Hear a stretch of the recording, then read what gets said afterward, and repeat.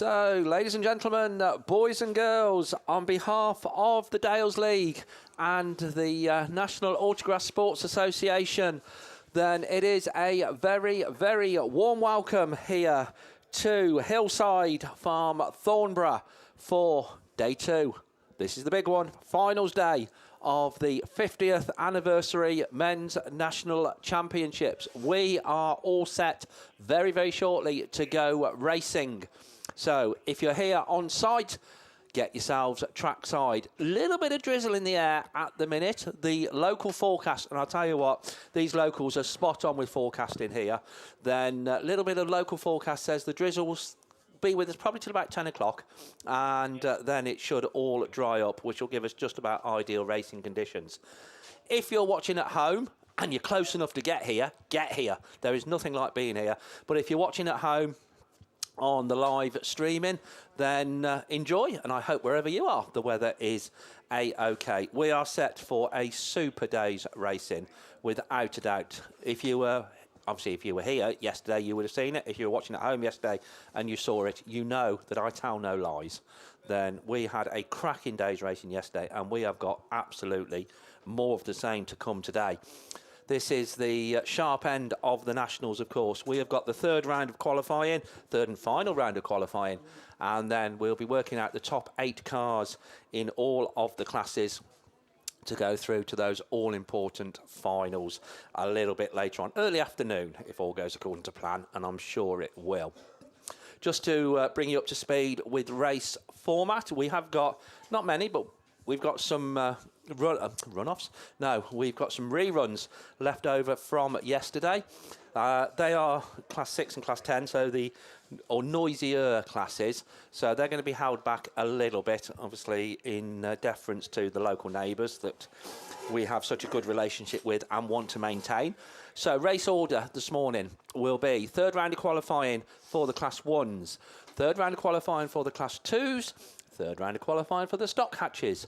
Then we will see yesterday's reruns, starting off with the 1 class 6 rerun, and then 4 class 10 reruns, and then we'll be back onto the normal order of racing. So after that, it'll be the classes 3, 5, 7, 9, 4, 6s, stock hatch, for F600, 8, 10s. So normal racing order with the reruns coming after the stock hatches, basically.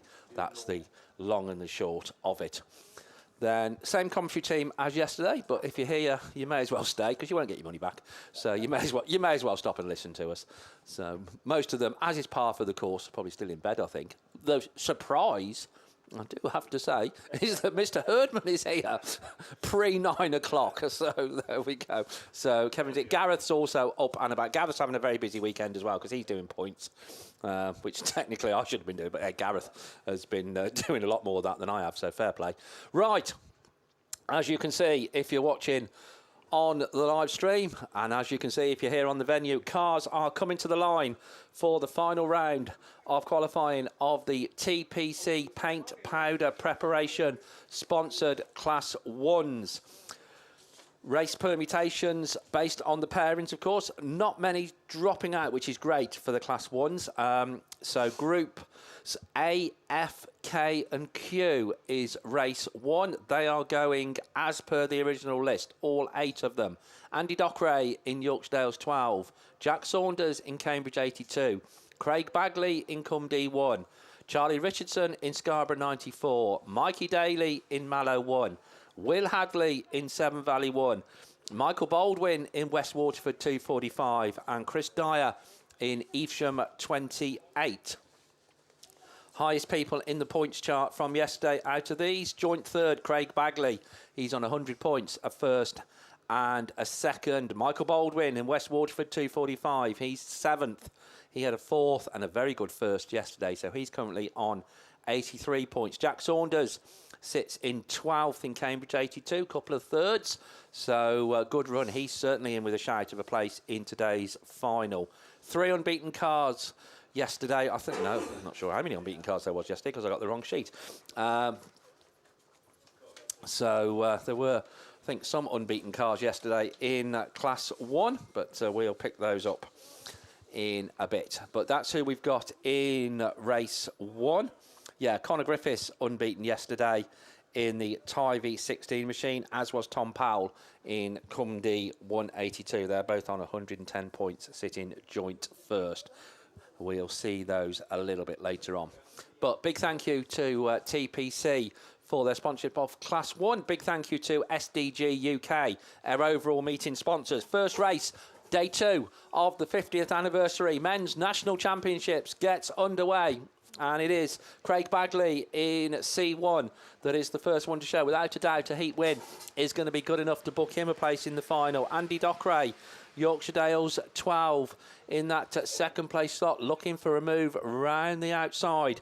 Running in third place is Will Hadley in the Severn Valley 1 car, but he's being challenged round the outside. I think that's Jack Saunders in Cambridge 82 running up into that third place slot. We've only got 7 out of our expected 8 starters. Not sure who we're missing, but YD12 now your new race leader. C1 Cambridge 82, Severn Valley 1, Evesham 28, and then West Waterford 245. Michael Baldwin a bit further down the field at the moment. And at the back is Charlie Richardson in Scarborough 94. It's Mikey Daly in the Mallow 1 car, I think, unfortunately, is a non-starter. Or is that him? I think, no, that's him on the line, I think. Square wheeled. But race leader, Yorkshire Dales 12 it is. Andy Dockeray just pulling away a little bit now. Cambridge 82 looking to put a challenge round the outside. Jack Saunders of Craig Bagley in the C1 machine. Craig still running in that third place position. Will Hadley runs 4th in Severn Valley 1. Chris Dyer comes next in Evesham 28. But your race leader getting the first yellow flag with the black cross of the day, telling him he's on to his final circuit. Andy Dockeray in Yorkshire Dales 12, Cambridge 82, Severn Valley 1, Cumdy 1, Evesham 28, the West Waterford 245 car, and Charlie Richardson in Scarborough 94. There was a green flag there, which I have a feeling was for Craig Bagley, because we did notice he caught a couple of cones on that bottom bend. So he will go back 2 places from his on-track finishing position. Andy Dockeray won't he? He's going to win it. Yorkshire Dales 12 takes it, Cambridge 82 in second, Will Hadley third, Craig Bagley 4th on track, but then comes West Waterford 245, Chris Dyer in Evesham 28 and Charlie Richardson in Scarborough 94. So successfully completed for race 1 of the final round of qualifying of the TPC Paint Powder Preparation sponsored Class 1s. Race 2 on the line, groups B, H, M and R. Ian Olathorne in Yorkshire Dales 52. Ashley Hutchins in PhD 12. Chris Dizal in Down Autograss 909. Lewis Walters in CK 89. Michael Stotton in North Wales 91. Mark Stone in IK 931. Will Henry in SR 19. And Taylor Jones in IK 232. As the unfortunate Mallow 1 car gets towed away from the line. Mikey Daly, not been his weekend in terms of points accumulated, but hopefully he's had a good weekend here at the Nationals. Race 2 then, best of the point scorers by quite a way, it has to be said. Will Henry, joint 3rd at the minute. He's on 100 points in SR19, had a 1st and a 2nd yesterday. We then drop back to joint 20th. Ashley Hutchins in PhD 12. He's quicker than that, though, is Ashley Hutchins, currently on 49 points, as is Mark Stone in IK 931. So lots to play for in race 2. That looks like Will Henry, I think, is it right on the far outside in SR19? All the grid positions randomly drawn out of a bag as they're in the holding lanes for the heats.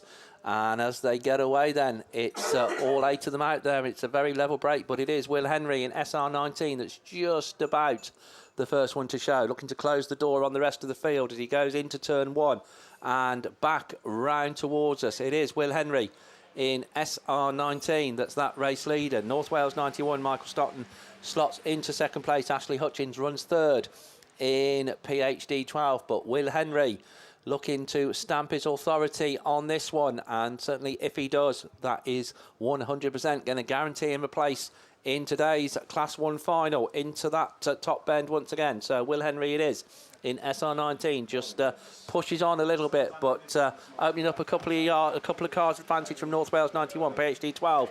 The IK 931 car then off Mark Stone, racing with Lewis Walters in CK 89. That's the battle that's going on for that fourth place position. But Will Henry, slowly but surely, is certainly inching his way clear as SR19 comes round once again. Another lap successfully completed. The North Wales 91 car still runs second, PhD 12. IK 931, Ian Ullathorne coming up through the field in Yorkshire's 52. Down Autograss 909, Chris Dalzell, bumper flailing in the wind. And then Taylor Jones in Invicta Kent 232. But there's no living with Will Henry in this one at the moment, as that yellow flag with the black cross comes out. So one lap stands between Will Henry and a place in today's Class 1 final. SR19, North Wales 91. Ashley Hutchins still runs third in PhD 12. Ian Ullathorne up into fourth. Don't think that'll be enough. Mark Stone runs fifth in Invicta Kent 931. All the cars on to their final circuit, but Shropshire and Telford supporters, get yourselves ready. Your man's booking a place in the final as Will Henry comes round. SR19 it is, takes the checkered flag. North Wales 91, Michael Stotton in second place. Ian Ullathorne up to third in 52. Ashley Hutchins fourth. IK 931. Then the down Autograss 909 car of Chris Dalzell finishing just ahead of Lewis Walters in CK 89. And Taylor Jones in Invicta Kent 232. Oh, sorry, got to go quiet.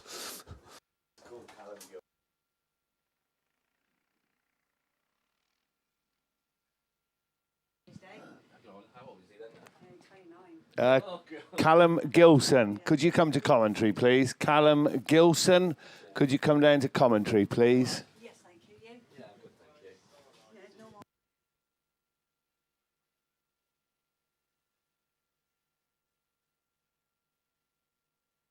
Right, somebody's come in with a very important birthday announcement. So yeah, we will do it.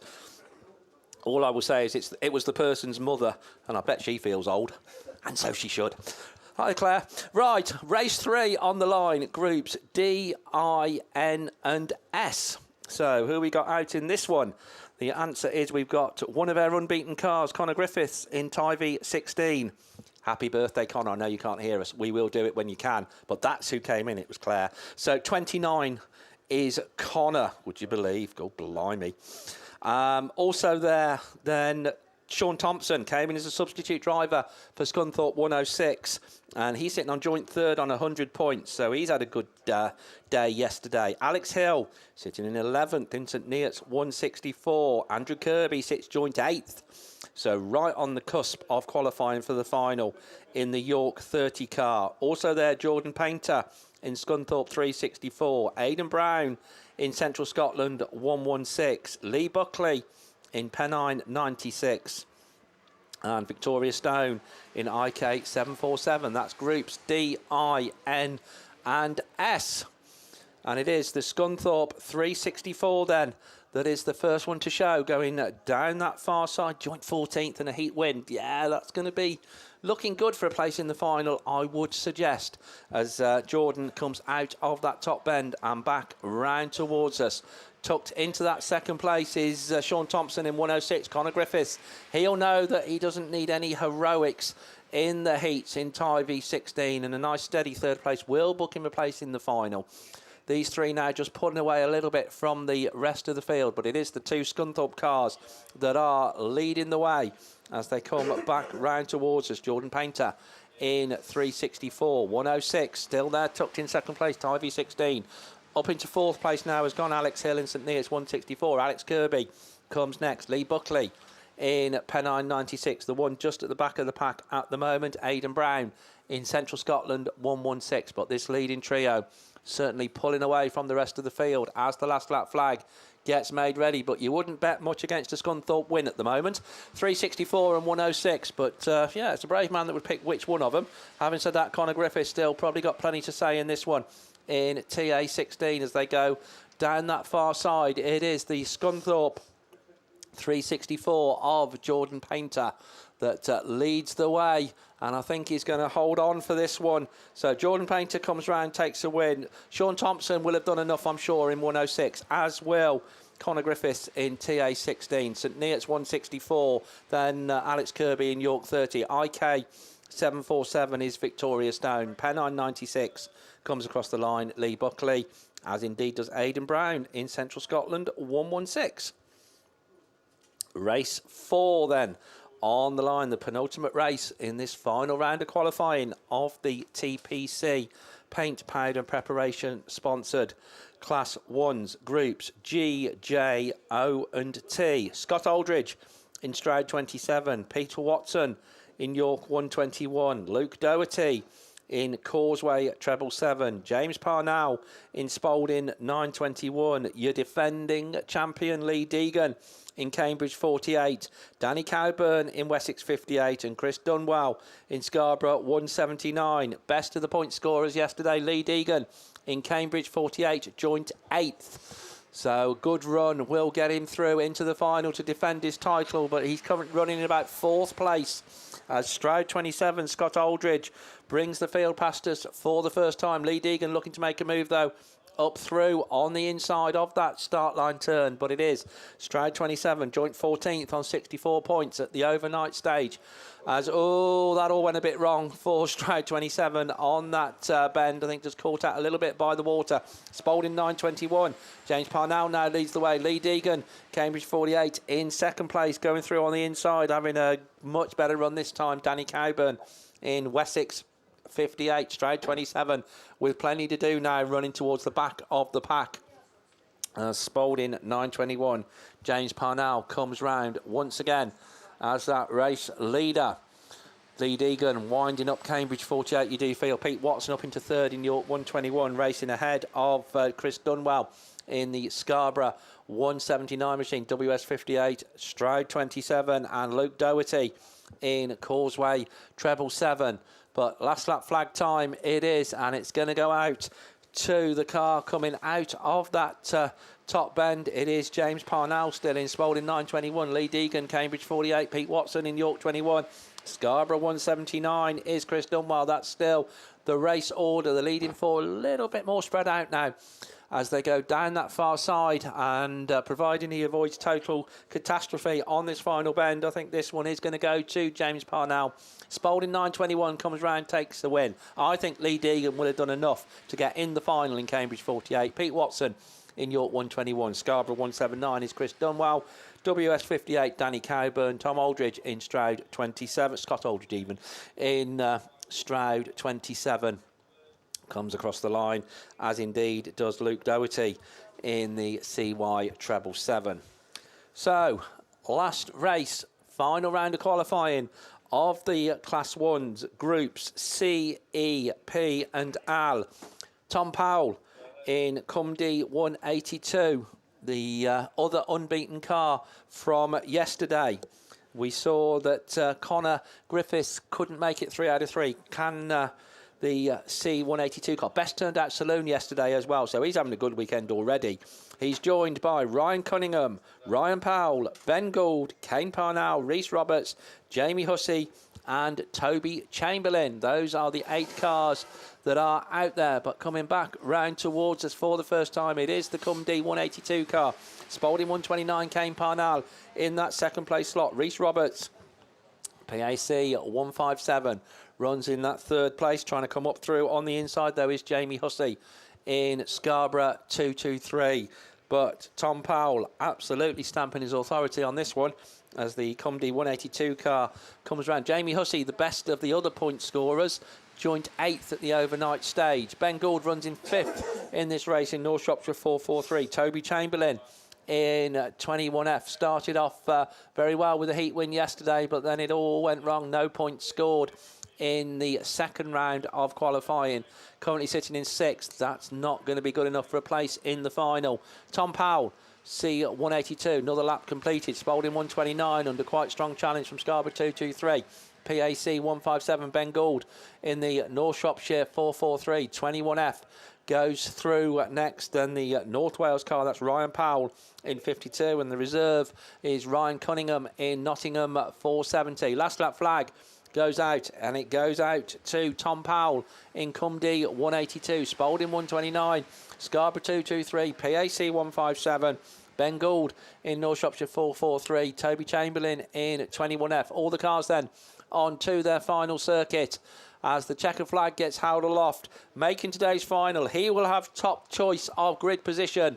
3 wins out of 3 for Tom Powell in Cumdee 182, Spalding 129 in second, Scarborough 223, PAC 157, North Shropshire 443, 21F, North Wales 52, and Nottingham 470.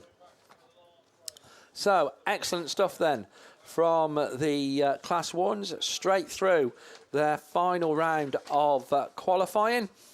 We will be doing some frantic points, adding up, getting the top 8. We will let you know the finalists just as soon as we have them. But in the meantime, that's Class 2 machinery on the line. So for the first time this morning, it's a very great pleasure to say a very warm welcome to Mr. Kevin Herdman. Yes, good morning, Steve, and good morning, everybody else out there in spectator land. Can still see a few brollies just up, but it's only spitting in it, guys. Come on, you don't need your brollies. But says the man that sat in a nice, warm, dry commentary box. Yeah, it is actually nice and warm and dry today. Yesterday, it was very hot and sticky. I could have brought me tomato plants to bring them on in here yesterday, but anyway, no, enough of the nonsense. Class 2s, CC Fabrication. Many thanks to CC Fabrication.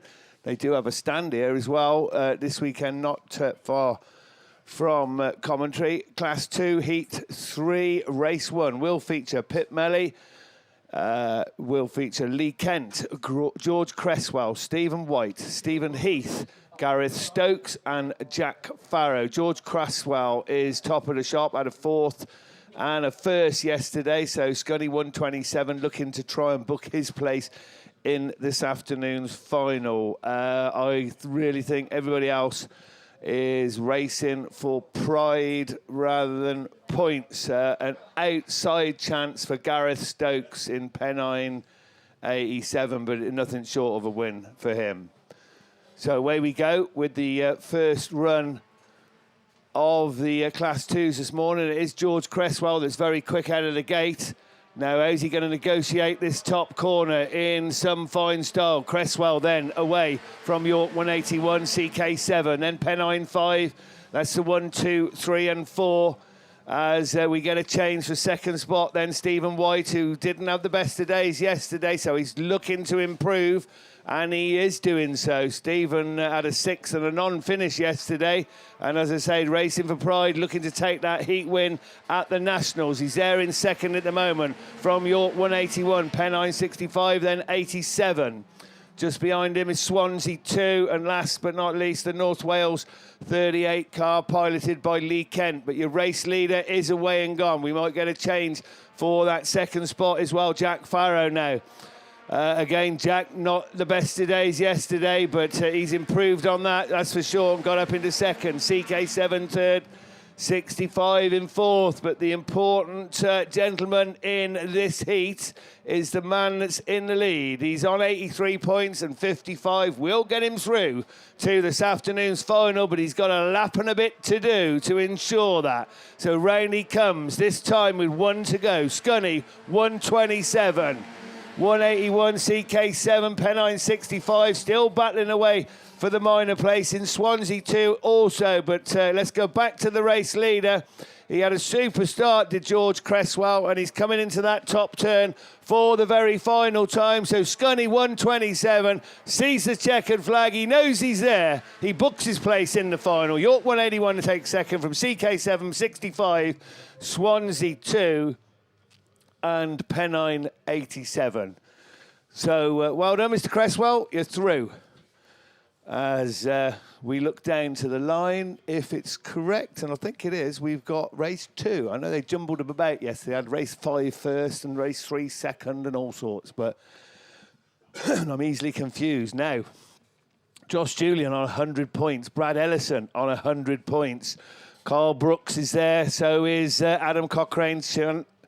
I never get this one right. I think it's Sean Rowlands. Give us a shout if I'm wrong. And Rob Blackburn. So 2 drivers on 100 points. York 16 and North Wales 57 on 49. York 16 is the man to beat at the moment. Brad Ellison, and he had a win and a second yesterday. North Wales 57. Then up there in that second spot for how long? As they come round the top turn, the race orders change. It's still York 16. Then down Autograss 43 from 57. Then Scunny 22. Scunthorpe 22, also on 100 points. So 1, 2, 3, and fourth. 128, that'll give him, could do with just moving up one more place, really, to ensure it should be okay. But according to my calculations, definitely okay is Brad Ellison, York 16. Adam Cochrane then. Adam didn't have the best of days yesterday, but running strongly there in second place, just trying to spoil the party. Sean Rowlands also, and it's Scunny 22, the man that perhaps needs to move up a place. What do we reckon for finals today? Yeah, so should be enough for him. A 16 moves on to his last lap. Brad Ellison then, and he's extending his lead over there on the far side. So there's another one that's just needs to negotiate this top turn safely and then look for that checkered flag. As he brings them round the top turn for the final time, there's the checkered flag, and York 16 also books his place in the final. Down Autograss 43, North Wales 52, Scunny 22 should be there, IK 14, and then Scunthorpe 108, Rob Blackburn, your final finisher. So Josh Julian there, I think that should be enough, 128 points will get him through. But then, don't take my word for it. I think that's enough, but we'll. It just depends as well on what goes on. But we only had one Class 2 driver, and of course the reigning champion that took 2 wins yesterday. So it does mix it up a bit. Okay, Jake Law, Matthew Bick, Jack Hodgson, Jordan Barlow, Seb Fackrell, Phil Badman, Ash Farrow, and Dan Robbins. Dan Robbins in with a shout. Jordan Barlow and Jack Hodgson. And it's Dan Robbins that takes them round from Wessex 43 and Scarborough 249. Scarborough 249 piloted by Ash Farrow, and Ash very much in with a shout on 91 points there yesterday. Dan Robbins picked up 73, 128 with his 55 if this carries on, but he's got a long way to go. St Neots 1 then, up in the second, 249, Wessex 43. Then the Yorkshire Dales 104. Yes, Jack Hodgson. Jack had 100 points yesterday. 128 again. You see, there's a lot of drivers on these mid 120 points already this morning with just 3 races going, if it sticks like this. But St Neots 1 knows he needs a win. Dan Robbins, nothing short of a win's going to get him through to this final, that's for sure. As he goes over there on the far side, Ash Farrow certainly will have something to say if he possibly can, but he's a fair distance down now on 91 points, but that should be safe for him, 136. As they move on to their final circuit then, first and second, looking pretty assured now. Wessex 43, Jordan Barlow. Jordan, you need to move up, perhaps one, I'm not sure. Jordan also on 91 points, 127. Whoa, will that be enough as well? As I said, there's lots of drivers. We're going to have to wait and see, but winning this one in some fine style. St Neots 1 books his place. Scarborough 249, Wessex 43. Yorkshire Dales 104. Then Phil Badman, Seb Fackrell, and last, but certainly not least, Jake Law. Again, I can't believe this, super clean racing from these Class 2 boys.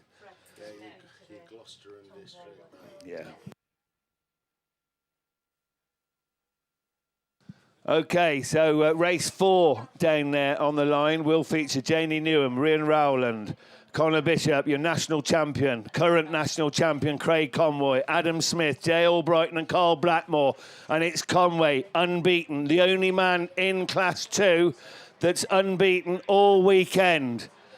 And he's there out in the front. Scunny 156, very much with him though. PAC 29, also very much in contention. Didn't have the best of days yesterday, had a super first run. did Adam Smith, and get picked up a black flag in his second, much to his disappointment. So he's racing for pride and points rather than a place in the final. But Conway's away in 110 from Scunny 156. Jay Albrighton, 90 points yesterday, 2 seconds, and another second he will make his way through to that Class 2 final, that's for sure. So just needs to keep that one as it is. But he's being chased hard as Conway starts to get away now and moves on to another circuit. Scunny 126 and 156. Invicta Kent 48, then Jamie Newen is there to try and spoil the party for Scunny 156. Not quite making it stick this time around, but watch out, because he's there as the race leader just motors on. Chuffs out a little bit of smoke from the back of that car, which... what we got here? Red flags. Not sure what that's for. Mickey's on the radio. He got kicked out of bed this morning. No, he didn't, because he's on his own, didn't he? 48, Jamie Newen, yeah. Oh, dear. So, I think... Is that official? Jamie Newen, then, IK48, picks up a black flag for dangerous driving off the start line. Dear, dear, dear.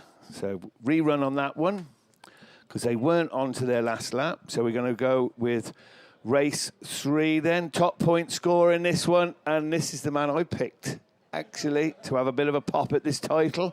Tim Harbour in 15. Tim Harbour on 100 points. So we should be seeing Harbour there. He is. But leading the way is J.D. Farrow. Now, J.D. Farrow picked up, oh, they're posh. JD, and there's a big box of cakes just coming in. Enough of the racing. Let's have another look. No. JD Farrow then, get in there. 83 points yesterday, 55, that'll do. 138, he's in, but he needs that win. Tim Harbour then, Ludlow 15. Tim had a first and a second yesterday, and as I said, that'll do for him. No heroics, he doesn't need to do anything silly at all. As the other 3 cars there chase him down, but they're just inching away first and second. So we're going to get 2 finalists in this one if it carries on, I think. 17 and Ludlow 15, North Shropshire 4, South Somerset 38, just tucked in behind him, Darren Aiken in the North Shropshire 4 machine. And Ashley Lillington in South Somerset 38. Ashley cut the fourths yesterday, not quite enough, but he's running strongly there, albeit at the rear, towards the rear of the field. And then your last place is 515 from the Forest Club, and that's Sam Doddridge. Sam didn't have a bad day yesterday, cut the thirds, but that's not going to be enough today. It's stuck there in 5th place. So Tim Harbour made up a lot of ground on that last lap, but it is the last lap. Whoa, don't do anything silly, mate. Either of you, they're side by side. Scarborough 17 takes it. Harbour takes second. North Shropshire 4, 515. Then South Somerset 38. Well, that could have been very, very unfortunate for both of those guys, but got away with it. So that's it for me. For a short while, I've just got the 1 Class 2 rerun to come, and then the Class 6 from yesterday. So I'm going to have a cup of tea, and I'll talk to you in a bit later on.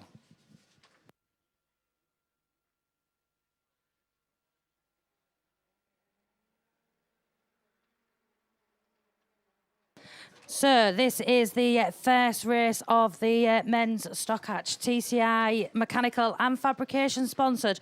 We've got 2 parked up in the Armco already on the far side of the field. And I think I'm just hearing over the radio, we're going to see red flags on that one.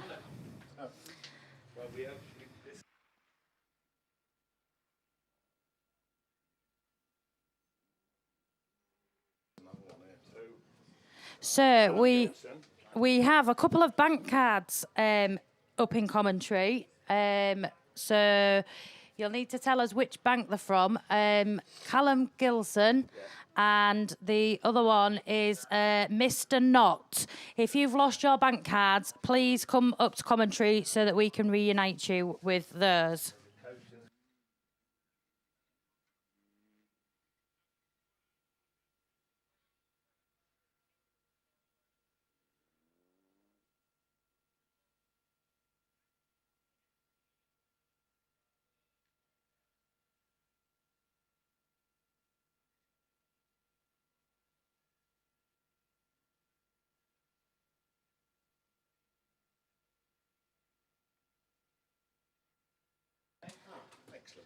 That must be a record. 9:30 in the morning, and we've already got our first set of finalists. Bungees up then, and we are underway in racing with race 2 of the men's Stockhatch. Who's going to get the best of the starts? We've got one driver who's had 2 wins so far this weekend out in this one, and that is Chris Patterson, currently flying right round the outside as they're 3 abreast into that turn 3. Just gets his nose in front as they get into that Stargate turn, but can he make it stick on the far side of the field as they're still abreast, 3 abreast heading up into that turn 1 and that turn 2 again for this time of asking.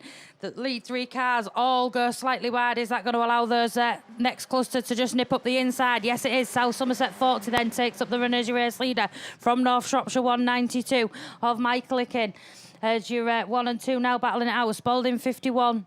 It's 551, sorry, of Daniel Priest out in this one as well, up into that 3rd place position. Chris Patterson then finds himself down the field as he's going to have to weave his way through the rest of these drivers if he wants to make it unbeaten all weekend.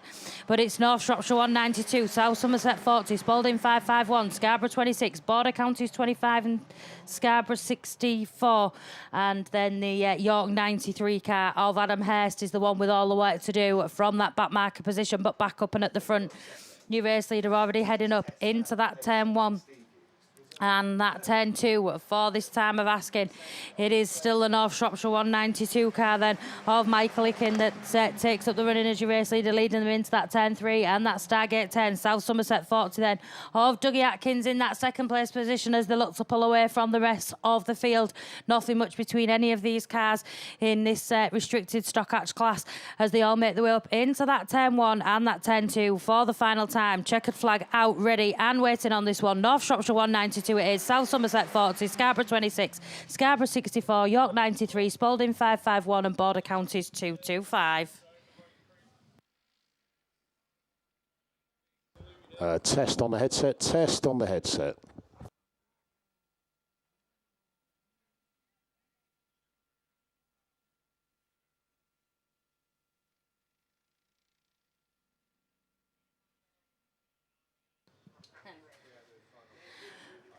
Race 3 then should bring out, let's have a look. Another driver that's unbeaten thus far this weekend, Cumdy 88, Corey Paisley, bringing out pairings D, I, N and S. Joining him in this one then, Scunthorpe 95, Paul Lickley, South Somerset 89, Richard Crum, Solway 90, Paul Harrington, Scarborough 82, Casey Wing, Radford 197, Stephen Brooks, Pennow 23, Leicester Mayor and Cambridge 201 of Jacob Leake. But who's going to get the best of the starts as they make their way up into that turn 1 and come round at that turn 2. Scunthorpe 95 it is then of Paul Lickley in the Lightning McQueen machine that takes up the running as your race leader. Scarborough 82, Casey Wing and Cumdy 88 of Corey Paisley then battling it out for that 2nd and 3rd place as they all start to bunch up round that Stargate 10. Contact there then between Scunthorpe 95 and Scarborough 82, but I think both managed to keep themselves running. That allows the Cumdy 88 car of Corey Paisley to take up the running as your race leader on this one. He'll want to book his place in that final a little bit later on. He's already on 2 wins and 110 points. Another win will definitely see him there later on this afternoon. 2nd then is Scunthorpe 95, Paul Lickley. From the Cambridge 201 of Jacob Leake as you 1, 2, 3 now make the way up into that turn 1 and that turn 2 for this time of asking. Fourth at the minute then is the South Somerset 89 car of Richard Crum, Radford 197 of Steve Brooks, Pennow 23 of Leicester Mayor and Solway 90 of Paul Harrington. Casey Wing then pulled off into the middle of the field and take no further part in this one, but eyes back front. Last lap flag time then, 1 to go. Corey Paisley it is, in Cumdy 88 from Scunthorpe 95, Paul Lickley, Cambridge 201 of Jacob Leake, South Somerset 89 of Richard Crum, Radford 197, Stephen Brooks, Pennow 23 of Leicester Mayor, and then that Solway 90 of Paul Harrington, but checkered flag time and making it 3 wins out of 3. We'll see him a little bit later on in that final. Cumdy 88 it is then, Corey Paisley, Scunthorpe 95, Paul Lickley across the line, Cambridge 201, Jacob Leake, South Somerset 89 of Richard Crum, Radford 197 of Stephen Brooks, Pennow 23 of Lester Mayer, and Solway 90 of Paul Harrington.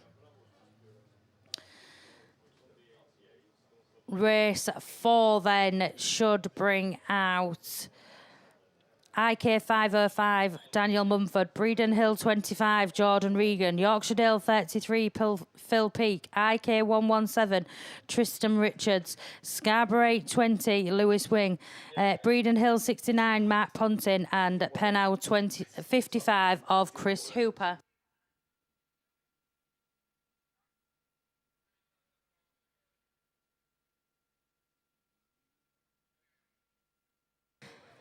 Someone has lost an iPhone. So if you find an iPhone anywhere on the track, please can you hand it in to either commentary or to race control and we can reunite it with its owner. Thank you very much.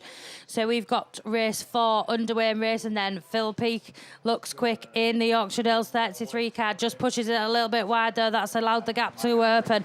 Pennow 55 it is that takes up the running as your race leader from Breeden Hill 25 of Jordan Regan then. So it's Chris Hooper from Jordan Regan as your 1 and 2. IK 505 of Daniel Mumford then in that third place position from the Breeden Hill 69 of Mark Pontin. But back up and at the front, there's going to be a switch in the race leader. Pennow 55 and Breeden Hill 25 both battling it out as they keep swapping and changing. For those top 2 positions, just pulling away from the rest of the field. Yorkshire Dales 33, then Phil Peake has pulled off near the exit to the track, so he'll take no further part in this one. So just 6 cars left running in this heat. It's still the Pennow 55 car then from Breeden Hill 25, IK 505, Scarborough 820, Breeden Hill 69 and the IK 117 of Tristan Richards. But back up and at the front of the field, it's still Chris Hooper then that leads Jordan Regan as your 1 and 2 now make their way around that turn 1 and that turn 2. As they come round this time, they are going to be presented with the yellow flag with the black cross. 1 to go on this one then. Third at the minute then is the IK 505 of Daniel Mumford from Lewis Wing in Scarborough 820. IK 117 Tristan Richards, and then the Breeden Hill 69 of Mark Pontin then. But back up and at the front, we see a switch in that race leader as they make their way around that turn 1. Can he make it stick as they come round to turn 2 to put the maximum points? Pennow 55, Chris Hooper looks up the inside, just gets his nose back in front. Breeden Hill 25 then settles for second place. Scarborough 820 and IK 505 come across the line together from IK 117 and Breeden Hill 69.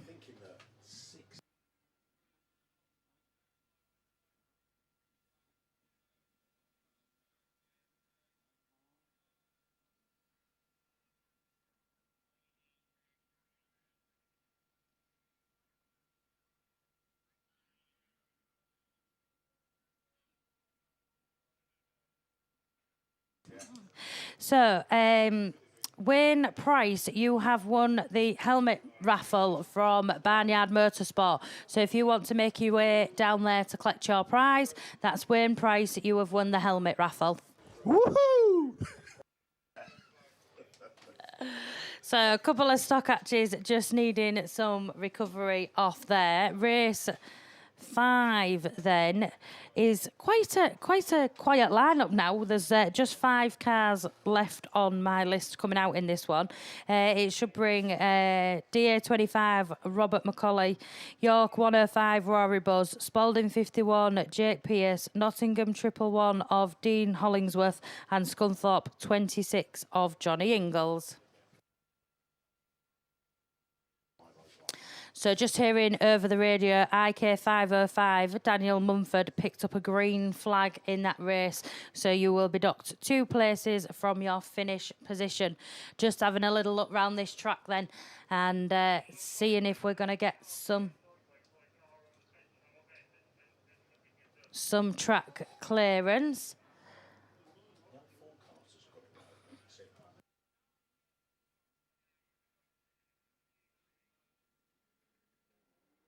So we've got bungees up and we are underway and racing on this one then. One not got very far off the line. I think that's the York 105 of Rory Buzz. Problems on board for him, so that leaves the 4 cars left out in this one. Scunthorpe 26 then. Johnny Ingalls it is that takes up the run as your race leader from the down 25 of Robert McCulley. Spalding 51 then of Jake Prius from the Nottingham 111 of Dean Hollingsworth. Just the 4 drivers out in this one is still Johnny Ingalls then on the far side of the field that leads them up into that turn 1 and that turn 2. Robert McCauley then looking to go with him. Can he cut the switch up the inside? Not quite making it stick this time though. Spalding 51 of Jake Pierce is now coming under pressure there from the Nottingham 111 of Dean Hollingsworth as they all now make their way up the far side of the field. Robert McCauley then's going to try on the outside of Johnny Ingalls as they make their way up into that turn 1. Then's going to look for the cutback up the inside. Little bit of contact between your lead 2 cars, but they both still keep themselves running as they slide round that turn 2. But it's still Johnny Ingalls from Robert McCauley as your 1 and 2. Jake Pierce and Dean Hollingsworth in that 4th place position then, but back up and at the front of the field, your race leaders already heading up down the far side into that turn 1 and that turn 2. The gap just closing a little bit between your lead 2 cars as they make their way around that turn 2 and down past the commentary box. As they come round this time, they do see that yellow flag with the black cross. 1 to go on this one then. Johnny Ingalls it is from Robert McElroy in that 2nd place position. Then it's Jake Pierce. He's your 3rd place man from Dean Hollingsworth in that 4th place, but back up and at the front of the field, your race leaders both going sideways around that 10 into that turn 2, keep themselves running, and it's going to be Johnny Ingalls that takes the win from Robert McElroy. Spalding 51, Jake Pierce then from the Dean Hollingsworth Nottingham 111.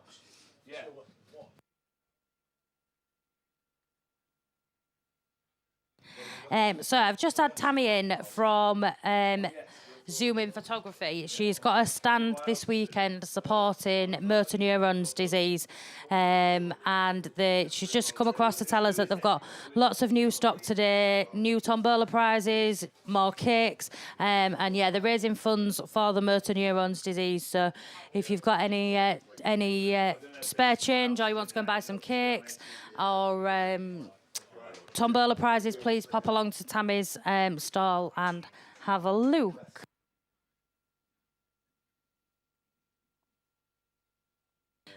So I'm just talking away and looking to the line, thinking that Class 3s was coming next, and it's not. It's a rerun from yesterday. So I'm going to hand you back over to Kevin. Yeah, cheers, Hayley. Yeah, it is the Class 6 rerun then from yesterday. This is race 5. I think it came out 3rd, mind, or something, didn't it? So all these guys need a win. So should make it a tough old race. Tristan Daniels, who are we missing? I'm not actually quite sure. But anyway, Tristan Daniels, Rob Lancaster, I can see him. He only had 21 points yesterday. Tristan had 36. Ollie Rawlins had 10. Martin James had 28 because he picked up a green flag. Stuart Thompson, 28.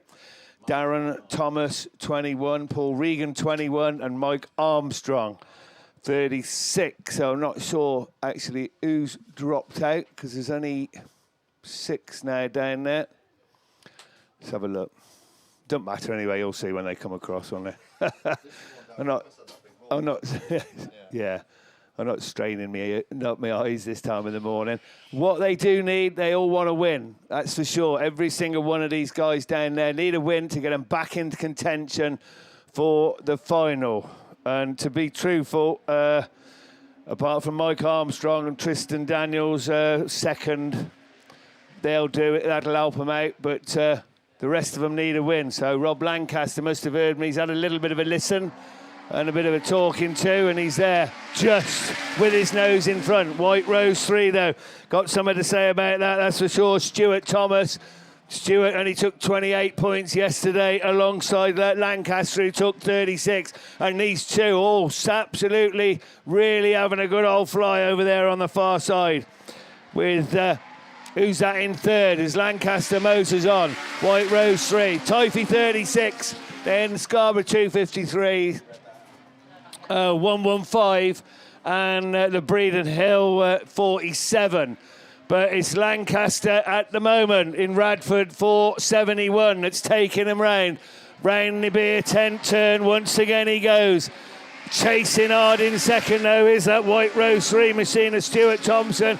Stuart knows that a win will help him out as well and give him 83 points, but at the moment he's running in that second spot as Lancaster absolutely storms away round the top, round that far side, and then round the top turn Thompson catches him with 1 to go. So it's Radford 471, White Rose 3, Scarborough 253, Typhy 36, Breeden Hill 47, made up a place, and Scarborough 115 at the rear of the field. We're concentrating at these two at the front of at the top of the front shop there, over there, around the beer tent turn they go. Whoa, flames coming out of the back of Lancaster's car from underneath the bonnet too. But he's taken the win, and I've never seen him so animated, I've got to say. White Rose 3 takes second. Let's have a look. Stuart Thompson. That's going to give him 73. But I reckon Rob's, wants a fire extinguisher on that. Somebody needs to stop that geezer as he goes into the pits because it is on fire. Right, good stuff. Well, let's hope that's not serious for Rob Lancaster, because those 55 points will get him up the order as the Stuart Thompson with 45. So that's it for me. Done and dusted, 10s. Yeah, cheers, Kev. So, back on to your second round of qualifying for your men's Class 10s. 4 reruns to come your way from last night. So, looking up at the line, I think I can see the Gloucester and District 39 of Adam Walters. So this should be race 1, excluding Athelston at 42. Of Gary Ford. He will not be out in this one as there's a wheelie on the start line from the Scarborough 183 of Pete Nichols. And who is it that's going to get the best of the starts? Crashwin's in the mix. He's not had the best of weekend so far as there's contact in the first bend. Crashwin it is. Down past commentary for the first time of asking SR84, Gloucester and District 39, and the South Somerset number 6 of Chris Ellis sat there in that third position as that little wet line on the inside just catching people out, but it is still Chris Ashwin up at the front in the Star 84, your defending national champion, looking to put some points on the board. Remember, this is only his second round of qualifying, so it still can be done, but Chris Ashwin it is. Gloucester and District 39 there as well. Adam Walters sat there in that second position. Chris Ellis down there in third, and the Carmarthen 12 of Simon Harris fourth. And the Grasby machine, Evesham 1, a little way down the pecking order from what he was yesterday. But SR84, Gloucester and District 39, South Somerset number 6, Carmarthen 12, Scarborough 183, and Liam Grasby in Evesham. Oh, and there's contact and the climbing. And Scarborough 183 gets it all wrong. Pete Nicholson and Liam Grasby in Evesham number 1 is the yellow flag with the black cross being made ready. They're pulling the cars in. Crashwin onto his final circuit, and 39 goes with him, 6 and number 12 PhD, number 16 Fergus Reynolds, the one that we haven't mentioned, has now been promoted up into that 5th position, but Crashwin's looking to put 55 on the board. Chris Ashwin takes maximum points, your defending national champion. He had an 8th yesterday in his first round. Gloucester and District 39, South Somerset number 6, Carmarthen 12, PhD 16. Liam Grasby in Evesham number 1 was one of your back markers, and the Scarborough 183. Pete Nicholson was the spinner a few laps ago. So I look up at the line, I can see Jamie Hussey and Jack Saunders, so I'm going to believe it's a runoff, Steve? It is indeed. 2 into 1 has got to go. This is a runoff for a place in today's TPC Paint Powder Preparation sponsored Class 1 final.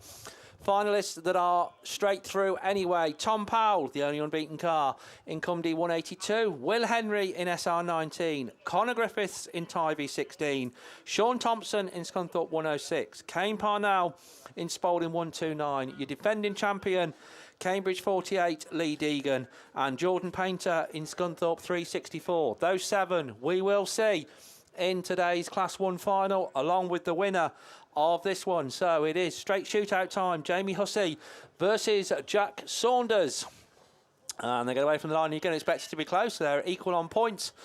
as they go down that far side. Then it is Jack Saunders in the Cambridge 82 car that just drops into an early lead initially, but Jamie Hussey right there with him in the 223 car. Cambridge 82 then comes past us 223 in that second place slot, but second just ain't going to be anywhere near good enough in this. Just looking for a little bit of a gap up the inside, but Cambridge 82, Jack Saunders closed the door, opens up 2-3 car advantage going down that far side and into that top bend and back round towards us. Jamie Hussey will certainly be looking to try and close that advantage. He just closed it a bit as they come past us and round the start line turn, but keeping a nice line is the Cambridge 82 car there of Jack Saunders down that far side, and Jamie Hussey, just from his point of view, that annoying little bit of a gap to the race leader. He just can't close it at this point as race leader comes down. Having said that, it has closed up a little bit at the moment. I reckon a couple of laps to go. Cambridge 82, Scarborough 223, bit closer now, but Jamie Hussey catching up with him is one thing. Finding a way past could be something completely different in these unmodified Class 1 machinery. The yellow flag with the black cross is being made ready, and it's Jack Saunders from Jamie Hussey out of that top bend. As Jamie, now the closest he's probably been for a couple of laps, but Jack Saunders, one circuit to go then. That's what stands between him and a place in the Class 1 final. Can Jamie Hussey in 223 do anything as they go down that far side?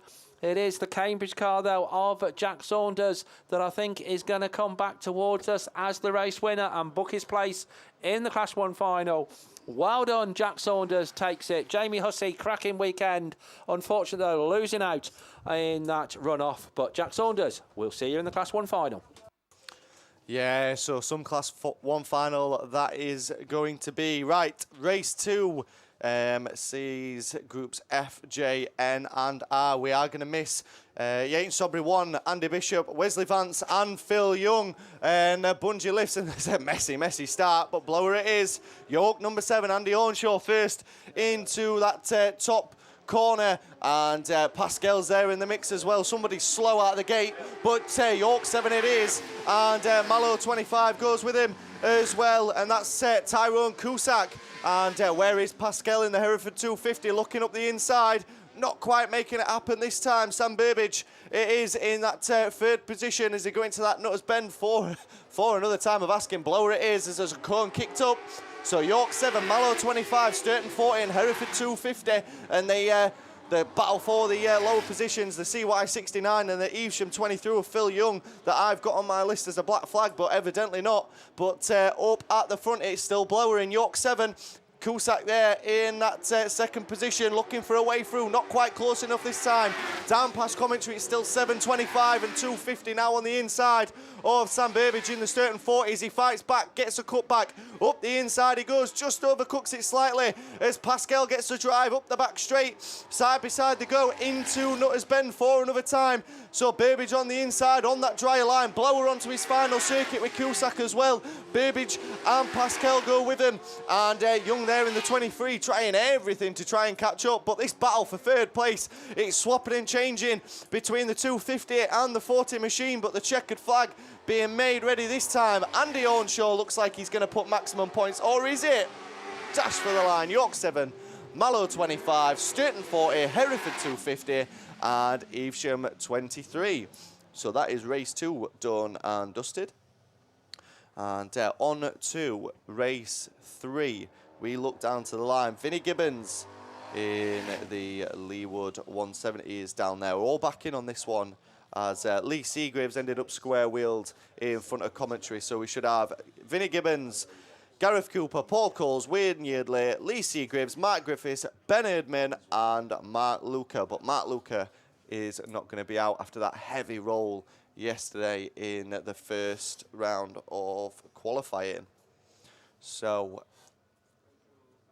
we are just waiting for the cones to be collected. So in this one, Vinnie Gibbons and Paul Coles both on a win apiece. Ben Herdman and Lee Seagraves both on a third. So Ben's still in the mix, Kev. He's still there. He's still there, Kev. But right, those marshals just making their way back to their posts.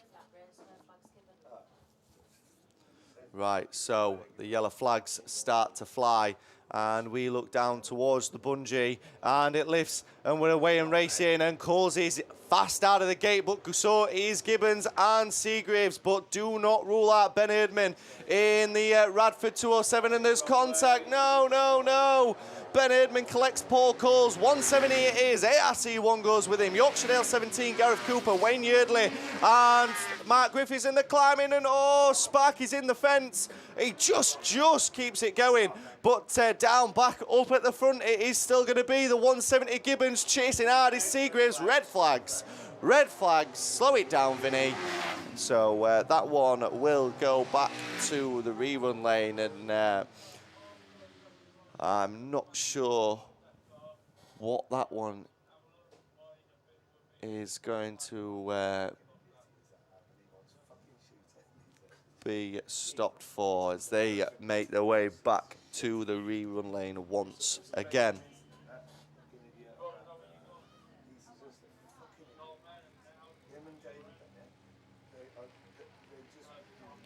So on to race number 5. Looking down at that line, it's a bit of a depleted field.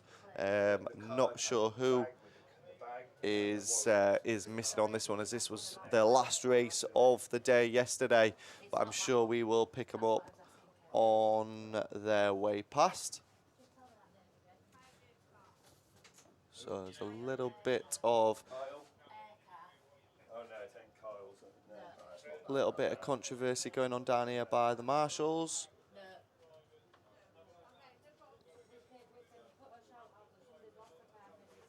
And we will send race 5. Oh, right. So race 3, Radford 207, Ben Herdman, black flag.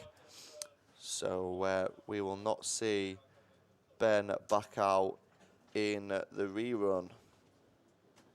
Right, race 5 up on the line, and the bungee lifts, and we're away and racing. IK77 of Darren Cornwell gets the best of the starts, but that Wade machine on the outside, Scunny 39, is in the mix. But where is Tinker? He'll be storming through any minute now. IK77, York 40, Carmarthen 2, and Scunny 39. Here's your top 4 as they come down past commentary. But Darren Cornwell it is up the far side. As I say that, he overcooks it. Tinker's applied the pressure and he's round the outside, promoting him up into that first position as they're all bunching up now for that second, third, fourth and fifth position. But Tinker it is, York 40, IK77, Mallow 55, has come out of absolutely nowhere. Jamie Lyons is now up into that second place as Darren Cornwell fights back on the underneath. All this squabbling just allows Tinker in York 40 to stretch his lead up the far side round the Nutters Benders as a battle on for that second position. Mallow 55 becoming on top into that second position. IK77 and Scunny 39, Carmarthen 2. And the Cumdoo 99 is your back marker up the far side. Still Tinker in the 40 machine as the Mallow 55 just starts to stretch his lead over Darren Cornwell in that third position. But Dom Wade's on his way through in the Scunny 39, looking for that third position. Not quite close enough this time, but Tinker it is on his final circuit up the far side. The checkered flag is being made ready for him, and I do think this is how it's going to finish. York 40 putting maximum points on the board in that one, so 110 points on the board for him. MA 55, IK 77, Scunny 39, and CM number 2 and C99. So race clear on race 5. So we look up at the line. We've got class 3s. I've got one rerun to come your way a little later on, but it is over to Hayley.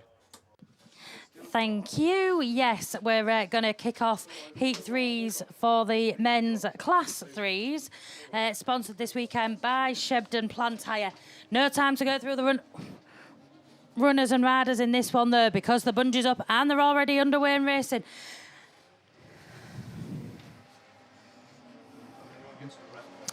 Callum Allinson looks fast in the Yorkshire Dales 34, as does Russ Tinkers. North Shropshire 3-3-4 then of Martin Gold up there in that third place position from the IK number 3 of Gary Wickham then. But back up and at the front, they're two abreast heading up into that turn 1 and that turn 2. Callum Allinson, I think it is, that's just got the legs on the outside, hangs on to that lead spot. Martin Gold then looking to reel him in. IK number 3 of Gary Wickham, York number 4 of Rustinger, Scarborough 57 of Mark Proctor, IK 451 then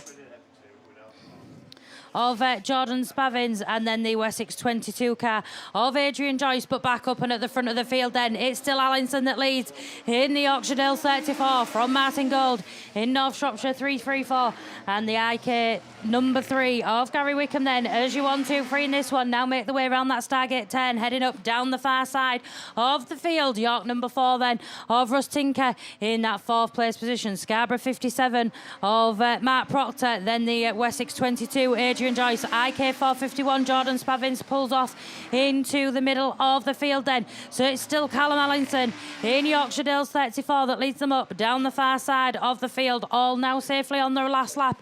Just over quarter of a lap left for him to go on this one then. Checkered flag out, ready and waiting. He's going to put 55 points to his 64. Callum Allinson it is then. Martin Gold in 2nd, Gary Wickham in 3rd, Russ Tinker in 4th. Then it's going to be Adrian Joyce and Mark Proctor.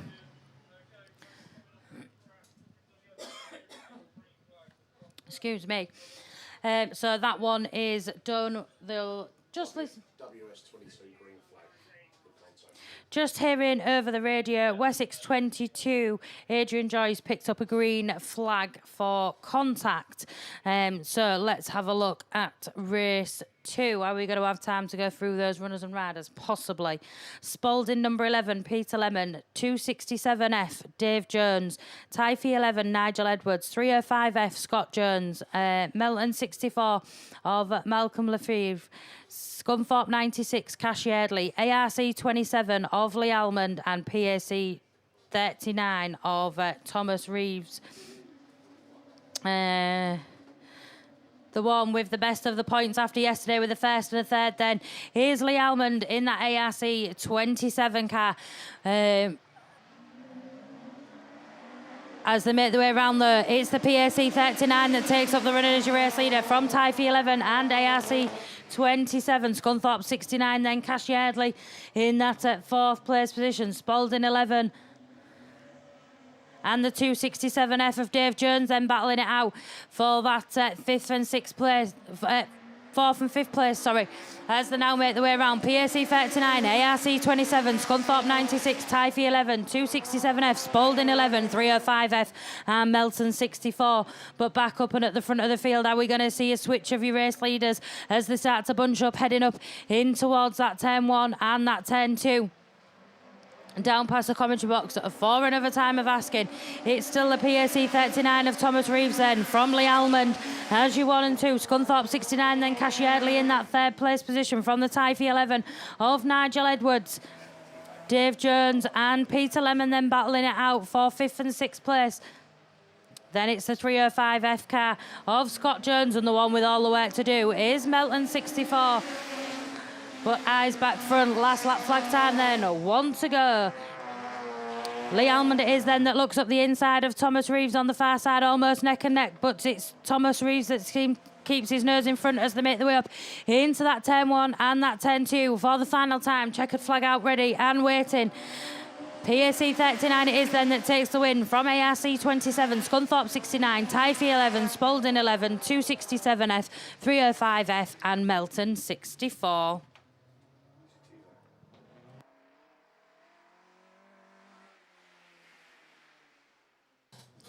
So race 3 then of the Shebden Plantire Class 3s. Just 6 cars coming out in this one. Who's best in the points after 2 rounds? Ludlow number 9, Stuart Moore on 91 points. Yorkshire Dales number 3, Simon Farrer on 90 points after 2 seconds yesterday. Then joining them in this one, Cambridge 442, Vernon Mackenzie, Mallow 247 of Keith Kelly, Cork 25 of Trevor Cusack, and Scottish Borders 37 of Davy Duff. We've got bungees up and we are away and racing on this one then. Farrah looks quick from the middle. Trevor Cusack looks to go with him, as does Vernon Mackenzie as the bunch up into that turn 1 and that turn 2, heading towards that commentary box for the first time of asking. Farrah is then from Cusack, Ludlow number 9 then of Stuart Moore up into that 3rd place position from Vernon Mackenzie, and Davy Duff, he finds himself in that 5th place with the one with all the work to do from the rear of the field, but back up and at the front, Yorkshire Dales number 3 Simon Farrah is then that leads them up round that turn 1. Trevor Cusack there in the Cork 25, hot on his tail. Ludlow number 9 of Stuart Moore's also looking to join the party at the front of the field, with Vernon Mackenzie looking for the cutback up the inside, but Farrah looks to be away and gone on the far side from Trevor Cusack as they make their way up into that turn 1 and that turn 2.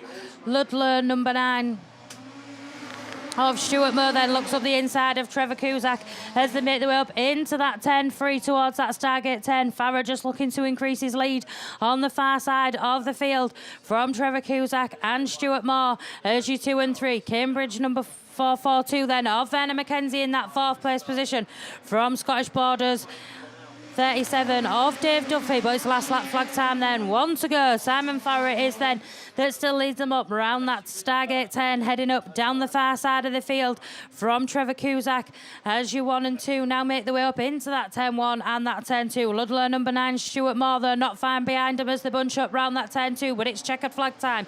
Yorkshire Dales number 3 Simon Farrah is, Trevor Cusack in 2nd, Stuart Moore takes 3rd, Vernon Mackenzie is your 4th, and Davy Duff takes 5th.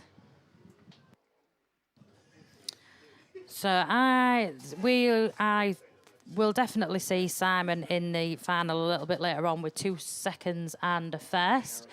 Race 4 then is going to bring out Cumdee 555 Sam Davis, Yorkshire Dales 98 Ryan Power, York 182 Josh Watson, IK 269 Dave George, Scunthorpe 312 Thomas Hall, North Wales 39 of Warren Beatty, and Nottingham 22 of Kev Thorpe.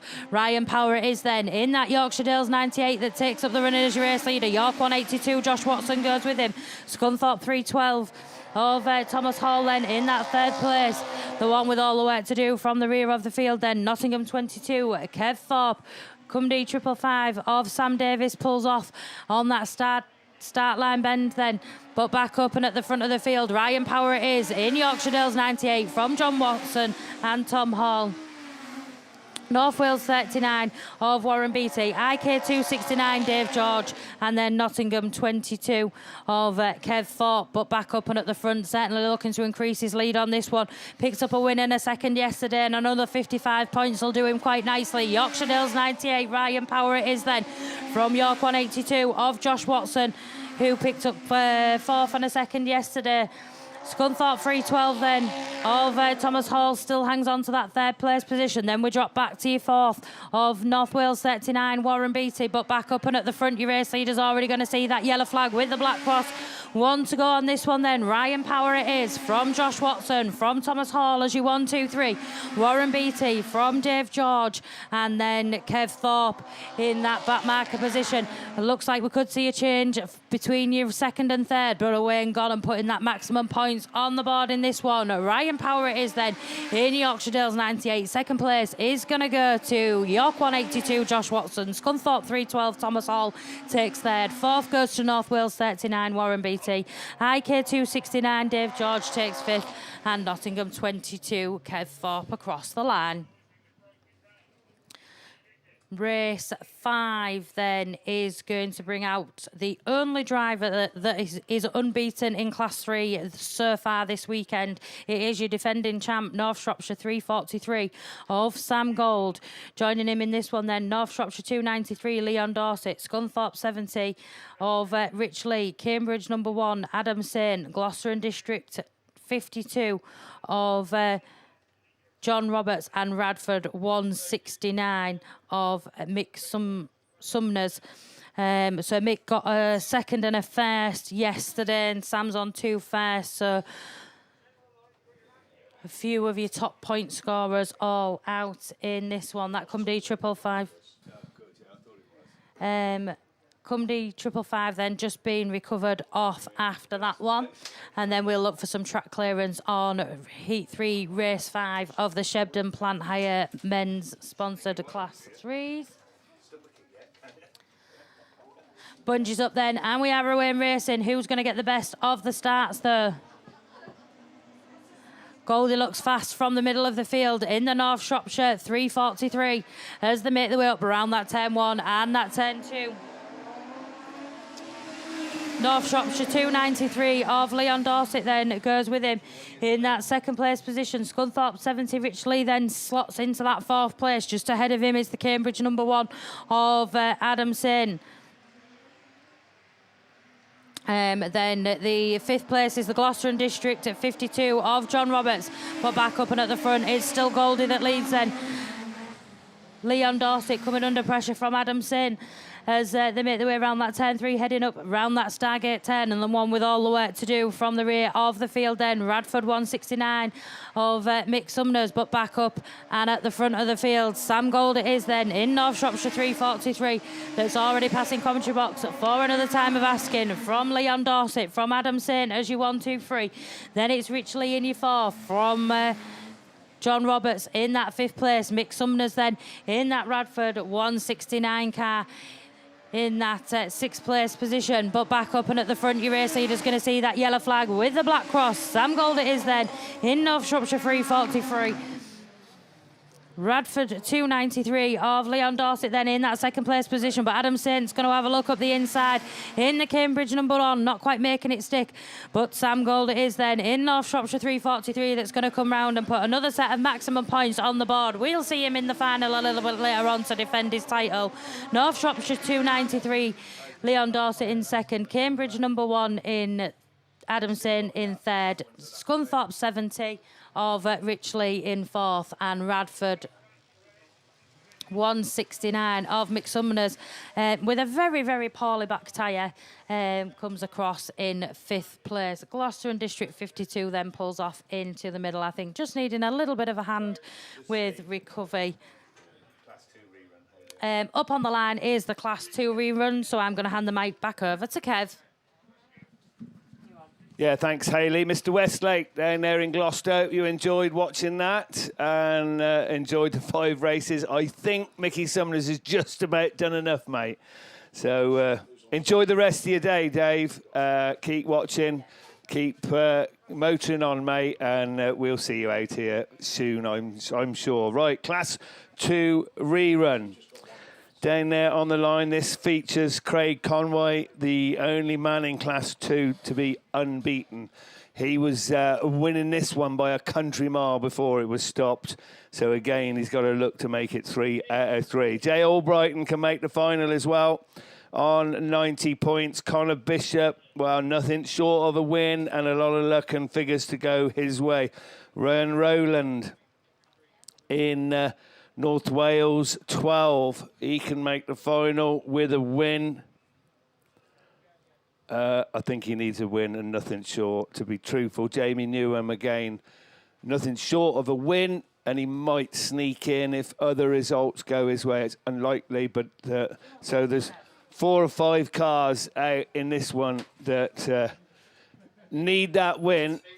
Apart from Craig Conway, who needs a finish, and Craig Conway will not settle for a finish. He will definitely look to make it 3 out of 3.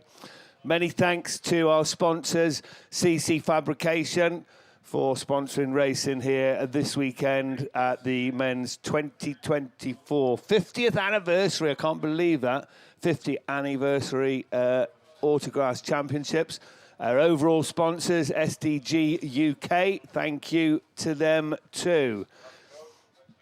As Gloucester 52 gets dragged into the infield, into the safety zone. Now, what's that called a safety zone for?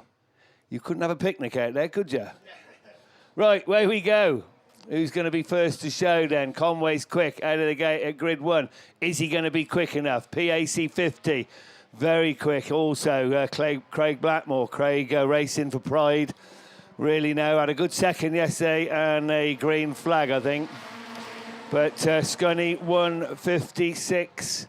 Looking to go round the outside as well. PAC 50 still there. Whoa. Scunny 126. Doesn't matter, mate. You just need to stay out of trouble. Really there, and I think he's realised that. He's there up into third. PAC 29, then North Wales 12.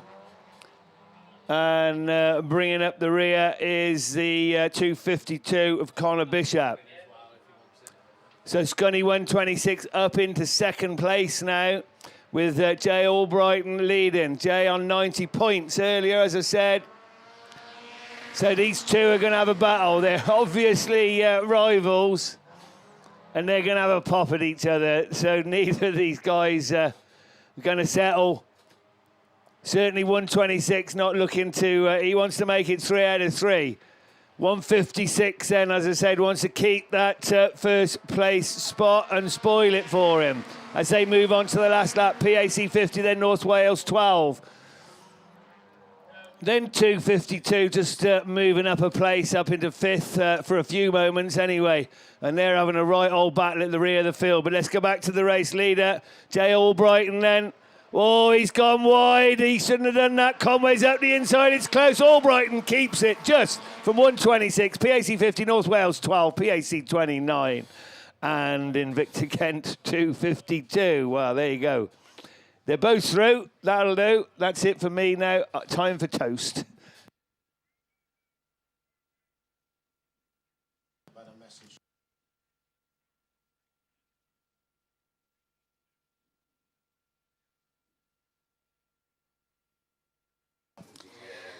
So up on the line then should be my men's stock hatch rerun. Very depleted lineup, just 4 cars coming out in this one. This was the one that finished with 2 of them parked up in the barrier at the far side of the field, and as I said, just 2 of them coming out in this one. Then let's have a little look as they make their way around that 10-2 down past the commentary box for the first time of asking. York 13, Ludlow 47, winning a second yesterday for Dean Smith. Third then, Yorkshire Dales 223, Scott Burns. And then the PAC 80 of Charlie Fry in that 4th place position, but back up and at the front of the field. Your race leader's already headed up round that turn 1 and that turn 2. York 13 it is then of Frankie Hindle from Dean Smith in Ludlow 47 as your 1 and 2 now make their way up round that Stargate 10. Then Yorkshire Dales 223, Scott Burns in that 3rd place from Charlie Fry in the PAC 80 car then, but back up and at the front of the field. Your race leader's already heading up round that turn 2. And down past the commentary box for another time of asking. Frankie Hindle it is from Dean Smith.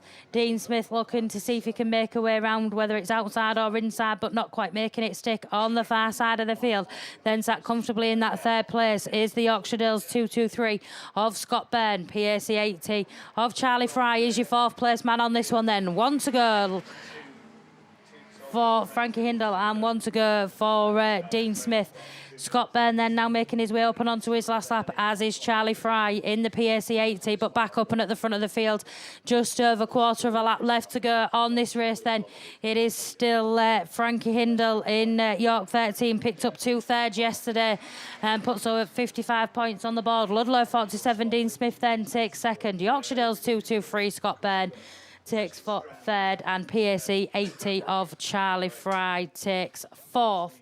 So that should be my Heat 3s completed. Just before I go, I did get a quick message this morning. It's a Scarborough member's birthday today. So big happy birthday to Paul Hussey from all of the Scarborough Club. So happy birthday, Paul. Water Bowser's now making its way back out on the track and looking up to the line. That looks like we're heading over to men's class 5s. So I'm going to hand you over to the legend that is Mickey B. Yeah, thanks very much, Hayley. And good morning to everyone. A little bit croaky this morning, not sure why, but I'll get through it. To all those Irish girls last night, top of the morning to you. Hey, it was a good night, by the way. The band were excellent again. Yes, Class 5's up on the line. We're into the business end now, aren't we? Third heat. We're going to select our 8 finalists from the next 5 races. Looking down onto Heat 3, Race 1. Another birthday boy, and it is Les Shimon Grace in York 44. Well, happy birthday, Les. 70 years young today. So, and you know what? He's had a two thirds, very consistent, 72 points. I'm taking my shoes and socks off. A first or a second, mate. That's the order of the day. And that could get you into the final a little bit later. John Wilde, he started yesterday morning with a 5th and then finished off strong with a win. So he's on 76 points. So again, first or second for John, and that could make it tight and make it into that top 8. Who else is in this one? Paul Creed, Gloucester and District 7. Tom Evans, South Somerset 7. Nathan Bowes, so Nathan, young lad, just into the 5s in that York 33. Picked up the North of England Championship. Bit of a wet, soggy one that was, but he fought through the elements. So experiencing his first men's nationals. Carl Burns in Breeden Hill 18. He started yesterday with a 6, but then again came back strong yesterday afternoon, picking up a second. 60 points. A win, 115. I don't think that's going to be enough, but see if you can finish it strong, mate. Alex Pudipat in the St. Neots 23. Same kind of results there. Had a 6 yesterday morning, then went second, so 60 points for him. And then Joe Martin in Nottingham 5-8-2. He's had 2 5ths, so to match in his Class 5. Sponsored by J2 Graphics. Overall sponsors of the 2024 Men's Nationals 50th anniversary is SDG UK. So just to let you know, John Gaffney memorial stickers are being sold this weekend. You can get them from BP Grassing, Kingsport Tyres, Maxport Tyres, DH Alley Works, and also Vicky Appleton will be walking around with them. So please put your hand in your pocket, give as much as you can. All that money is going to cancer research, I think. I may not be wrong, but in memory of John. Right, here we go then. Bungee lifts. We're off with the Class 5s. And who's got the best of the starts? I tell you what, John Wilde, coming out of that grid 1 position, has got himself into turn 1. Oh, there's contact. Les Grice comes through. Birthday boy. York 44 then, taking up the running from that South Somerset 7 machine. So Tom Evans getting a better start this time, a 3rd and a 5th under his belt.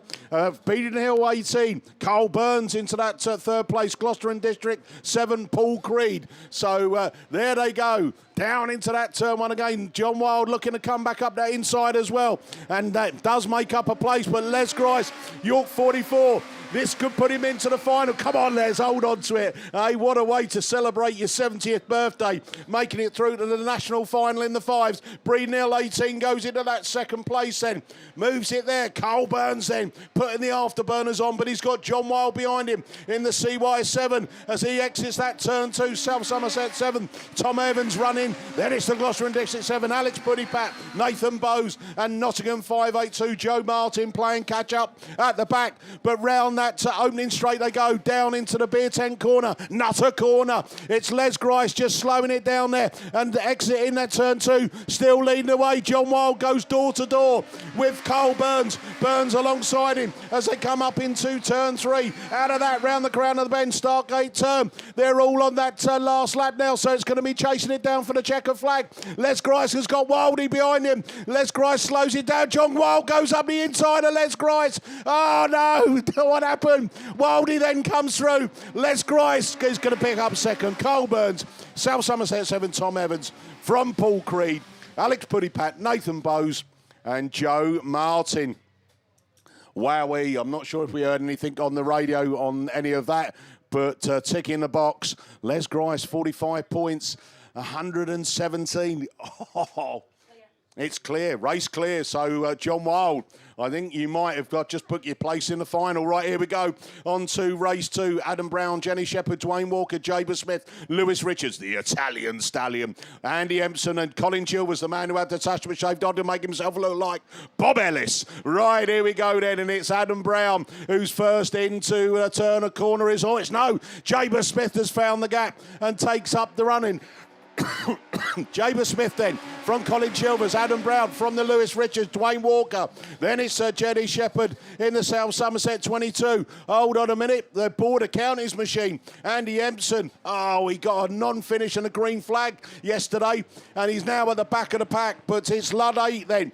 Jaber Smith on 91 points. If he wins it, he goes into the final. There's a little bit of argy-bargy going on at the back between the back markers, but the top 4 cars running. It's Jaber Smith then from Adam Brown from that next one as they chase it down into turn 1 again. Nutter corner as Colin Chilvers then looking to try and close the gap as the Italian stallion comes alongside him in Typhy 451. Adam Brown, Mallow 184. He's 110 points. Oh no! What's happened? They've all got a little bit crazy. Oh no, red flags. Red flags. Listen on the radio for that, Hayley. You see what's going to come through on that. Oh, dear. Tell you what, it's Sunday morning blues as they're all looking for those maximum points. They're all looking to get themselves into the national final. And hey-ho, that's what happens. Hayley's over my shoulder. Oh. What? The old... Is that right? Here we go then. So receiving a black flag. It is Typhy 451. The Italian stallion has been excluded from the rerun. Oh, that's handy because it might help me voice because it me shouting Italian stallion all the time. Right, so race 2 goes to rerun. Let's go into heat 3, race 3. Who's top point scorer in this, Mickey? Steve Donovan. He's had a first and a second, 100 points. So top 4, mate. That will probably see you into the final. The rest of the guys have had a good experience, a good weekend down at the Nationals, but I don't think anyone can make it. So who else is in? Melton 5, Julian Heath. Ludlow 24, Jordan Powell. Then is Stroud and District 33, Tom Ellis. Ben Harper in Melton 11. Rob Doyle in York 75. Patrick Daly in that Carlo 88 machine. So there your runners and riders for this third race. 2 done, 1 complete, 1 goes to rerun. And, yeah. Who else have we got coming, Mickey? Well, all I'm going to say to you, in race 4, ladies and gentlemen, you've got 3 drivers that have all gone past on 100 points. 1 is on 110. It's white, and it has the E number on the side. That's a quiz for you. Who's got that car? Right. I'm sure you'll know. He was so close last year winning the national title. So Heat 3, Race 4. I think Hayley's got a kids competition as well that she's going to run today. So have a listen out for some easy questions. I think some nothing too difficult where you need to get a calculator out or look into the old thesaurus or something like that. So here we go then. Heat 3, Race 3, and engines lifting. And we are, bungee goes, we are off racing with the 5s as we take it down there. Ellis then is going to take up that running in the Stroud and District 33. Then they're just sorting themselves out behind. Oh, York 75, Doyley goes a little bit wrong. Donovan drops in a second then from the Melton 11 machine. That's Ben Harper from Julian Heath. Heath in the Melton 5 machine tucks in behind him as they chase it down into Nutter Corner. Just slowing it down there, and it is Stroud and District 33. Tom Ellis, he's had a third and a six, so he'll finish off his campaign strongly. Donovan just needs to finish top four. A second will put him into the final. He doesn't have to do anything crazy. Honest. Melton 11 then, still in that third place. Ben Harper started yesterday morning with a black flag and then a seventh, so not the best of nationals for him, but hey, finish it off strong, and then you've got something to talk about down the boozer. Right, running in fourth place is that Melton 5. Then Ludd 24, Jordan Powell, and then that Carlo 88, Patrick Daly. York 75 of Rob Doyle, who went a little bit wibbly-wobbly earlier on, coming out of turn 1 and 2, but he's still running, though. That's the main thing. Right, one more lap to go on this one. Donovan's getting close.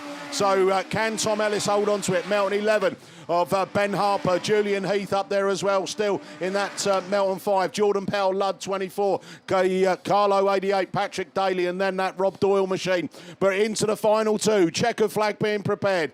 It's going to be Tom Ellis, Stroud and District 33, takes the win, but we won't make the final. IK 72, Donovan does make it, and he's into the final. Then we go down to the Melton 11 of Ben Harper. We go into Julian Heath in Melton 5, Ludd 24, Jordan Powell, Carlo 88, Patrick Daly, and then Rob Doyle. Well done, Steve Donovan. See you in the final. Well, you won't see me in the final because I'm up here, but you know what I mean. Right, Heat 3, Race 4 of the J2 Graphics-sponsored Class 5s down here at the 50th running of the Men's Nationals. Right, who's in this one, Mickey? Scott Leach and Scarborough 86, 83 points, can make it in the final. Charlie Holloway, unbeaten, Evesham 910 points. Wes Hathaway's got away on 100 points. Mark Yuka, 100 points. They're the guys to look out. Baxter Pargetter as well, as they bring it down into turn 1. Mark Yuka then, it is. He's got company, and that there's Holloway who's got himself through. So Charlie Holloway up into first place from Uka, from Pargetter. Wes Hathaway goes up there. Scott Leach running in fifth place as they bring it round turn 3 and start gate turn. So Holloway, this will get him into the final on the maximum points, 3 wins out of 3, but he's got to hold on to it because he's got to chase it back. Urker and Pargetter go door to door, and Pargetter's into the Armco. Keeps it going though. Wes Hathaway, Typhy, 73. Scott Leach looks to make up a place as they come round as well. Who else is chasing down hard? Luke Oakley in the 51 machine. The Typhy North Wales 222, Ross Duffy. But it's Holloway still leading it from Mark Uka, from Baxter Pargetter, Wes Hathaway, Scott Leach, and it is that 186 machine, Brandon Bushell from Luke Oakley. North Wales 222, Ross Duffy in that final place. But as they come round this time, it's going to be round Nutter Corner for the penultimate time because it's last lap flag. One more to go then. It's Holloway on his charge to make it 3 out of 3. Mark Uka, he'll book his place in the final as well. Baxter Pargetter running third place from that Wes Hathaway, used to kind of get away from Scott Leach. The IK 186 of Brandon Bushell, Luke Oakley, Evesham 51. There we go, North Wales 222, Ross Duffy, but he's made it. 3 wins out of 3. Evesham 9, Charlie Holloway. See you in the final, mate. Mark Uka makes it. Baxter Pargetter, Wes Hathaway, Scott Leach. Oh, we've had a little bit of a spin out down there. IK 186, Brandon Bushell, North Wales 222, Ross Duffy, and Evesham 51, Luke Oakley. So Charlie Holloway into the final. Mark Uka into the final. Actually, where was Wes Hathaway fourth? He was. So that's 28 points. That would give him 128 points. I'll tell you what, 3 out of that might make the final. I think there's going to be quite a high points tally to get into the top 8. Right, last one up there, Heat 3, Race 5. Sean Lambert, Ryan Gascoigne, Dev North, Max Haynes, Alex Smith. And the only one who's got any chance is Alex Smith in the St Neots 213. He needs to win it. That would give him 119 points. Would that be enough? And it's not. It's Dev North who takes up that running. From the CW37, Sean Lambert So they're spoiling the party at the moment for Alex Smith, who's tucked down into that third place. And he's going to concede another place as well, as I think Max Haynes is going to take him up the inside, who misses. Right, it's South Somerset 10. Dev North leads it then from that Sean Lambert machine. The Radford 249 has made it up into third now. So Max Haynes from then Alex Smith in St Neots 213. Nothing more than a win. That's what I said, Alex. So I think it might have to be. You've had a fourth and a third. At the moment, you're going to pick up a pair of fourths. Right. Dev North, you've got company because Max Haynes, Radford 249, is on your tailpipe. Right, as he comes out around there. Sean Lambert not giving up in that third place. Or from that Alex Smith, St Neots 213, as they bring it down into turn one again, slowing it down. As they exit this time, they'll see the yellow flag with a black cross. One more lap to go. Dev North holding onto it then from Radford 249. Max Haynes then. He's looking up close again. He's near enough touching him. Who has Causeway 37 on that Sean Lambert machine down that opening straight. St Neots 213. Alex Smith. And Alex, all you needed was the win, mate. It's not easier said than done. But coming to take the checkered flag. Dev North takes it from that Max Haynes machine. There, Alex Smith goes a little bit sideways across there. It was St Neots 55, Ryan Gascoigne, who's in that final place. But well done there. Unfortunately, none of those cars in that one have made it through to the final. So up on the line, we move it into Super Saloons. Hope the voice holds out, Mickey. Kitchen Plant Hire, our sponsors. It brings out Phil Cooper, Graham Blackburn, the pin-up boy of Yorkshire Dales, Howard Cochrane, Craig Bagley, Will Barrett, and Charlie Edley. Or, as he knows to, likes to be known, Chaz. Eh? Right, Craig Bagley, 100 points. Phil Cooper, 2 seconds, 90. Is he just buying his time? And he needs to be 90. Top three. Top three. Well, Phil, you haven't gone any lower than second. So what can you do? Graham Blackburn, 61 points, a win. 116, well, that might not be enough, but you picked a win up yesterday. Lee goes from 8th to 1st, you know, that's when it was like massive, isn't it? Here we go then. We're off racing with the Super Saloons, and it's Chaz Headley gets a good start there. Cooper obviously goes with him as well, and Cooper round the outside, near enough 3 abreast as they come out of turn 2. It's Cooper then from Bagley, from Chaz Headley, Graham Blackburn. Then the Star 16 machine looking to make that a bit of a move. Will Barrett then and Howard Cochrane in the down 2 in that final place. But Cooper steering the ship round that turn 2. But Bagley is all over him like a rash. Bagley looking to come up the inside as they come up into turn 3. Bagley puts the front wheels on the wet patch, but keeps the momentum going. And it's Bagley then, but Cooper comes back at him. Cooper's probably thinking, I don't need to get mixed up in this battle because second place will get me in the final. But Cooper's a hard racer, and he goes again at Bagley. Bagley still leads it from Cooper. Chaz Headley from Pin-Up Boy, Graham Blackburn. Then the Star 16 machine of Will Barrett. Barrett then running the 4th place, then the down 2 of Howard Cochrane. So they're all spreading out a little bit, but keep your eyes on these top 2. Bagley throws it round 2. One more lap to go. Craig Bagley then from Phil Cooper.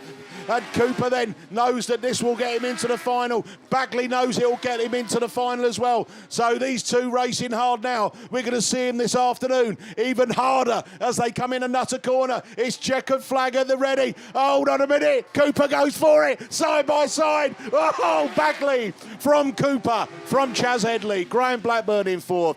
Then we go Will Barrett in Star 16. And down to Howard Cochrane. Wow.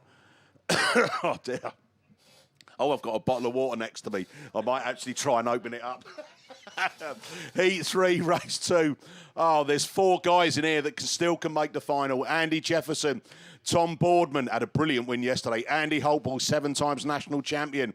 Lewis Woodruff, he's out of it, but he'll put on a strong one. Tom Page also out of it. Dan McKenzie, though, 91 points. Aaron Long, Gareth Matthews. We are off and racing. Oh, someone gets a little bit of a lift up of the leg at the back, but it is Holtby that's going to take them into turn 1 and 2 as they come out of it. But Boardman looks for the switch back up the inside of him as Jefferson goes with him as well. Then it's Woodruff and then McKenzie. One place back there. Our fellow commentator is also up there as well. Gareth Matthews. Go on, Gareth, as they Holtby slows it down. Oh, red flags. Red flags. Right, we'll just have a listen on the radio and just see if we can hear anything that's being picked up there. I didn't see anything untoward, but I'll tell you what, my mate Graham Bennett here is going to be listening intently to find out if there is any exclusions, which... oh, hold on a minute. We've got a runoff in men's class 2s. So Josh Julian and Jack Hodgson. Oh, hold on a minute. There's 3 of them. And Dan Robbins as well. So 3 on 128 points. My life. I'll tell you, it's high scoring points to get into these finals. Right, Mike, Heat 3, Race 3. It's the Dickster, Radford 421. Russ Shepherd in South Somerset 33. Damien Harris, Dan Johnson, Kerry Pope, Gareth Paynes, Alan Henschke. And it's Gareth Paynes you want to look out for. He's on 81 points in the PhD 15. And so I think there's a little bit of argy-bargy going on at the back. But it's Dan Johnson then takes on around from Popey from the Dickster. Then the PhD 15. Alan Hedgker. Oh, no. It's all got a bit Lionel. Messy. Yes, that's Kerry Pope then involved in that one. There's noise coming over the radio, so we'll keep you posted on that. But it's Scunthorpe 383. Dan Johnson leads it, can't get into the final. Dickster, Radford 421. Gloucester and District 19 next to show of Alan Hedgker. As Alan is 61 points. It's Gareth Paynes we were looking out for in the PhD 15. He needed to win it, really, or get a second. But at the moment, absolutely nailing it. Dan Johnson in the Scunthorpe machine. The Dickster, Radford 421 second. Third is that Gloucester and District 19, Alan Hedgker from a Russ Shepherd machine, South Somerset 33. Then it's Gareth Paynes. Oh, there's a green flag being given out to someone there. Gareth Paynes has got it. Oh, that's blown it then. Right, one more lap to go, and it is Johnson then. Leads them round from the Dickster in Radford 421. From the Alan Hedgker machine. Russ Shepherd in South Somerset 33. Then we drop back down to Kerry Pope after that spin out in the top corner. And Gareth Paynes is curb crawling. Right, well done, Dan Johnson. That's a way to finish off your nationals. Don't make it to the final, but you win it. Ready to go, Dickster across. From the 19 of Alan Henschke, Russ Shepherd fourth. Kerry Pope's going to come across in Spalding 82. Curb crawler, PhD 15. Will probably get some points as well, but he needed the win. So it all went a bit Pete Tong. Right, Heat 3, Race 4. Oh, right, hold on a minute. Race 2, we've just confirmed. Dan McKenzie, Cambridge 221. Black flag. Off the start line. Here we go then. We're off and racing again. Hawthorne, Jones, Parliament, Ellison, Proctor, Ellison, Lee and Thomas. I'm not sure that's the way they're going to come out of this corner, though, as they bring it into the pass commentary. And it's Jones then from Parliament, from Proctor, from Hawthorne in the Radford 176. The next car who's looking to find a gap up that inside is Howard Thomas in the down 26. Meets him up into that fourth place as we look down into our lead car. Still that Cumdy 3. It's Ryan Jones leads it then from Senna Proctor, from Phil Parliament, Simon Hawthorne, then the Thomas machine, Jake Lee, Ellison, and the York 219, Brandon Ellison as well. So the Ellison boys have been paired together again. Not deliberately, that's how it works sometimes. Here we go then, out of the turn 2, still leaning it, Ryan Jones. Senna Proctor a good second at the moment. Parliament's all over him though. Hawthorne, Jake Lee, then Thomas, then Ellison. So that is how it's running. There's battles going on over. Jake Lee then up into that 4th place, but he's got Simon Hawthorne behind him. The 3 cars at the front, though, let's keep our eyes on them. And it's Bagley. Jones, leading it from Proctor, from Barleyman, up into turn 3. Look how tight they are as they come out of there into Stargate turn. Down the opening straight, Senna Proctor makes the move. Barleyman goes with him.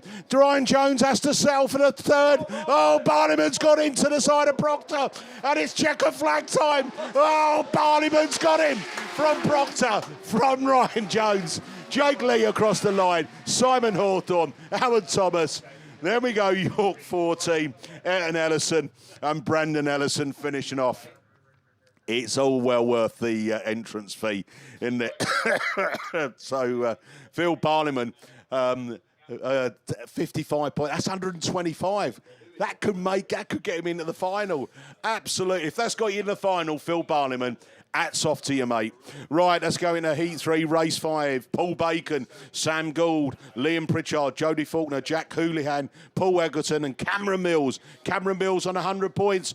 Top 3, Cameron, and you're in the final. Sam Gould, you've got to win it. Right, and it is Millsy then that leads them into turn 1. Hold on a minute, he's left the door open.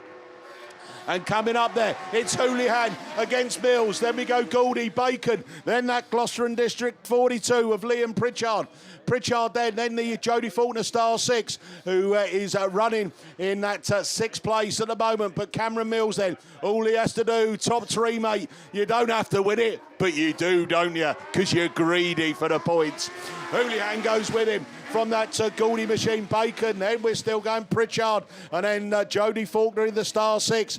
Around another lap of Arskin as they come down the opening straight again. Down in the nutter corner. Millsy on the brake, shapes the car up. Exits that the turn 2, leading the way round. And they got 2 more to go on this one then. Millsy then from Houlihan, still from Goldie. From Paul Bacon. He's sizzling in that non-M60 this weekend, but he's trying to get up close to Goldie. Goldie on the pace, coming down the opening straight, chasing down Houlihan. Houlihan chasing down Cameron Mills, but with 1 more lap to go.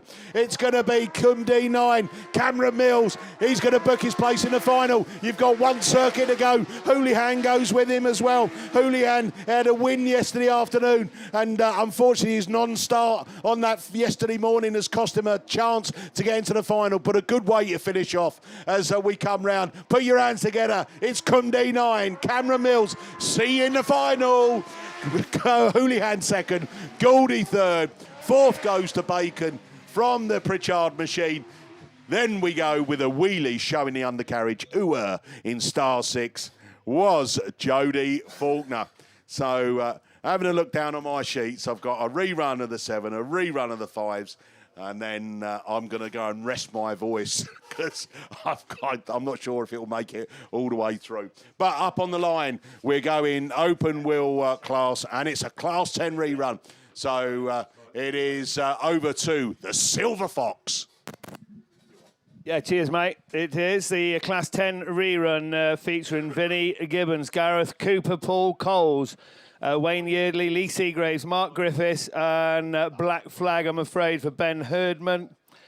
And Mark Luca, I think he had a non-finish last time out. Yeah, Mark was the guy that had that heavy roll. So, they're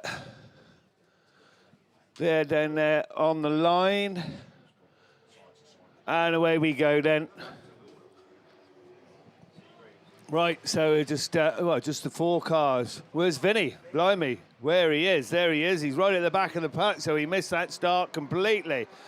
So your race leader then, he brings him round ARC. Number 1 it is, Lee Seagraves. How did Lee get on yesterday? Had a 3rd out last time out yesterday. Paul Coles.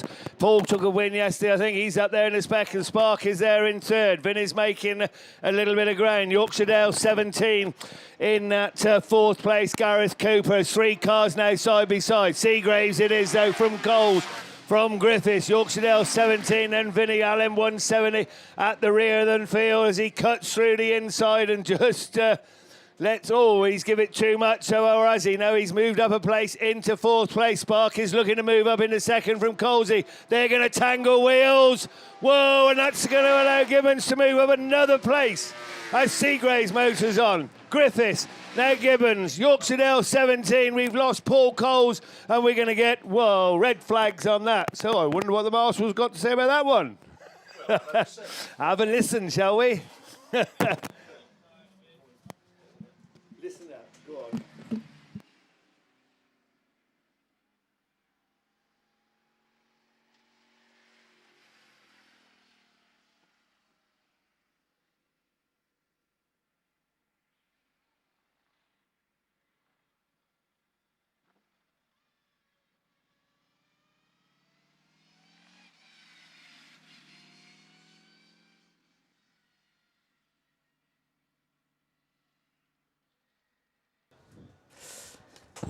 There we go then. So cheers for that, Kev. Looks like you'll come back to a rerun if Brandon's not around. So looks like we're on to Class 9s, doesn't it? So hopefully we can have a good run through on this one. 5 clean races, and then you won't hear from me again till the final, which would be great for everybody, wouldn't it? So we got 309F Mike Liddy, I know has gone home. We've got Aidan Llewellyn, Barry Ashmore. Oh, Aidan Llewellyn, Barry Ashmore. There's a run straight away, isn't it? Eamon O'Brien, Joey Hollingsby, Jamie Hollingsby, Jay Gallagher, and Russ Addyman. So who have we got to look at here? We've got Aidan Llewellyn on 100 points, Barry Ashmore on 2 wins, and so far, I think he's the only one on 2 wins, isn't he? Yeah, so Baz is the only one on 2 wins then in YD 154. Not sure what grid he's coming out of. Let's have a look. Grid 2. So he's got one of the Hollingsbys on the inside of him. That's Jamie Hollingsby in IK111 who's on 64 points. So it'll be a shootout, wouldn't it? Aidan Llewellyn's a really fast starter. Made a couple of errors yesterday, but managed to pull it back in the reruns. And like I said, comfortably sat on 100 points here. So a nice little run through. There's only Baz out on 110. Aidan on 100. Oh, no, sorry, Phil Cooper. Of course he is. So we've got Phil Cooper and Baz both on 2 wins. So let's have a look what they can do today. They'll be praying for a clean run. The man on the first post does his pirouette. Oh, we got some grip on the start line. Where did that come from? Off they go then, and it's Gallagher. Jay Gallagher then. He makes the break into the first bend, pitches it in. Baz has got some push on. He can't quite get the back end round, but he's got it going. Aidan Llewellyn didn't start for fast there, but had a fantastic first corner. So it's Jay Gallagher, LM13 then from Aidan Llewellyn. Baz has settled up into third place there with the Hollingsbys right behind. Not sure if that's cousins, brothers, mothers, husbands, whatever it is, not sure. But down the back straight they go then. Jay Gallagher, fantastic, great little driver this guy as well, isn't he? So, well, not little, bigger than me. So then they come then, LM13 then, and Baz has made a place at the inside. Oh my Jesus. So here we go then, LM13, SP514. That was heart in the mouth moment, wasn't it, there for Aidan Llewellyn, who's just left the door open for Joey Hollingsby to nip at the inside. No, yeah, possibly. To nip at the inside there in third place. Down they come again then, and Baz is trying for this inside. He doesn't need to do nothing stupid, really. He's probably wanting the first pick along with Phil if he gets a good run in the next one, but it is Gallagher. He's favouring that outside line, picking up the burn. Down the back straight they go. Baz has got some tremendous drive off that corner, isn't he? Closes up about 3-4 car lengths. They're coming around now for their last lap flag. And he's favouring that inside, but it's a bit wet on there, and Gallagher allows him to just pull away slightly. LM13, wide A154, IK888, and Aidan Llewellyn doing enough, I think, with 128 points, would just about get him in, I think. IK111, and then the Mallow boy at the back of the field, Eamon O'Brien down the back straight they go then. Fantastic drive for Jay.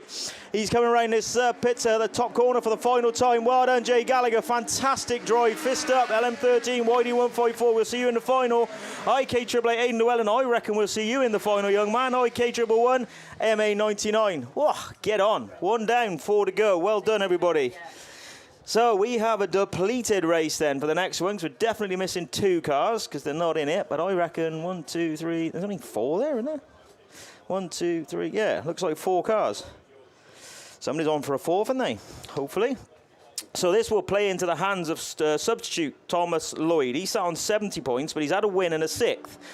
Oh, he didn't make a great start, did he? But I'm sure you watch him come back through. So PHD7, though, he did make a good start. So Luke Jenkins then, into the top corner.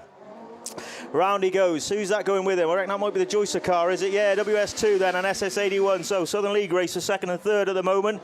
And then Thomas Lloyd back there in 4th place. You need to just cane up a couple of places here, Thomas, to give yourself any choice, any chance even. So PHD7, he had a 3rd yesterday and a black flag, unfortunately, just for being broken down. I think he got that on the top corner, but he comes right there. Luke Jenkins taking this like a duck to water now, isn't he, in Class 9?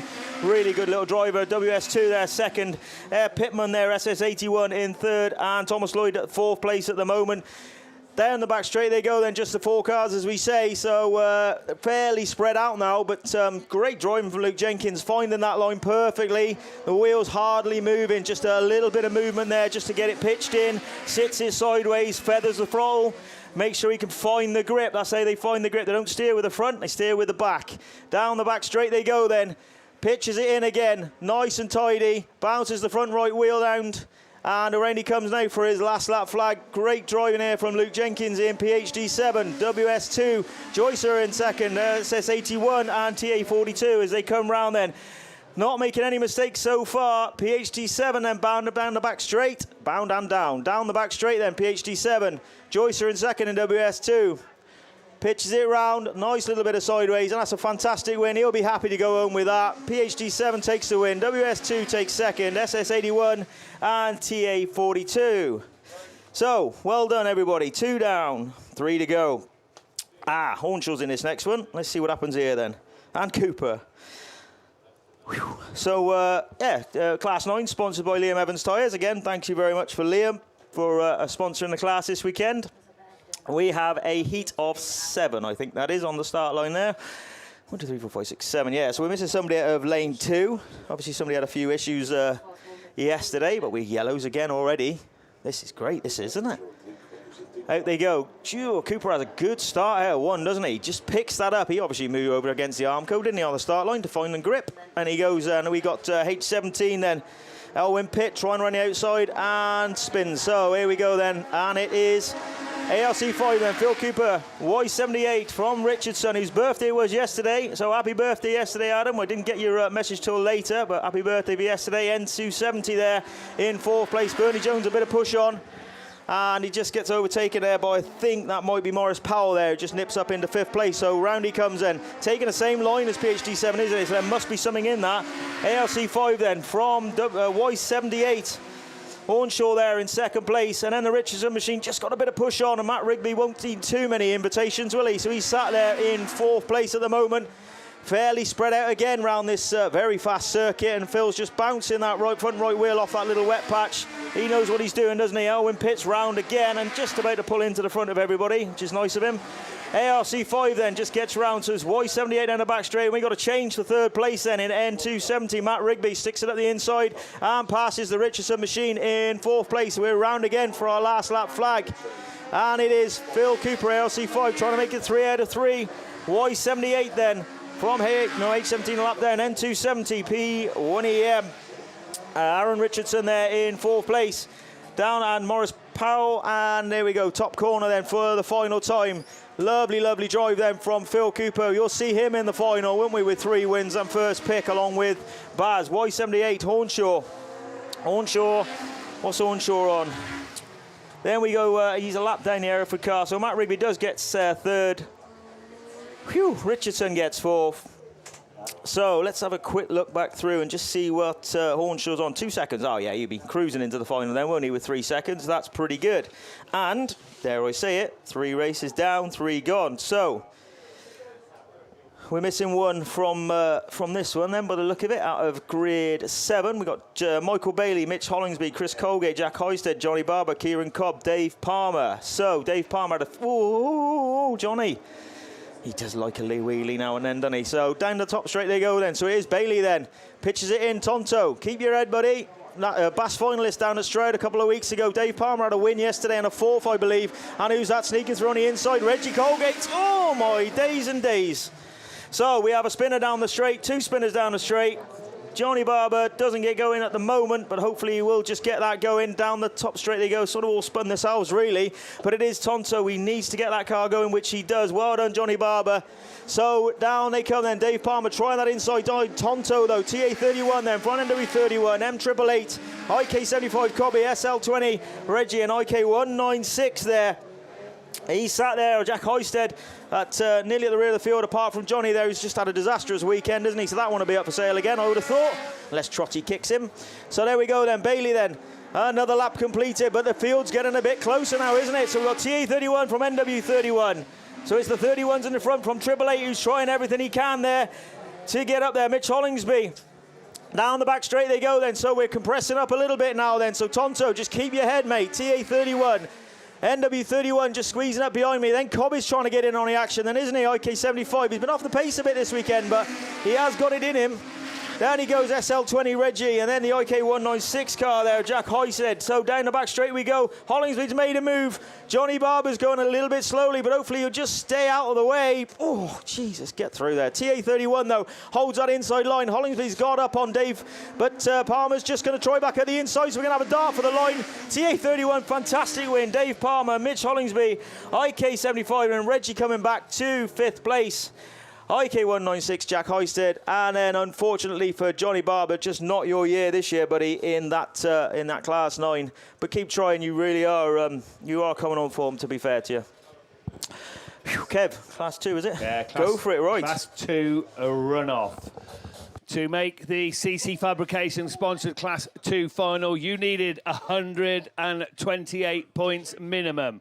Scoring 128 points then is Dan Robbins in St Neots 1, Josh Julian in Scunthorpe 22, and Jack Hodgson in Yorkshire Dales 104. Only one of these 3 Class 2s will go through to the Class 2 final a little bit later on. And who's it going to be? Robbins gets a good start. Hodgson there in 2nd place then, Julian in 3rd. But Hodgson gets up the inside, then Robbins there side by side. St Neots 1 perhaps just with his nose in front as they go round the start gate turn for the first time of Askin and up the straight. Over there on the far side for the second. Dan Robbins then. It is who's worked so hard, as all 3 of these, to make this runoff. Is leading it at the moment. But with Class 2, as you know, things can change. But Robbins must be listening because he doesn't want it to change. He goes round that start gate turn once again and he's pulling away from the 2 other cars, Jack Hodgson and Joshua Julian, as they come round the beer tent turn.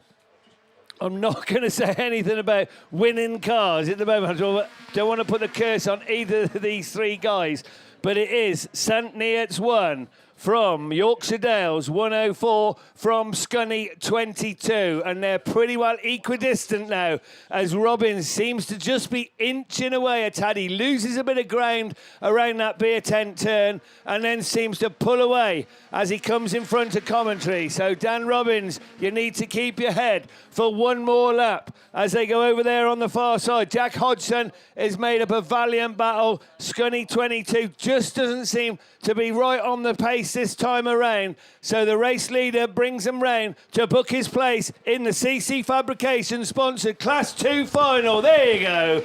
Dan Robbins takes it cool as a cucumber and he goes through to that final qualifying position a little bit later on this afternoon. Yeah, cheers, Kev. So, back on with Class 9, and what a way to finish qualifying in the Liam Evans-sponsored Class 9 2024 National Championship. So, we got Travis Kirk, Colin Rogers, Mark Barker, Jimmy Smith, Adam Waters, Lee Seagraves, and Sam Pinches. Lee Seagraves, Sam Pinches both sat on 100 points. Jimmy Smith sat on a win and a third with 91 points. Adam Walters sat on 55 points. And we're away already, so out, who makes that start outside Jimmy Smith? And it's Barker that makes the inside grid, and away he goes. Pinches sticks it at the inside, manages to slow it down. Jimmy's just got a little bit of push on, and then Wiley Seagraves then nips it up the inside. So it is Barker, E26, ARC3, SR65, G29D, and Pinches at the back of the field at the moment. Well, 6th place, I'll say then, in R35. Jimmy Smith, Lud 80. You just need to pick this up a little bit, boys, with the Cambridge car at the back. So it is Barker then stretching his legs down the back. We got Travis Kirk trying running outside of Seagraves. Seagraves will be okay, I think, with his 3rd place. He won't worry too much, but he is trying up for that 2nd. And it's E26 from LC3, SR65. Adam Walters there, trying up the inside, just clips that cone off because he hit the wet, really. I think R35 Pinches is going to help you out massively as well. So 128 should see you through. And Jimmy Smith picks up that 5th place. So, oh, he got Barker's just got it wrong, didn't he? Got it wrong. Seagraves is there. Obviously, Seagraves is there, ready to pounce on it. ARC3, E26, 65 from R35. G29D now trying on the outside of Jimmy Smith. Then Lud 80 makes that move stick. KCA14 just to the back of the pack at the moment. But it is into the top corner then. They're going to come round here for their last lap flag. So it is Seagraves then. ARC3 settling down a little bit now. E26 E26 you added in the back. SR65, R35. Walters and Jimmy Smith having a right battle at the back there for 4th place, and Adam goes off to get a burger by the look of it. So down the back straight they go then. ARC3 into the corner for his final time. Lee Seagraves drove a Stormer, hasn't he? So he's going to be in the final then. 155 points ARC3, E26, SR65. Pinchers, I reckon, we'll see in the final. Jimmy will have to just wait and see. G29D, Adam Walters bringing up 5th place. And CA, Colin Rogers, CA14. Well done, Colin. Thanks for coming along, mate. That's not for you this year. But I will just say, that's 5 races done with not a single rerun. No pressure, fellow commentators. Yeah, no need to get big-headed at all now, is there? Come on, because I managed it in my first set of heats. So there we go. It's taken you 3 attempts. Yeah, we're back then with Class 4. D&D Transport, your sponsors for men's Class 4 across the course of this weekend. While the dust repellent has come on to the circuit, then we did say yesterday, didn't we, that if we did get a couple of messages, then we'd relay them. But I did get a message. I don't know how, because I can't manage to get any signal for anything else. But I was asked to promote the fastest person on Irish grass meeting, which is going to be held out, of course, at the home of West Waterford Autograss Club, the Ballysagat track. And that's being held on September the 7th and 8th, I think, from memory. So that's a tick in the box for that message. Also, Jordan Jones back there in Llandyssil, back at home, watching on the live stream. I did get a message, it was late last night, to give a good luck to both Lewis and Wes in the Class 5, but all South Wales League members, and he wanted to give a big shout out to all the commentators who are doing a sterling job here this weekend as well. Right then, so on to the 3rd and final round of qualifying then of the Class 4s. 6 should be signed on for this first race, and the 6 of them down there on the line as we watch the live stream then looking towards the outside.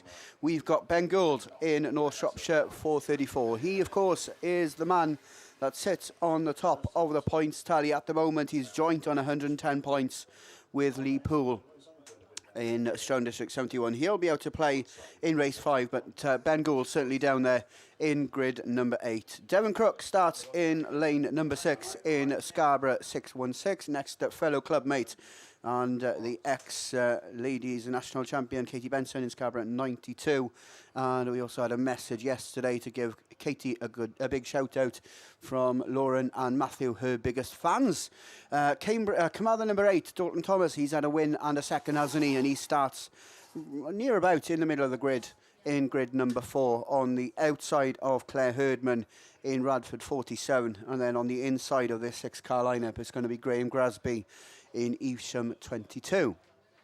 So looks like the dust repellent then just doing a little bit more sprinkling on the outside of this near side straight. And I don't know whether I'll have time, but Hayley has got some news hot off the press.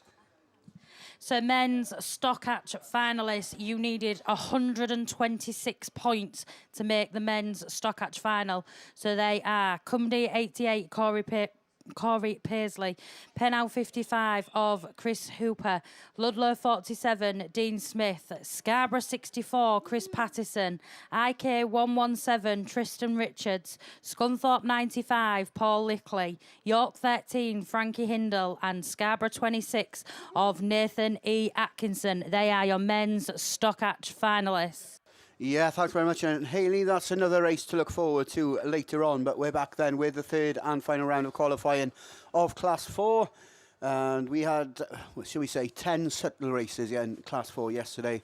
It will be good later on, I can promise you, to see the top 8 battle against each other in the same race. Obviously, Class 4 has been known within the sport to be decreasing in popularity over the last couple of nationals, and the same this year, where it was sent back to the leagues for drivers that had actually raced, and if they wanted a place, then those places would be given to them. So in theory, the 32 drivers that wanted to compete and had raced so far this season, they're all here, and they began yesterday morning.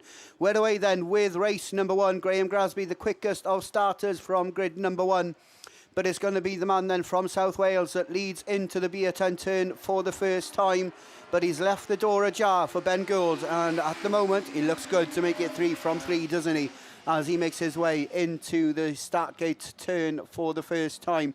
These two, I think we can almost say, will be guaranteed places in the final, as long as it stays like this. Dalton just reeling in the boot lid of that Alpha in front. And it's Gould and Thomas beginning to pull away now from Graham Grasby in Evesham 22, who's there in a solid third place at the moment. Dalton's had enough of following Gould, though, at the head of affairs. He tried to get back on the inside on that start gate turn.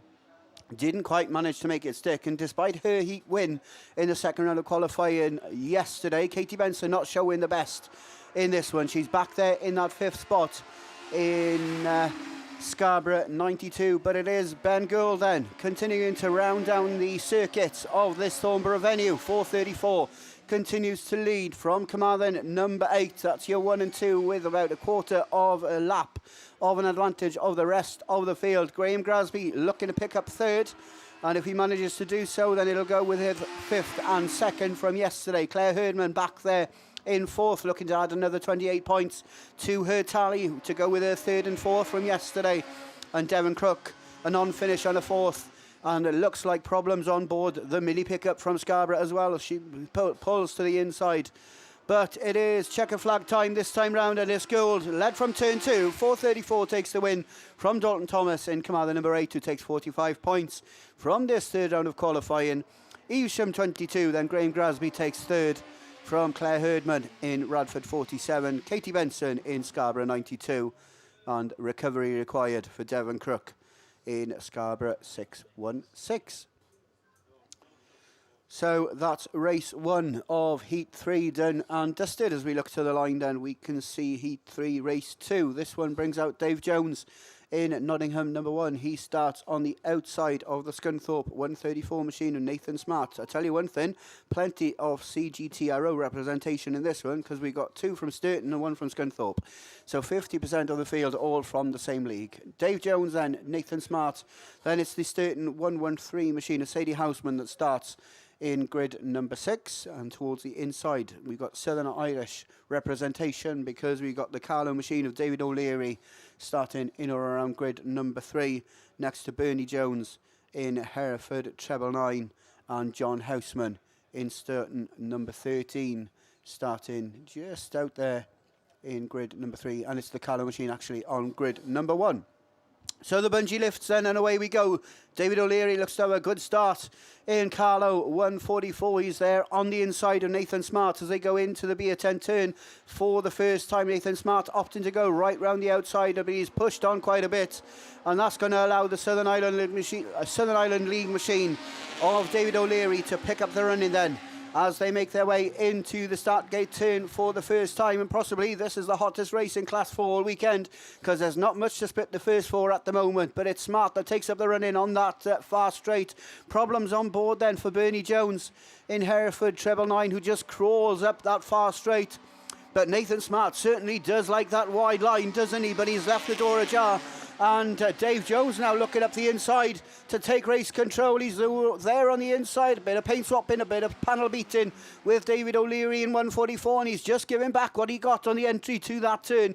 But it's Dave Jones that manages to keep that car in a nice and straight line. It's Nottingham number 1 that now takes up the run-in with possibly 2 or 3 laps to go from David O'Leary in Carlo 144. Nathan Smart in Scunthorpe 134, trying to be smart on that inside line then, and reeling in the boot lid of that car in second. He prefers the inside line on the start gate turn, but he prefers it wide on the outside on the B10 turn. But it is Dave Jones who's going to be the first one to see that yellow rag with a black cross. He's going to start his final circuit then from David O'Leary in Carlo 144. Your 1 and 2 continue to race ahead of Nathan Smart in Scunthorpe 134. From the John Houseman machine then of Sturton 13, Sadie Houseman in Sturton 113. Unfortunately, Bernie Jones just not getting far. Another non-finish to add to just the poor 15 points. But it's Dave Jones that takes the win in Nottingham number 1. David O'Leary holds on to second in Carlow 144 from Nathan Smart in Scunthorpe 134. Sturton number 13, John Houseman, takes 28 points from this third round of qualifying to go with his 36 points from yesterday. Sadie Houseman, a 5th and a 4th, and a 5th to go with Sadie's tally from yesterday. I'm going to say probably looking at possibly the lowest class in terms of qualifying points. I reckon you might be lucky to get into the final on about 75 points. So race 3 then, down there on the line. We should have 6, and from this vantage point, it looks like we've got them all. So John Clarkson is there in White Rose number 50. He starts out in grid number 8. Grid 7 is unoccupied. Then it's got Lee Fairhurst in the Northwestern League machine. ARC 84 starting in grid number 6. Scunthorpe 66 is Jason Miller. He starts in lane 5 in the Uno on the outside of Otis Williams in TA13. Then we've got the Aaron McGrath machine, Carlo 157, starting on the outside of Darren Grasby in Evesham 220. Darren Grasby then has had a win and a second in yesterday's 2 heats. Otis Williams a consistent 2 seconds, and he sits on 90 points. So on paper at least it is a race, or at least it should be a race between Darren Grasby and Otis Williams. But you can't discount Jason Miller, who's been up there, just unlucky to pick up a black flag in yesterday's second heat. He scored 36 points from his first round of qualifying. John Clarkson picks up a 3rd and a 7th yesterday. He sits on 46 points overnight. And Bernie Jones on this top end just being recovered. Looks like the hook has been hooked up, so it's back to the centre of this Thornborough venue then, on this Thornborough track for the Hereford Treble 9 machine, before we crack on with race 3 of this Class 4 third and final round of qualifying. D&D Transport, your sponsors of Class 4. SDG UK, your sponsors for the Nationals all weekend. And tell you what, if you look at the programme, you got a full list of sponsors for just about everything, almost everything except for me, it seems. But there we go. Class 4 rather, Heat 3, Race 3 is away from the line. And Darren Grasby is once again the quickest away. Oh, there's contact there between Jason Miller and Aaron McGrath as they sort themselves out into turn 1. Otis Williams hugging the cones towards the tail end of the field. And Jason Miller possibly got pushed sideways, or he's got some terminal steering trouble on the front end of the Scunthorpe 66 machine. We'll wait and see what comes of that. Maybe something did snap off the line. But it's 220 then that continues to lead. Somebody's going to pick up a black flag possibly on the entry to turn 1, because I know that Aaron's grabbing hold of the Ninja, but it's Grasby that continues to lead then in 220. Then it's door-to-door for 3rd between Fairhurst and Williams, but Aaron McGrath in a clean 2nd at the moment in the Carlo 157 machine, with the WR50 machine of John Clarkson then rounding it all out at this moment in time. The black flag does go out to somebody. We'll wait and see who that was. I'm not sure whether it's Lee Fairhurst or Luke Fairhurst in ARC 84 or Otis Williams in TA13. I think it is the 84 machine that does pick up the black, and he does pull off the circuit. So that boosts and promotes Otis Williams up to 3rd in TA13. But to be fair to Darren Grasby, he's led pretty much every heat, and he's not managed to hold on to the race leadership for more than 2.5 laps. So to see that yellow flag with a black cross, he'll be relieved, and he'll know that he's got just a 1 lap of pressure to keep Aaron McGrath behind him before he can add 55 points to his tally. And he'll go into the final on 155 points. Otis Williams is up into that 2nd spot in TA13. So as they cross the line, it looks like it's going to be 220, 13 and 157 for your 1, 2 and 3 from John Clarkson in White Rose number 50 then, who rounds it all out in that 4th spot and adds 28 points to his tally. So he will be boosted up to 72.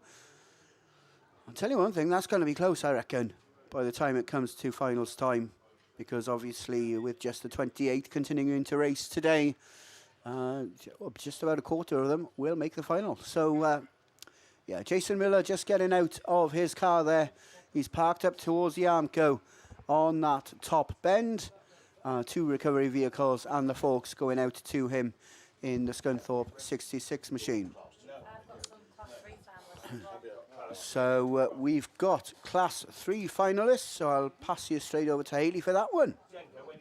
Thanks, Gareth. Yeah, men's Class 3 finalists then, 119 points to get you in the final. So coming out is your defending champ, North Shropshire 343, Sam Gold. Yorkshire Dales 98, Ryan Power. Yorkshire Dales number 3, Simon Farrer. ARC 27, Lee Almond. Ludlow number 9, Stuart Moore. Cork 25 of Trevor Cusack, Radford 169, Mick Sumners, and Yorkshire Dales 34 of Callum Allinson, all in the men's Class 3 final. Just a quick one while we've got a little bit of downtime. We are going to run a little bit of a kids competition, so you need to write your answer down on a piece of paper with your name and your age and drop it off up to commentary. So your question for your kids competition is, what year anniversary for the men's nationals are we celebrating this weekend? We'll keep plugging it, but as I say, if you write it down and bring it with on a piece of paper, we'll there's some little treats for the little ones of our sport. So your Class 4s then eagerly waiting up there on the line. Unfortunately, Jason Miller in Scunthorpe 66 being carried back to the centre of this Thornborough venue on the front end of the forklift truck. 2 recovery vehicles making their way back into the safety compound in the centre of the track as well. But race 4 is down there on the line. We should have 5 drivers. It looks like we're going to go possibly with just the 4, unless there's one just out of sight. But certainly down there we can see the Jordan Coupland machine, Scunthorpe 46. I tell you one thing, Mickey B, it might be one of your guys that isn't racing today, because it doesn't look like Martin Farrell's there in Scarborough 48, so we could be going without him. Jordan Coupland certainly there though on the inside. Then it's the Warren Coles machine, Wessex 94, just starting out in about grid number 5. And John Fishwick in Yorkshire Dales 88, and Johnny Brown in York 61 then starting out in grid 7 and 8. So the 4 cars down there on the line, Jason Miller just being pulled back into the centre of the green.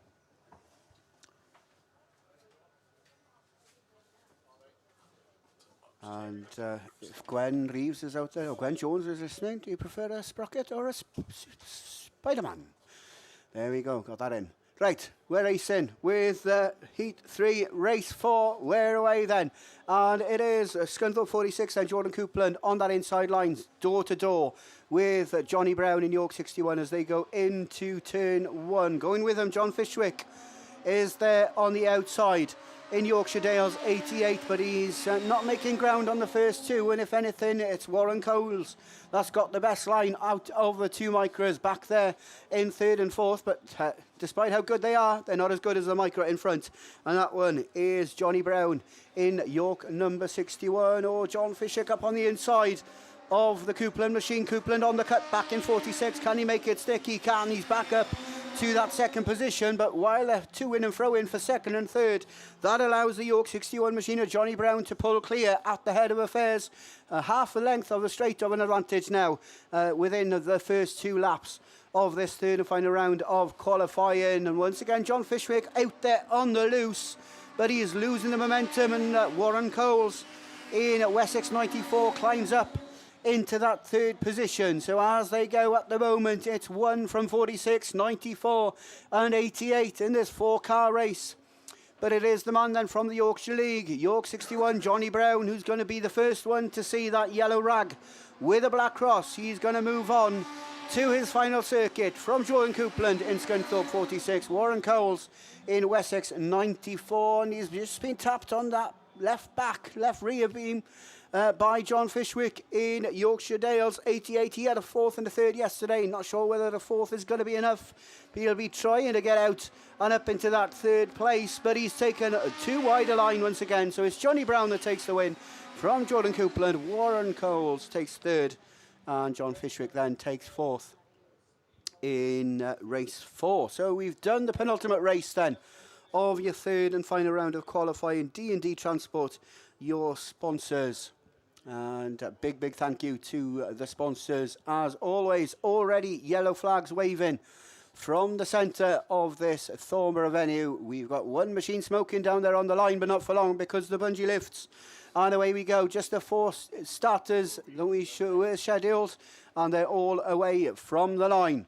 So it is Lee Poole then. He's looking to make it 3 heat wins out of 3, and it's looking good at the moment if he can keep the Carlo machine of Jimmy Boland behind him. CW205 then is the one that applies the most pressure as they go into the start gate turn for the first time, but it is the Wiltshire League's machine.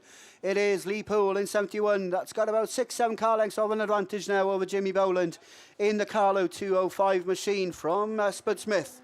Cumdy 77 then is your West Midland League representative, and he's there back in that third spot. These first 3 pretty equidistant from each other, shall we say, and to be honest, leaving poor Harry Kelly behind in Evesham 99, one of the MAP League representatives here this weekend. But the race pretty much sorted. It's a subtle one yet again for the Class 4s, but it's Lee Poole in Stroudon District 71 that rounds out another circuit of this Thornborough venue from Jimmy Boland in Carlo 205. That is the Spud Smith machine in Cumdy, number 77, that rounds out your top 3. A second and a third from yesterday, 81 points, and these 36 points will guarantee to put Spud Smith into the final as well, as your 1, 2 and 3 then start their final circuit. Harry Kelly with it all to do, but adds another 4th to the tally he picked up yesterday, a 4th and a 5th yesterday. So a consistent day, shall we say, in heats 2 and 3 at the very least. But it is Lee Poole exiting the Beer 10 turn for the final time, 55 points and 3 heat wins out of 3 for Stroudon District 71. Jimmy Boland takes second in Carlo 205. Spud Smith takes third in Cumdy 77. And Harry Kelly will round it all for the 3 rounds of qualifying of Class 4. D&D Transport, your sponsors. Graham Bennett was smiling from year to year when he managed to get 1 set of heats done without a rerun. I managed to get 2, so I'm not going to say too much because it's finals time and we'll have the best 8 out there, so we might have reds then. But we're going to hand you straight back. It's Super Saloon Racing, and it's back over to Mr. Mickey B. Yeah, thanks very much, voice of an angel. I've obviously got to try harder because I haven't had a clean sweep all weekend. Right, it is men's Super Saloons, sponsored this weekend by Kitchen Plant Hire. It brings out Heat 3, Race 2, Exclusion, Dan McKenzie in the Cambridge 221. Now, looking at where the points are, Andy Jeffson, Tom Boardman, Andy Holtby, all on the cusp of booking a place in the final. This is how I worked it out. If Tom Boardman wins, Andy Jeffson comes second, and Andy Holtby gets third, I think they all make the final. But it's got to be in that order, as I see it. Right, engines are a-revving. We're looking for track clearance. Here we go then.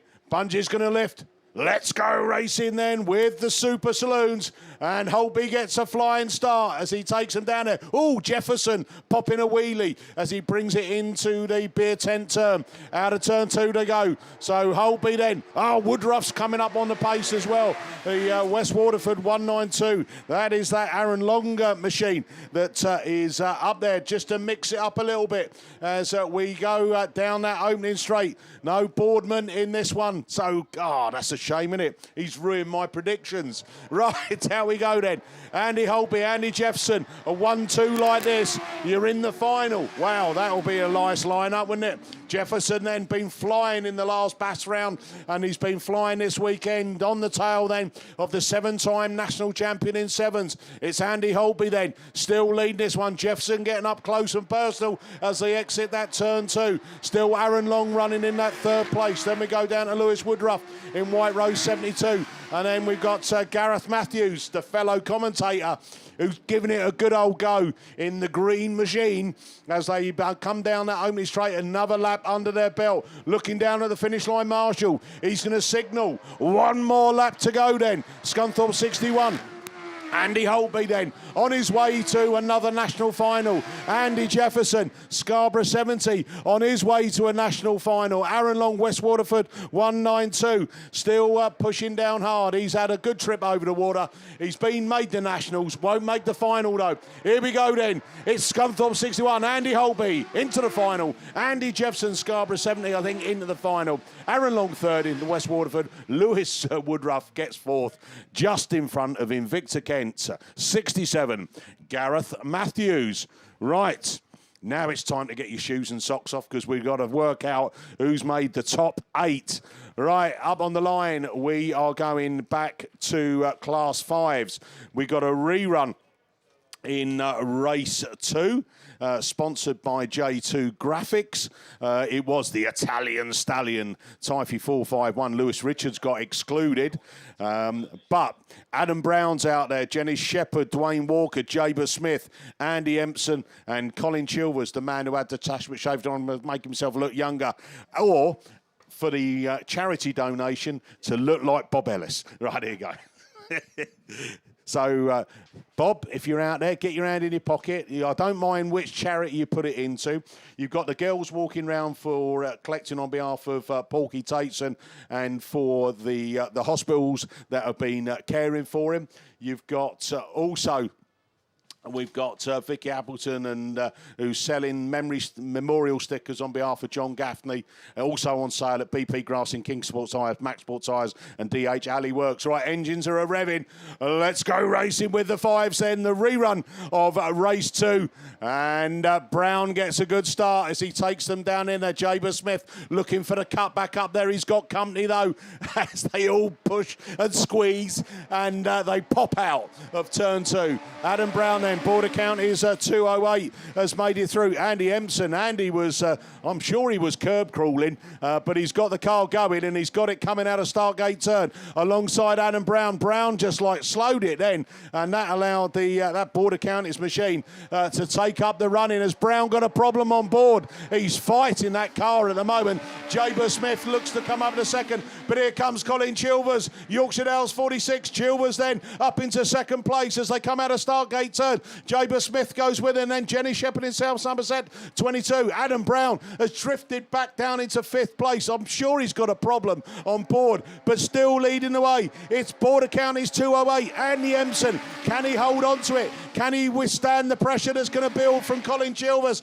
Jaber Smith, Ludlow 8, still pushing hard. Jabers has got 91 points, had 36 onto that, 127. I think that could get him into there. Jabers then, don't concede any more places. That's all I'm saying. Right, Andy Empson still leads it from Colin Chilvers, Jaber Smith, John Jenny Shepherd. Still your 1, 2, 3, 4. And Adam Brown is back into that final place. Looking down onto Adam. He's had 110 points. You know what he's going? Mickey, 5th will do me. Hold on, Chilvers has gone for it. Chilvers up the inside on the final corner. They're coming, Empson's back at him. It's side by side. I think it's just Chilvers from the Border Counties 208, Andy Empson, then Jaber Smith, Jenny Shepherd, and Mallow 184, Adam Brown. So, Jaber Smith, I think we'll see you in the final, my friend. Adam Brown, we'll see you there as well. And have a look down there on Colin Chilvers. Oh, Colin, 119 points. Oh, I don't think it's going to make it, mate. Right, Silver Fox, back over to you. Yeah, thanks, Mickey. We have got Class 6 Heat 3 then on the line. I think this is race 2. So I do like to mix them up a bit. We have got some finalists for you. We've got the Class 2 finals and the Class 9 finalists in front of me. I'll read them out as soon as I can. But we're going racing, as I said, with a race 2. So a lot of these guys, we've got 2 race winners in this one. 2 out of 2 for Josh Holden and Jay Colleague, and it's Rob Lancaster, 76 points, Rob. So really nothing short of a win, I don't think, will do for Lancaster, and he knows that. Bradford 471 then, needs the win and nothing short of a win to get him through to this final. Pennine 7, very, very much in contention on 90 points. A second probably do him as well, but Solway 222. Jay Colgate has got something to say about that now. Jay, you don't need any heroics, mate. You just need to finish to make that final. P9 very much in contention. Josh Holden and Josh again just needs a finish. Top four will do him nicely. He'll be through to the final with the points he's already picked up. 2 wins earlier on this weekend. But it's Lancaster, 76 points, that definitely needs that win. Second won't be good enough. And Solway 222's there to spoil the party. Jay Colgate then. He's not going to settle for second place as he gets up the inside of Ron Lancaster to try and spoil his national hopes there. Solway 222. Oh, they're outbreaking each other. They're ticking and tacking and towing as they go round that top turn. And it is Solway 222 now that goes through. From Radford 471, Pennine 7, Tivy 36, P9, down Autograss 75, and Invicta Kent number 10. So Solway 222, then Jay Colgate. Took 2 wins earlier on. He's looking good for another one. It's checkered flag. Last chance then for Lancaster. But it's too late. Solway 222 takes it. Radford 471 second. Pennine 7. He'll go through. Tivy 36. Down Autograss 75. And Invicta Kent 10. Whoa, good stuff from Class 6s. I'm going to stick my neck out. I don't think Rob Lancaster's done enough with that second. He needed a win. According to my calculations, I'm not always right. Quite often I am, but not always. So there you go. That one done and dusted. We've got Class 2 finalists down there on the line. Not down there on the line, but down there in front of me. I ain't got time. I'm going to do the Class 6s first. Right, this will be race 3, I believe. Help me out, Mickey. Give me a number, mate. I'll give you a number 80. Muzzer's there. Thank you. So here we go. It is race 3. Coming out second, of course. And why not? As they pile into that top turn once again. And there's cones clicking and there's red flags on that one. I don't like to see them cones going all over the shop, I've got to say. So we've got another, Class 10 rerun. That's definitely not me then. It's Brandon that's going to take you through that. Yeah, cheers, Kev. I trusted you with it a little bit earlier on and you couldn't get it done for me either. Right, mate. Yeah, I think this is attempt number 4 at the second heat of qualifying. Race number 3. So just while that teleporter makes its way into the middle of the circuit, just a quick one. The lady and junior sponsor passes, please go and see Joan Bevans at Barnard Motorsport over this far side near commentary. She's got all them sat there waiting for you. Right, a very, very depleted field for race number 3. I can definitely see Vinny down there. I can see Colsey down there. Seagraves is there. And I can definitely see Gareth Cooper. Apart from that, I think that could be your lot. I think we could be down to a 4-car race. Vinny not getting the best of the starts in that third attempt at race 3. He's going to be looking to get out the gate fast. He's on a win, and so is Paul Coles in the South Somerset 166. Yeah, so Kev's got some finalists for you. Yeah, thanks, mate. We've got the CC Fabrications sponsored Class 2 finalists, and they are as follows. Equal top of the shop then, Scunny 126, Craig Conway, and York 16, Brad Ellison. Tim Harbour will be there in Ludlow 15, so will Jay Albrighton in Scunny 156. JD Farrow in Scarborough number 17. George Cresswell, Scunny 127. Ash Farrow in Scarborough 249, and sneaking in through the runoff then Dan Robbins in St Neots number 1. Yeah, mega final for the Class 2s there. Thanks to Kev. Have you got another one? I've got another one. He's got another one. Have we got time? Class 9 finalists we've got. Okay, very quickly. No, we ain't got time, mate. Go on. We ain't got time. Right, so race number 3 it is of the second round of qualifying. We are looking for track clearance. He does the pirouette, the bungee lifts, and we're away and racing. And Vinny's left on the line once again. Seagraves gets an absolute flying start in that ARC number 1. Vinny's slow out the gate, but he's going once again. Colsey's on the inside. Seagraves very, very, very wide, but Colsey it is in 166. ARC 1 and Yorkshire 17 of Gareth Cooper in that big Chevy Class 10. But here comes Vinny. He's got a lot of ground to make up. Seagraves back up the inside of Colsey. He's out on the outside line, but Colsey gets the switch back. Has he got the grip on the inside as Seagraves is very, very wide again, swapping and changing. Cooper's looking for a way through as well. He's a spinner down on Nutters Bend, so it is Seagraves over Colsey. Vinny's up to third, winning a third, going into the third round of the qualifying, but up the far side, still Seagraves in ARC number 1 with a couple of circuits left to go. Colsey's tight on the corners as he got the drive out the corner. Seagraves very, very fast on the outside line, but Vinny's kicking up the dust.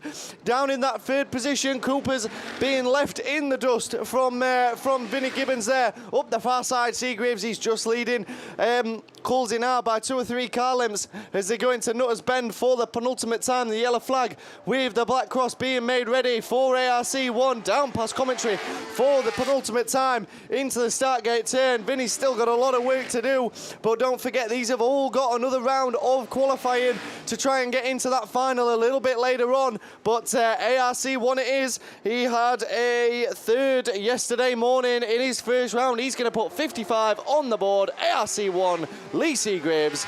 Paul Coles goes with a win in a second, and Vinny Gibbons in Leewood 117 third. Gareth Cooper, Yorkshire's 17 is your final finisher. Right, that is finally Heat 2 of the Class 10s. It only took 4 attempts, Kev. Done and dusted. So, up on the line, it is some more Class 6s, so it's going to be back over to Kev. Yeah, cheers, Brandon. Well done, mate. So let's do the... I've got Class 9 finalists in front of me. I'll do those very quickly. Top of the shop, Phil Cooper in ARC number 5. Lee Seagraves, just seen him in the 10. He's made the Class 9 final. Barry Ashmore will be there, as also Andy Hornshaw, Dave Palmer. I'll do these in a bit again. We'll give them a bit more justice. So here we go. We're racing then with Heat 3, Race 4 of the men's Class 6s, sponsored by Northern Trading of Cumbria. And it's the Mallow 182 car then, a Jack Brown. He's had a great weekend so far, Jack, a first and a third. And looking to book his place in the final. Manning's there in third place, Martin James. Then, we got red flags. So back into the rerun lane. There you go. And we'll do that all again in a short while. Okay, so let's go back to Class 9s then. The Liam Evans Tyres sponsored men's Class 9. And we'll go through the finalists once again. Phil Cooper on 165 points, the only man unbeaten this weekend in Class 9. Lee Seagraves, ARC 3, 155. Barry Ashmore, Yorkshire Dales, 154. Has also qualified in third place on 155 points. Andy Hornshaw, York 78 on 135 points. Dave Palmer, then North Wales 31, 128 points. As did Aidan Llewellyn in PhD number 9, 128 points. Sam Pinches made it through on 128 points, also in Radford, 35. And your final qualifier on 121 points. Leewood, number 13, Jay Gallagher. That's your runners for the Class 9 final a little bit later on. We're going Class 6 again, are we? And down there on the line, we've got a quick couple of hellos very quickly, talking about Class 9s. A happy birthday to Andrew Adams from Mum, Dad, and all your family. Hits the big 3-0 tomorrow. Gordon Bennett, where'd that time gone? So Andy Adams, happy birthday to you, mate, from all your friends, all your family. We're missing you up here in your Class 9, but hope to see you soon, mate. Happy birthday. We had another message from Trish Fernio earlier on as well, just saying hello. She's enjoying the coverage on the Bass TV from Isle of Wight. Forgot where she lived for a minute. So, how you doing, Trish? As we go racing then, where this just totally confuses me when they mix these, because this is race 1, believe it or not, of men's class 6. So let's have a look. CW 174 then is your one to show, and James Sinnott is the man that's heading the points in this heat. So James looking good at the moment, but Scunny 15 must have heard me, Jordan Copeland. He's only 2 points behind him, and he's on 81 points, and he storms through into the lead. But back up the inside goes Sinnott. He's all over the shop, mind. And then Scarborough 253. Very much in contention there is Mike Armstrong, and Mike's showed strongly as well. Already picked up 70-odd points there with Scarborough 41 now, I think that is. Darren Bryan just racing for points here today, but not going to make the final wherever he comes. Scunny 15 though, your race leader, and he's going well and looking good. This will give him 136 points, which will do nicely. But for how long? Because he's coming under strong challenge over there on the far side as they pile into the Beale tent turn, chopping and changing all the time. So I think this is the third race leader. 253 from 15, 174 and 41. These 4 away from Breeden Hill. Hereford, I think that's 734 at the rear of the field. And up there at the top of the shop there, and they're still fighting hard as they come into that beer tent turn for the final time. It's checkered flag. Who's going to get it? 253 takes it from 15. CW 174, Scarborough 41, Breeden Hill 47, IK 230, and IK 734. Wow, that one's mixed it up a bit, that's for sure. As we look down there, you got finalists you want to read out? No, you're all right, mate. So we're going back now, I think, to... that one's done. We're going back to race 5. And this will feature York 24, Alex Hay on 100 points, top of the shop. Steve Parsonips is on 91 points. 146, North Shropshire 146. So, I'll tell you what, there's a lot of very quick cars in this one. Richard Jones, 64, 119 if he has a win. Don't think that'll quite be enough. Martin James then will be down there. Charlie Williams.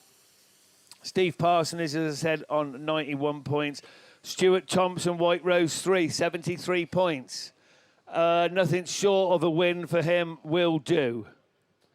So Thompson needs the win. Parsonage could get away with a second. Richard Jones, nothing short of a win. And Alex Hay needs fourth or better. So all to fight for in this final run of the Northern Trading Cumbria sponsored men's Class 6. We will get at least 2 reruns on this one. You can send us a message on the messenger. Find me on Facebook, on Tinternet,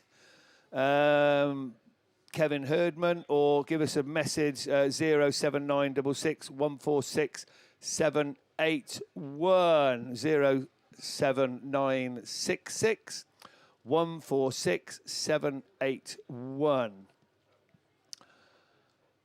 Who else have we got? Jenko? Oh, I'm not reading that out.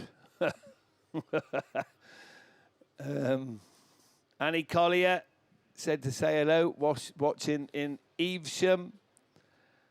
And these blinking phones. I'm not very good with these phones, really. Rob Brahoney, I'm surprised you're still standing, mate. Yesterday they were playing shots for every red flag, and I think they got through 4 bottles by 10 o'clock. So I did see him. Emma Morgan, sorry I missed you, Emma. A bit late to wish Damien good luck, I know. But anyway, he's had a mention. Right, here we go then. And it's Martin James then racing for Pride. Welham points, national points, but he's not going to get through to the final. But South Somerset 279. Richard Jones, as I said, Richard, nothing short of a win will do him. and then I'm not sure it's going to be enough. He's going to have to be very, very lucky to get through. But he wants that win. He wants the pride of winning a heat at the Nationals, that's for sure. That's better than nothing. Northrop's a 146 then, Steve Parsonips. And he's already picked up 91 points as Steve. 45 will give him 136, will it? 37, which is, that'll do. So no heroics from him, and he'll be there. Martin James there in third place. As 279, motors on. James in third, then White Rose 3, Spalding 95. And I think that's Charlie Williams, is it? No, at the rear of the field. As they make the way around over there on the far side. They're all pretty well equidistant now. But still the battle goes on for that first place. And still holding off the challenge. South Somerset 279 it is. Richard Jones, as I said earlier, nothing short of a win. Is he going to get the party spoiled? As they go over there on the far side, it's mighty close. Parson is trying to get up the inside. But that'll do him a second. That'll get him through to the final. Don't throw it away. Oh, he's dived up the inside. Took the win from 279. So he spoilt that for him. CM 11, White Rose 3, Spalding 5, and Mallow 21. Oh, that was good stuff. So definite Northrop's then Parsons goes through, takes the win, makes this afternoon's final. Yeah, thanks, Kevin. And so we will move on to the BB Motorsport F600's third round of qualifying.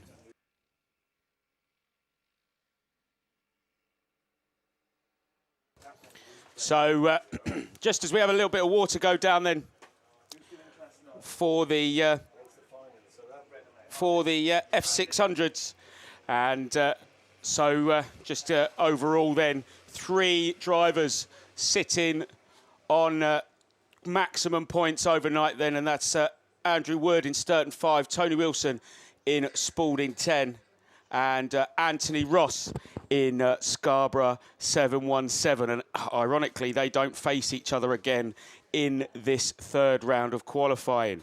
So Andrew will come out in this race 1, which I think is on the line.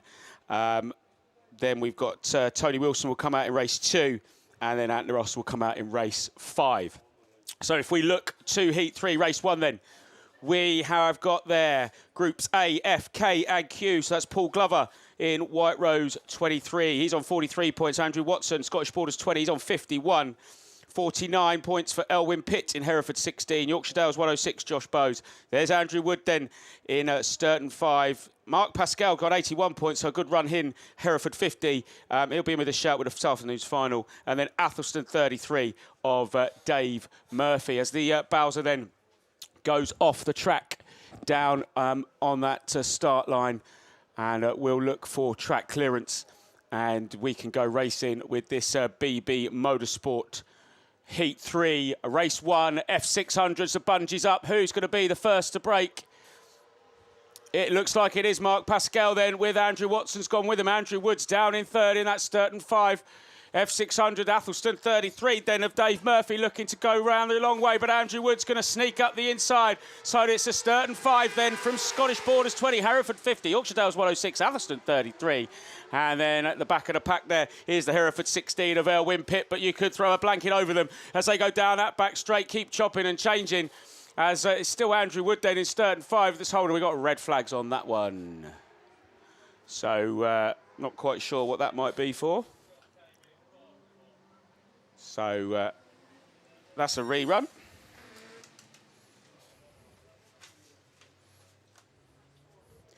So as they go back to the pits then, we'll look to the line. I think Paul Glover's just left stranded there on the start line, I think.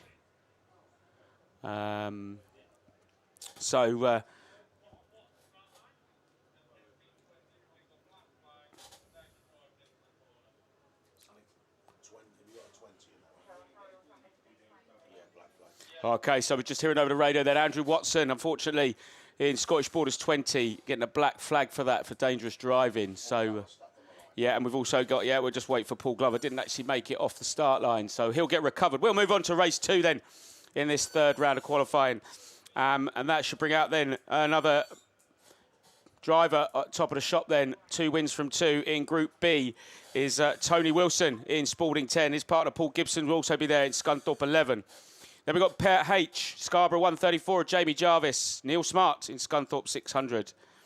It doesn't look like Group Pair M has signed on at all. And then we should have the only Pair R is Leeward 153 of Seb Taylor. I can see 5 cars down there. I've got 5 cars on my list. So looking red flags already as Paul Glover goes back to the pits then. And race 2 is underway. Then it looks like Tony Wilson's got a stormer from grid 1 in Spalding 10. And the Scunthorpe 600, Neil Smart's gone with him and he's looking to go round the outside. But hot on their heels is the Leeward 153 of Seb Taylor as he looks to sit into that second place behind Wilson as they come past us. And it's still Wilson then from the 153 from 600. Then we've got, as they chop and change again, the Scarborough 134 then of Jamie Jarvis. He's up the inside. At the back of the pack, though, is Paul Gibson in Scunthorpe 11. But back to the front then is still Tony Wilson in Spalding 10. Leeward 153 still there in second of Seb Taylor. Looks like there's going to be a change for third. Or is there as the Neil Smart machine is holding on as he just shuts the door on the Scarborough 134 of Jamie Jarvis. And he's gone a bit wide and that's allowed the Paul Gibson to pop up into 4th place as well as they're quite spread out now. So they go down the back straight and completing another circuit. It's the SP10 from Leeward 153. Then it's the Scarborough 134 from Scunthorpe 11, Scunthorpe 600. That's your 5 runners and riders as they go past the start line for another time. And it is the yellow flag then with the black cross. It's going to be shown to Tony Wilson. And he's going to have one more circuit to go, and he'll go into this afternoon's final on maximum points. Still there is the Leeward 153 of Seb Taylor. Scarborough 134 of Jamie Jarvis. Scunthorpe 11 of Paul Gibson. And Scunthorpe 600 then of Neil Smart. But then into the beer tent turn for the final time. Spalding 10, Tony Wilson. 3 from 3 then, 165 points. Going to put him as top qualifier in this afternoon's final. Then it's Leeward 153 of Seb Taylor in second. Scarborough 134 of Jamie Jarvis. Just holding on to 4th was Paul Gibson in Scunthorpe 11. And then 5th was Neil Smart in Scunthorpe 600. So race 2 completed. And I think we're going to move swiftly on to race 3. And that brings out then groups D, I, N and S. And that's James Brown in Scunthorpe 811. Charlie Spencer got a first and a second yesterday in ARC 19. So a good result for him here. We'll put him in the final. I would say he needs at least top 3, potentially top 4. But it's so close that it could be anybody's places. Then we've got Stu Smith in Cumdee 228. Typhy 121 of Kai Williams. Scott Ayres in Spalding 217. Danny Laz in Leeward 2. And Simon Jackson in Stroud 3. And then Michael Wally in Leeward 123.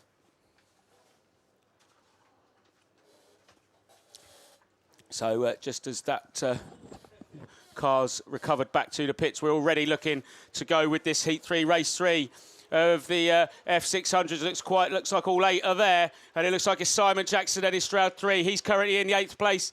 He needs a good result here just to guarantee that position in this afternoon's final. But he's popped out into 3rd. So your race leader then is a Scunthorpe 811 from Leeward 2, Stroud 3, Spalding 217, Cumdee 228. Then we've got the Leeward 2 of Danny Laz, Typhy 121 of Kai Williams, and then ARC 19 of Charlie Spencer then at the back of the pack. But it looks like the race is on for 3rd place. But knows no doubt who your leader is then. It is the Scunthorpe 811 of James Brown from Danny Laz in Leeward 2. So Danny came in as a substitute. Not quite sure a second will put him in this afternoon's final. Simon Jackson will have to wait and see if he stays in 3rd in Stroud 3 as he's looking to be challenged for that 3rd place position from Scott Ayres in Spalding 217. But another circuit completed then for your top 4 as I think they've probably got about 2 to go. And it's still as they are. Simon Jackson's he's lost a cog out the back there. Seen that rolling down the track. So that's game over for Simon. I think that's his weekend over. So Stroud 3 no further participation in this weekend. But one more circuit to go then for your race leader. It's still 8-1-1 from 2, from the 2-1-7. These 3 are away and gone from the 2-2-8 of Stu Smith and the Leeward 123 of Michael Wally. And the Typhy 121 of Kai Williams is still there down in 6th place. Sorry, it's ARC 19 of Charlie Spencer. But there's no doubt who your winner's going to be. James Brown could book himself in the final with 55 points. Danny Laz is second in Leeward 2. Then it's Spalding 2-1-7 of Scott Ayres. Cumdy 2-2-8 of Stu Smith. Then it's Leeward 1-2-3 of Michael Wally. Typhy 121 of Kai Williams. And then last over the line, ARC 19 then. Charlie Spencer, who was on 100 points. I'm not sure Charlie's 7th place is going to be enough. So they'll go back to the pits and Charlie will just have to wait and see depending on everybody else. Yeah. Yeah, Gareth, just while we've just got a moment, I've got the Class 7 finalists. Here we go then. Cumdy 2, Craig Bagley. Cumdy 9, Cameron Mills. Scunthorpe 61, Andy Holby. ARC 6, Phil Cooper. Scarborough 70, Andy Jefferson. Pennine 23, Phil Barliman. Cumdy 3, Ryan Jones. And North Shropshire 34, Sam Gould. Class 5 finalists then. Charlie Holloway, Evesham 9, Mark Euchre on PhD 20, IK 72, Steve Donovan, Adam Brown in Mallow 184, John Wild in the CY 7, Typhy 73, Wes Hathaway, Jaber Smith, your reigning champion, Ludlow 8, and the man who had the tash but shaved off and makes himself look younger, Yorkshire Elves 46, Colin Chilvers makes up the Class 5 final. Wow, thanks, Mickey. Those 2 finals look very tasty indeed. So, but back to F600 time. And we should have G, J, O and T. That's Nigel Gibson, Rod Dodds, Gary Pugh, Graham Dawson, Dave Walsh and Jamie Duggan. And, well, it's anyone's game here. Gary Pugh has got 91 points and he's got actually quite a lot more than anybody else. So if he doesn't win this, then he probably won't make the final, but it looks like he's made a storming start there in the Scunthorpe 30. So it looks like it's Gary Pugh then out in front from the Solway 100, Leeward 73, Wessex 9 and Sturton 38 then of Nigel Gibson. So there's only 5 runners and riders in this one. But they go down the back straight and stretching his legs then is Gary Pugh. And I think even a 2nd place, even a 3rd will put Gary in the final. So he just needs to keep it pointing in the right direction. That's Scunthorpe 30. Next is Solway 100 of Graham Dawson from the Leeward 73 of Dave Walsh. That's your top 3. Wessex 9, Rod Dodds. They're in 4th place. And then I think that's Sturton 38 and Nigel Gibson there down in 5th. But as they come round the beer tent bend for another time, I think there's 2 to go this time. It's still Gary Pugh then in Scunthorpe 30, but closing the gap a little bit is the 100 of Graham Dawson as they go into that start line turn. Graham Dawson all over the back wheels of Gary Pugh as they go down the back straight for the penultimate time. And they're going to see the last lap flag this time round. One more circuit to go for Gary Pugh and Graham Dawson. A little way back, though, is the 73 of Dave Walsh. Then it's the Wessex 9 of Rob Dodds and the Sturton 38 there. Still there in 5th is Nigel Gibson. But it looks like Gary Pugh is going to book himself at very precious spot in the top 8 and in this afternoon's final. 55 points to add to his 91 then. Scunthorpe 30 takes the win from Solway 100 of Graham Dawson, from Leeward 73 of Dave Walsh. Then it's Wessex 9 of Rob Dodds in 4th, and then 5th is Nigel Gibson in the Sturton 38. So that's race 4 completed. Moving on to heat 3, race 5. It looks like I've got all 8 then out there. That's C, E, P and L.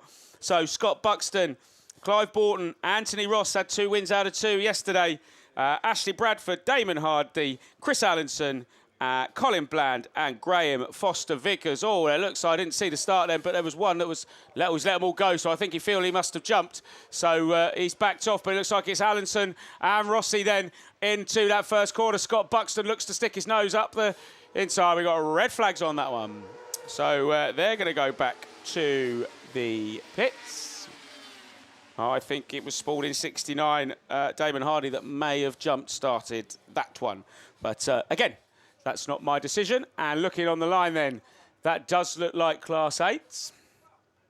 So Not sure where Russ is, if Russ is about.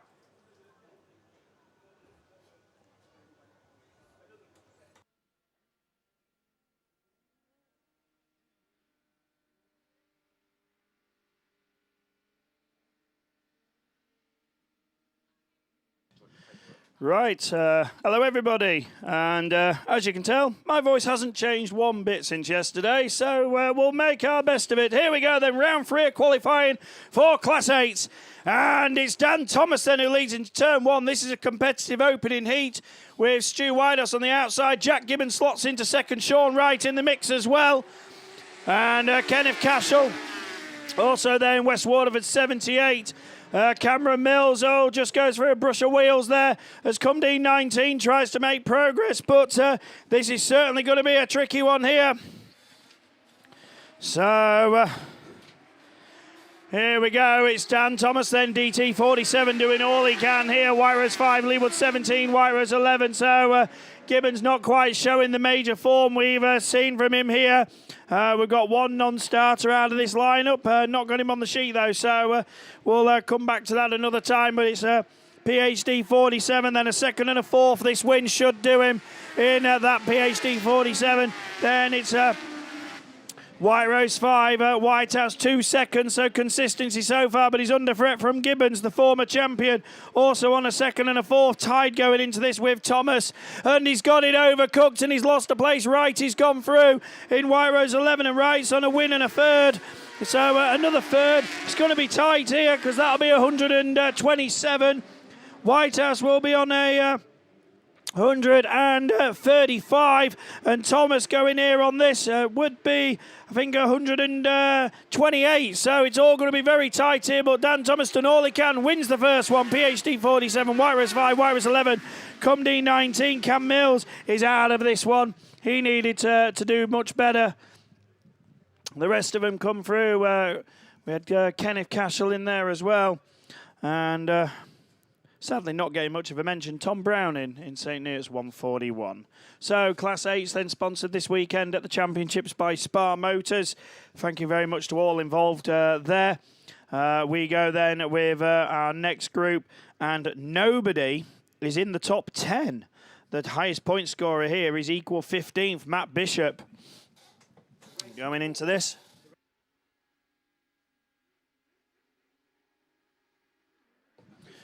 So, some wheelies off the line then from 1 or 2. Russ Shepherd then leads into turn 1. Steve Mills in the pack as well. Connor Jones, Matt Bishop, it's all getting bunched up here. Contact.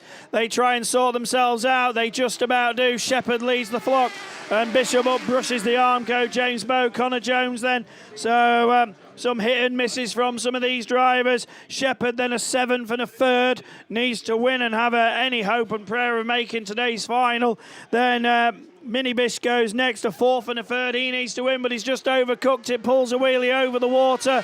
Gets it back going in second ahead of James Bowes on a 3rd and a 5th. He needs to win. Connor Jones then, ARC 15. He's on a 4th and a 2nd. He needs to win. It's so tight here.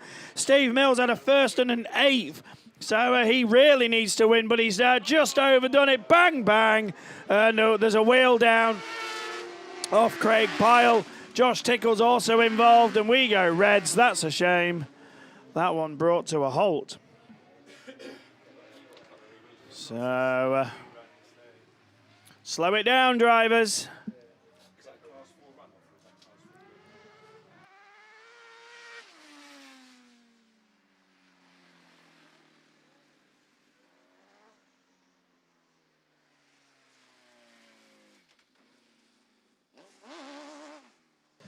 So a scrappy event there. Craig Pyle came off worst of it. Wessex treble 6 with a front wheel off.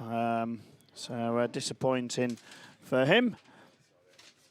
So everybody else has been keeping up to date with the finalists. We're getting ever closer, aren't we, towards those big finals where we crown our champions here at the 50th anniversary Men's National Autograss Championships, hosted by the Dales League. Of course, we look to race 3 while the recovery operation is going on. Graham Moss in White Rose 9, disappointing weekend for him. Jamie Meehan in West Waterford 132, not his strongest showing either. Abby J. Bennett has had a difficult weekend also, as has Jack Lewis. So, in fact, there's a lot to play for here just to score some points. Jack Lewis, North Shropshire 127. Emily Gill, Scunthorpe 20. Mitch Wells is the clear best of them after 2 heats in Evesham 356. He's the only driver in the top 10, really, because we've got PJ Cronley down in 38th. And Liam Nichols is next best in 15th. So you would expect Mitch to be the one to progress here. I think realistically he's the only one in contention with a final spot, as everybody else has just had misfortune this weekend. There does look to be a space on the line. I think Graham Moss might be missing in White Rose 9. I can see... towards the outside, Jack Lewis, Emily Gill, Mitch Wells. Just can't... no, Graham is there. He's in grid 2. 2, 4, 6. There is 7 on the grid, so somebody is missing. We'll find out soon. Because away we go then. Class 8s leave the line. And Moss makes a good start in White Rose 9 into turn 1. Round the outside goes Jamie Meehan. Damage on board of Moss. He's been hit by 2 cars and round he goes. And Emily Gill also comes to grief. And another one goes to the Red Flag Fund. And they are all out to go again, maybe. So Jack Lewis facing the wrong way. Emily Gill had nowhere to go. Graham Moss had the front corner completely hit there, but he's managed to drive back. He's lost his front plate, though. So he's heading back. Disappointing weekend. He was hopeful of some decent things, but it's just the way it goes sometimes. Sometimes you can have all the luck in the world and it goes your way, and others it can just go against you. And that's what we're seeing here for some of these drivers. We will switch our attentions to race 4 then. So races 2 and 3 will go again later. Race 4 then. We've got a gap in the lineup out of Group J. But it's Alex Hall, Adam Jones, Ash Howard, Dan McKenzie, Johnny Thompson, Anthony Phillips and Sam Matthews. So from the last run, where there's only 1 car in the top 10 here, we've got 4 in the top 8 at the moment going into this one. And Alex Hall, disappointing weekend, only 25 points for Radford 411. Jones is joint second and a first. Ash Howard is joint 4th on a first and a third. Dan McKenzie 6th on 2 seconds. Johnny Thompson 34th. Anthony Phillips, who it's his wedding anniversary today, 7 years. Can you announce when 8 a.m.? Oh, when 8s are on. Yes, there we go. Anthony and Millie, 7 years this weekend, so congratulations there. Johnny Thompson from Central Scotland down in 34th. Anthony Phillips, as mentioned, down in 21st. And Sam Matthews is 8th going into this. One thing for ladies and juniors, don't forget your passes are available. There's some here for the, I think, the South Wales League. C. Joan Bevans, located at Barnard Motorsport. Karen Juggins has got the CGTRO ones, or the Scunny ones at least. Just on the start straight, you'll see the Scunny banner. They're located there. And sponsor passes as well, I believe. So... I know our club have got some driver passes to be collected, so please make sure you can you do that. But yes, Karen Juggins is on the start straight. Look for the Scunny banner. Right, away we go then. This competitive lineup leaves the grid, and who's it going to be? It's Jonesy, who's quick away. That first straight, well watered, isn't it? Sam Matthews throws the bomb round the outside. He's come up 427. Ash Howard slides jobs up the inside in a PhD 21, but Matthews continues the momentum. Oh, Jonesy's round, going backwards in BC 69. And he's parked up for the time being. Do we keep going at the time being? Yes, we do. Jonesy also rejoins. Dan McKenzie then looking there in that second position, looking to slice through into the lead. Who's that third? Very dirty. It's Ash Howard in PhD 21. Alex Hall, Radford 411. Anthony Phillips sitting here 711. Then it's Johnny Thompson and Jonesy, the top point scorer out of this lot, and now throwing caution to the wind because he knows his chances are slipping away unless we get stopped. But it's a 4.27 under threat from Mackenzie. Oh, Mackenzie up the inside. I don't think Sam saw him. Slides back through on the slippy turn. Scunthorpe 4.27, then retakes the lead. Cambridge 44, PhD 21, Radford 4.11. That's your running order. Then St Neots 7.11, Central Scotland 14, Border County 69, 1 to go.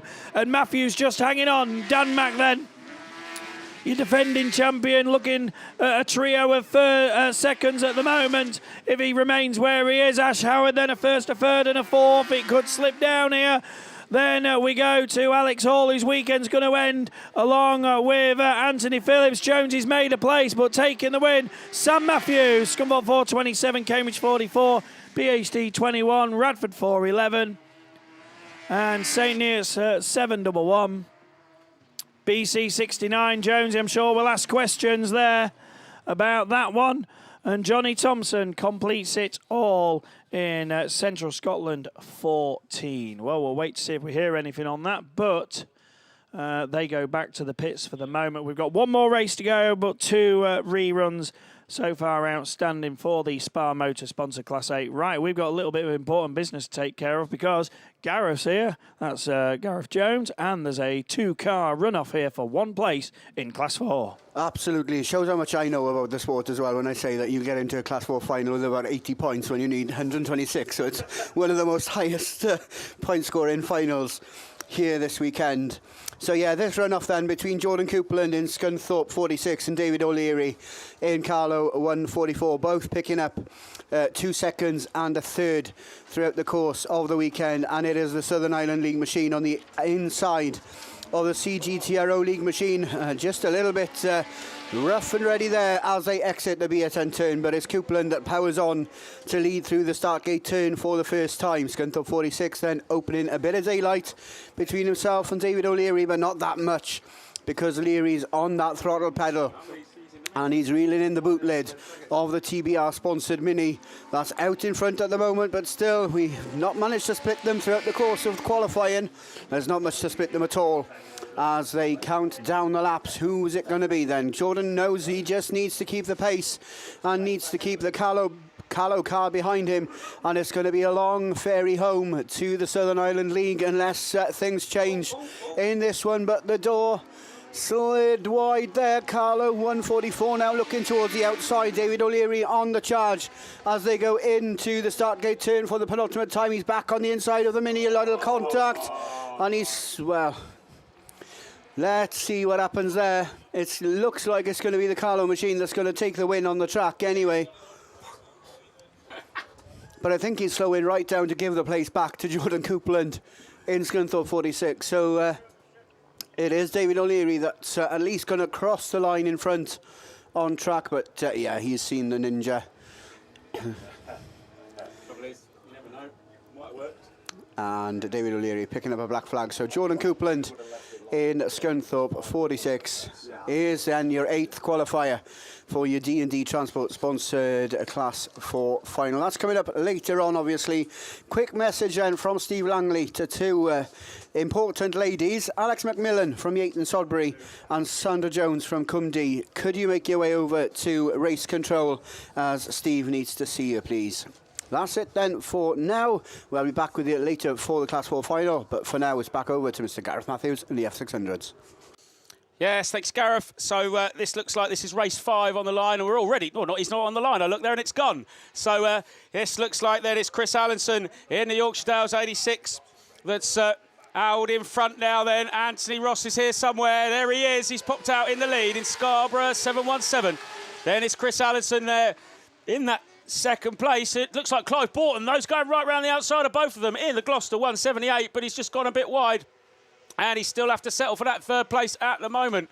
So that's your top 3. But it's the Yorkshire Dales and the Scarborough drivers then side by side as they come past to complete another lap. Still Gloucester 178 from Yorkshire Dales 66, Ludd 16, Leewood 999, Spalding 69 of Damon Hardy. And then it looks like Scott Buxton is a little bit square-wheeled here in Pennine 79. He's looking to try and get out of the way, though, as your race leaders come round on him then. So Anthony Ross then comes through to complete another lap for Chris Allison, Clive Borton. Then it's the Yorkshire Dales 66. Yorkshire Dales, 66, of Graham Foster Viggers. He was sitting on 90 points. I'm not sure a fourth place will be enough. But anyway, I've given up trying to work out all the possibilities because it's just so close in the F600s. But I know one man that will be there is Anthony Ross as he goes on to his last lap in the Scarborough 717. Chris Allinson with a second. He'll have to wait and see in the Yorkshire Dales 86. Clive Borton with third place. I don't think it's going to be enough to add to his 43 points. But 3 wins from 3 then. He's got to be a strong favourite this afternoon then. Anthony Ross in Scarborough 717. Chris Allison in Yorkshire Dales 86. Clive Borton in Gloucester 178. Ludd 16 of Ashley Bradford. Then it was the YD 66 of Graham Foster's Viggers. And then Leeward 999 was also there of Colin Bland. Spalding 69 of Damon Hardy. And then Scott Buxton is pulled off. So in the Pennine 79. But Brandon's just run up the stairs. So that must mean it's Class 10. It's over to you. Yeah, cheers, Gareth, mate. Right, Class 10, finally. Third run of qualifying of your men's Class 10s. Top point scorers being Wes Tinker with the only person to have 2 wins out of 2. Jamie Lyons, Paul Coles, Andy Ornshaw all sat on a win and a second.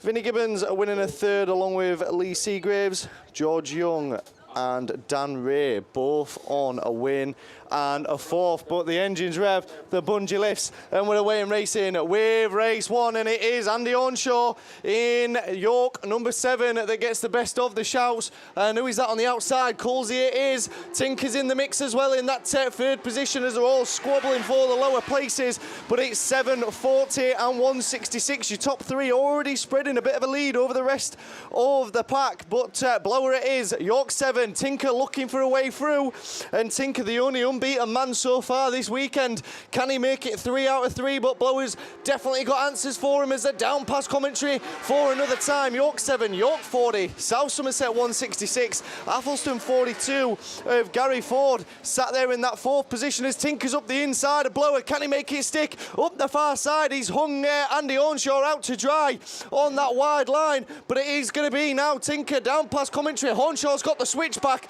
as there's a couple of circuits left to go. 40 and 7 side by side. Colsey's waiting for a mistake to be made as they're swapping and changing once again in that pit's bend, but 40 it is that's got the line up the far side. Blower's out wide. Can he make anything happen with 1 circuit left to go as they navigate Nutters Bend for the penultimate time? 40 it is. Wes Tinker, Andy Ornshaw in 7, Paul Coles in 166, and Gary Ford in Athelston 42, Wayne Yeardley and PhD 16 Fergus Reynolds a little bit further down the pecking order. But York 40 of Wes Tinker is going to make it 3 out of 3, the only unbeaten man. We'll see you in the final a little later on. York 40, York 7 goes with him in that 2nd position. Paul Coles in 166, Athelston 42, Sturton 69, PhD 16 and C99, and your back marker CY 69. So that was 1 race,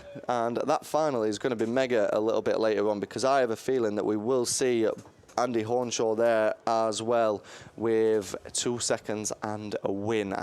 If that doesn't make it, then it's going to be the tightest Class 10 ever if that doesn't make it.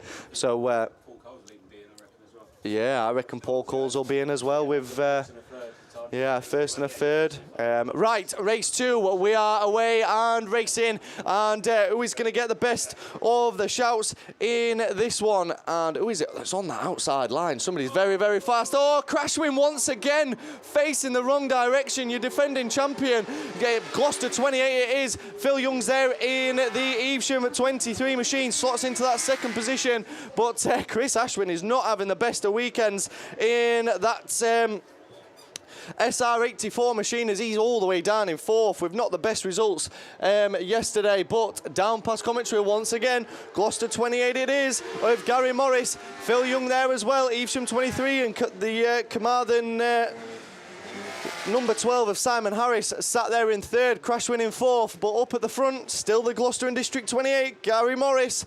He's going to be looking to put 55 on the board, and it'll be tight for him with a 6th and a 2nd in the first 2 rounds of qualifying, but 28 it is, 23 air in 2nd, CM12 and SR84, and then squabbling for the lower positions, it is the C111 and the Carmarthen number 2, but back up at the front has Ashwin got any answer as I say that, he slots himself into 3rd. That's a little bit better for him, an 8th for 1st and a 1st. I think there's a bit of work to do there still, Chris, but the yellow flag with the black cross of Gary Morris in the Gloucester and District 28, start gate turn for the final time. He's got half a lap left to navigate. Phil Young's there as well in the Evesham 23, still sat there in 2nd, and then your defending champion, Chris Ashwin, sat there in 3rd, and I think he might struggle with an 8th and a win and a 3rd, but Gloucester 28 is 55 on the points, Evesham 23, Phil Young, Chris Ashwin in SR84, and the Carmarthen number 12. That is your top 4, the C111 and Carmarthen 12.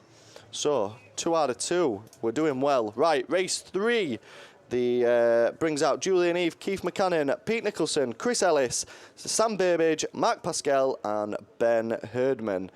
We should have had Mark Luca, but obviously the big role that he had yesterday, I very much doubt he's going to be down there on the line. Right, the bungee lifts, we're away in racing, and who is getting the best of the shout? Burbage it is in the Sturton 40 machine, but do not rule out Pete Nicholson in that Scarborough car. But Pascal's in the mix as well in Hereford 250. And where's Ben Herdman? He's not out to play. Sturton 40 and Mark Pascal are your 2 front runners in this one as Pascal looks up the inside of Sam Burbage in the Sturton 40 machine. Not got an answer for him up the far side as Pascal switches to the outside. Can't quite make anything happen. Julian Eve down in 4th with this wheel banging down there in Nutters Bend as Burbage switches to the inside, pushes Pascal wide.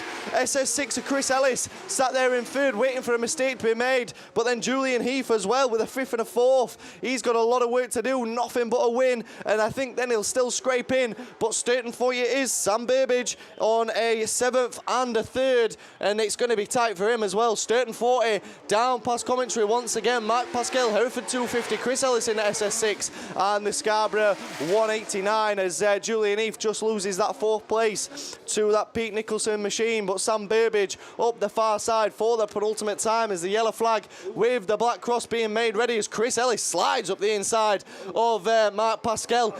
Mark fights back in the Hereford 250 onto the final circuit they go. The battle really is on for this 2nd and 3rd position between Chris Ellis and Mark Pascal as it just this battle allows Sam Burbage just to stretch his legs ever so slightly in the Sturton 40 machine with 1 bend left to navigate, and he's going to be putting 55 on the board. Sam Burbage, Sturton 40, Chris Ellis in SS6, Hereford 250 Mark Pascal, Pete Nicholson in Scarborough 189 and Julian Heath. And then you've got the down Autograss that we didn't mention, Keith McCann in the DA5. So, race 3 done and dusted. Right, race 4, we don't see Darren Sheehy and Andy Bishop, neither of which are coming out. Jamie Lyons, Tyrone Cusack, Lee Seagraves, Mark Griffiths, Lewis Riley and Craig Bartley. So, Spack, he's got a bit of work to do if he wants to make that final a little bit later on. Seagraves it is in the ARC. Number 1 gets an absolute flying start. And who's going to go with him as someone's very, very sideways. Can't quite make anything happen this time as the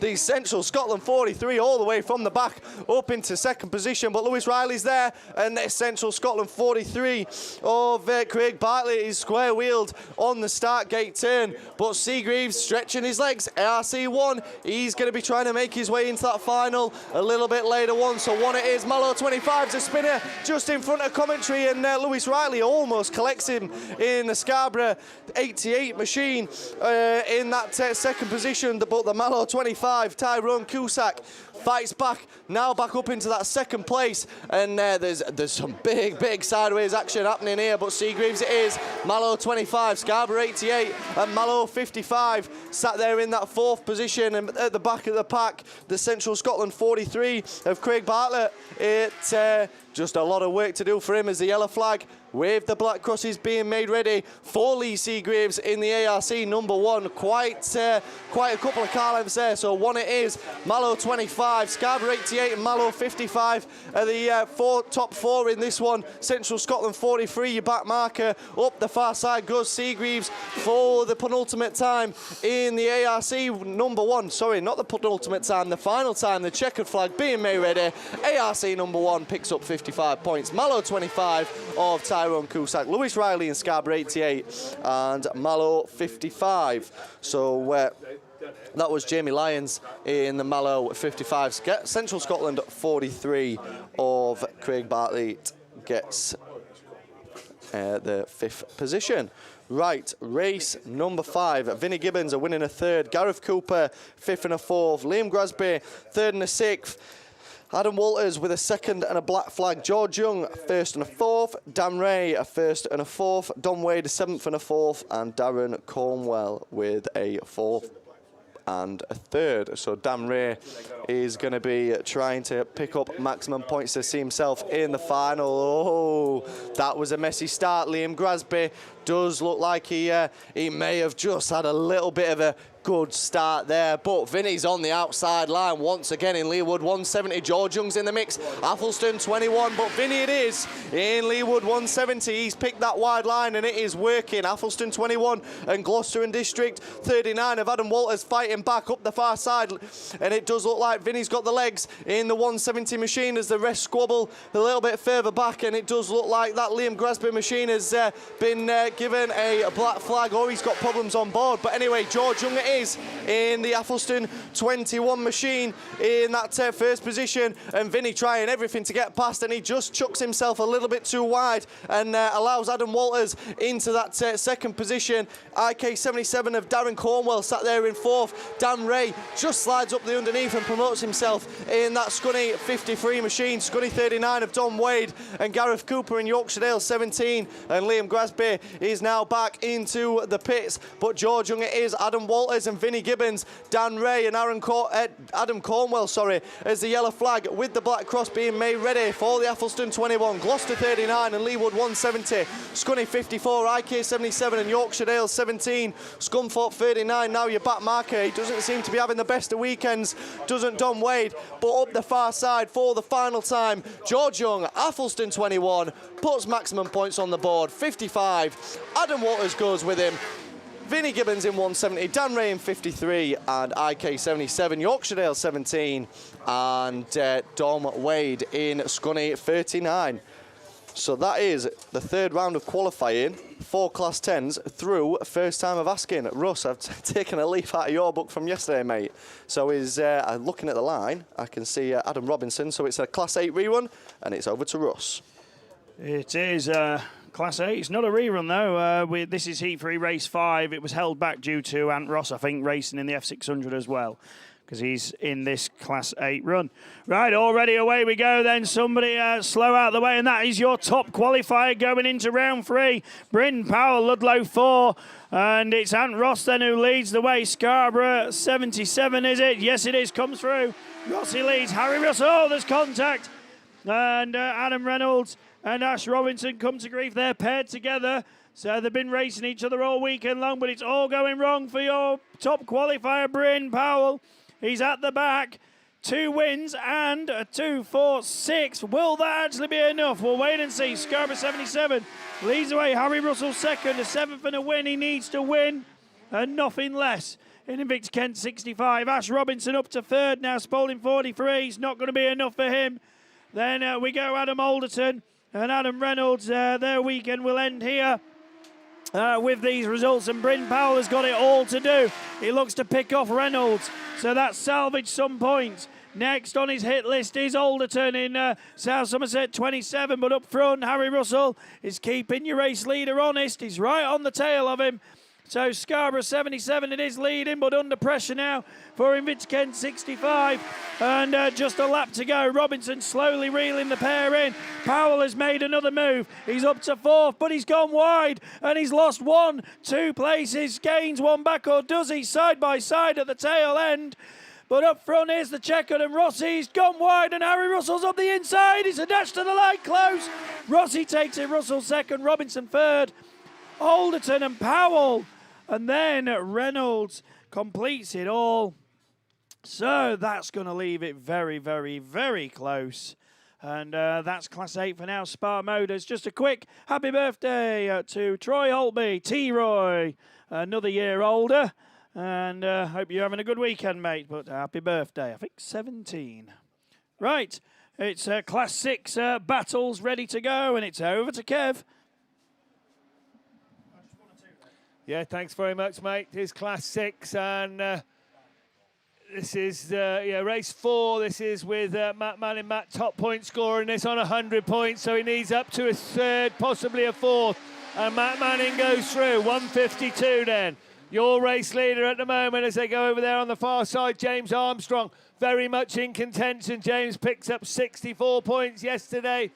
I don't think even a win will be enough for James to get him through to the Class 6 final, sponsored by Northern Trading of Cumbria, but a win will certainly be enough for Manning. Third is the Mallow 182, Yorkshire Dales 10, then Yayton Sodbury 22, Matt Scurfield. Matt picked up 81 points yesterday, so he needs to get up to second place to have any chance of making the Class 6 final a little bit later on, but it's Manning that brings him round once again. Evesham 152. Into the pit spend he goes for, I think, the third time of asking, and still being chased hard by the 276 machine. The 76 machine of James Armstrong, and James Armstrong, as I said, nothing short of a win for him. He knows that, and he's doing his best to get it as Manning moves on to his last lap. 152 then. Takes him round the pit spend for the final time as they go up the straight. Over there on the far side for the final time, James Armstrong. Last chance for you as they pile into the beer tent turn for the final time. It's checkered flag, booking his place in the final. Matt Manning then, 76 takes third, Mallow 182, Yorkshire Dales 10, and Yayton Sodbury 22 is your final finisher. So there you go, good stuff from the Class 6s. That was race 4. We should have race...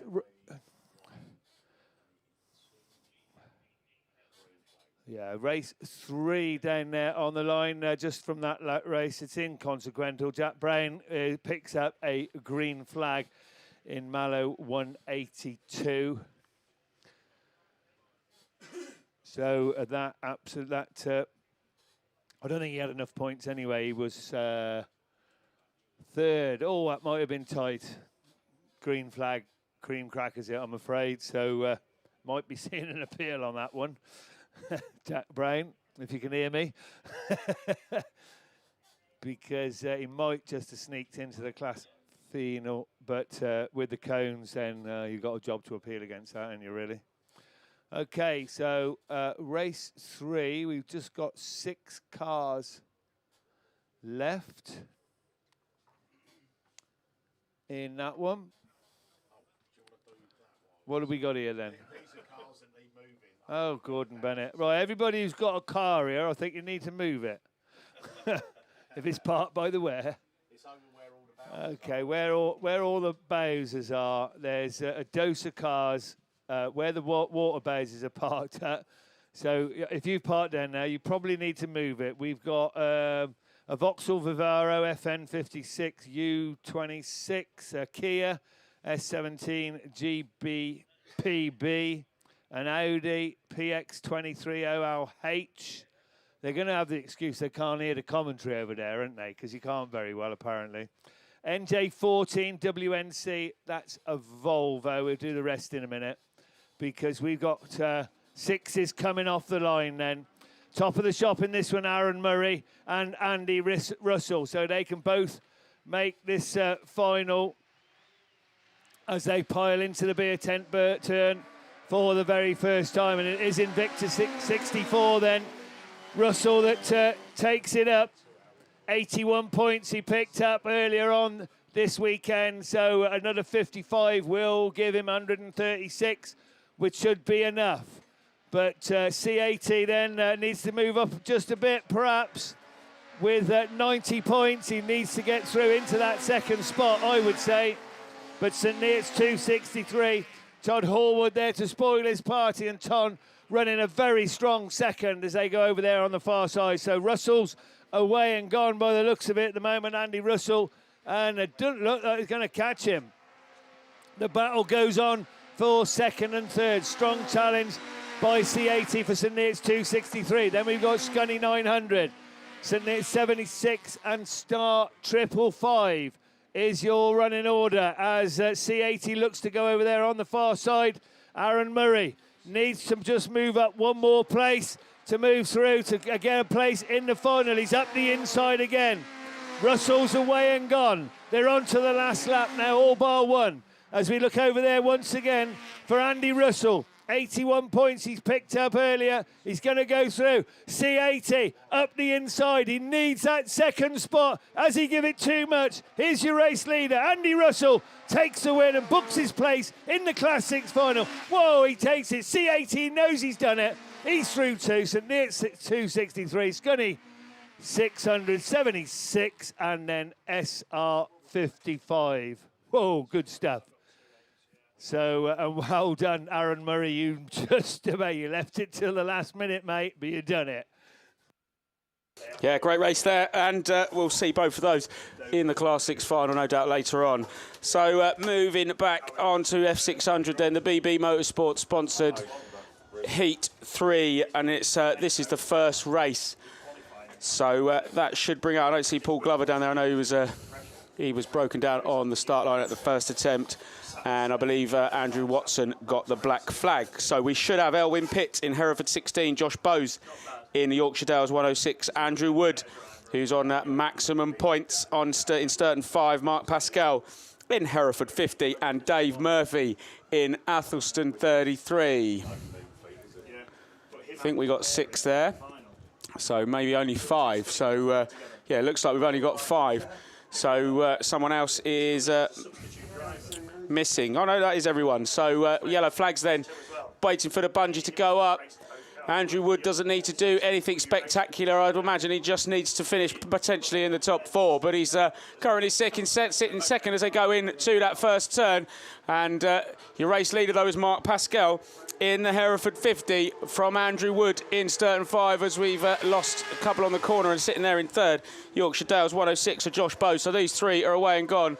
And Athelston 33 then of Dave Murphy, and Hereford 16 of Elwyn Pitt got it all out of shape on that first turn. But we're away and running again, but we're very well spread out this time, as it is still Mark Pascal then in the Hereford 50 from Andrew Wood and Sturton 5. Yorkshire Dales 106 of Josh Bowes is also there, hot on his heels in that third place, with Dave Murphy and Hereford 16 of Elwyn Pitt just down there at the back of the pack. But it's another lap completed then for your race leader, Mark Pascal. 55 points, I would imagine, would put him in the final. Andrew Wood will definitely be there with second. And Josh Bowes, I don't think 36 is going to be enough to add to his 49. So, but it is these 3 then that are out in front, and they are nose to tail as they're going to come around and see the yellow flag then with the black cross. One more circuit to go for Mark Pascal, Andrew Wood and Josh Bowes, and that's where the race is on. Oh, as Athelston 33 then Dave Murphy just gets it all out of shape, and they'll now have a race for that 4th place. But down the back straight then, it is those first 3, and it looks like the Yorkshire Dales 106 and Josh Bowes is going to go and try and go the long way round, as he's going to try and find some grip. Is he going to take those 55 points? He is. Josh Bowes takes the win. What a drive there on that last bend from Yorkshire Dales 106. I think Mark Pascal got second. Still think that might be enough for him in the Hereford 50. And then Andrew Wood coming home in third to add to his 110, and then just finishing 4th, Elwyn Pitt and Hereford 16, and then in that 5th place is Dave Murphy. But that looks like specials. That looks like Class 8. So that means it's Russ Thompson. It is. I think we've got 2 races to go with the heats, and that is it. So, yeah, mega stuff, everybody. Well done. Let's see if we can get these Class 8 heats through. We do have some more finalists for you very shortly.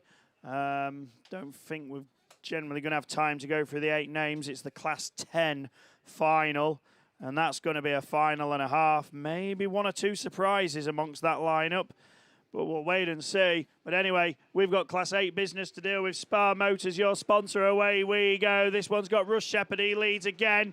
And Craig Pyle was the one who ended up with damage. He's repaired. And 2, 4, 6, 7 cars go. And it's South Somerset 3, leads the way. ARC 15, Yates Sudbury 73. Then it's Caden Cheetham in Scarborough 37. They all go nose to tail. Then somebody's going to make a move. Are they? Minibish looks to attack for second place over ARC 15. Has a look up the inside. Door closed this time around. Shepherd holding firm. Once again, the Nationals hasn't been a kind weekend to Russ.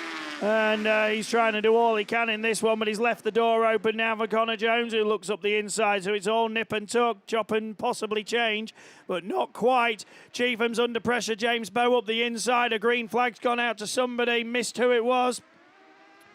But I don't think it was your leader. SS3, ARC 15, Yates Sudbury 73, Pennine 9, Scarborough 37, Wessex treble 6. Craig Pyle and then Josh Tickle at the back of the order in Pennine 74. They're starting to spread themselves out now, but the top 3 are actually still fairly close. The leader's trying to edge away, but second and third won't let him go. With just over a lap to go. South Somerset 3 and ARC 15. Bishop's now been dropped from the top 2. Jones looks up the inside of Shepherd, who pushes out wide. We go side by side. Is there contact? Are they locked together? No, they're free. But Jones is through. Bishop now on the attack once again. Looks to the outside line. It's getting more and more polished. Shepherd back on the inside. There's contact. Jones goes around and around. Bishop crosses the line first ahead of Shepherd, Bow, Cheetham, Tickle, Pyle. And then a disgruntled, I'm sure, Connor Jones. But what happened there? Who's at fault? I don't know. It's not down to me.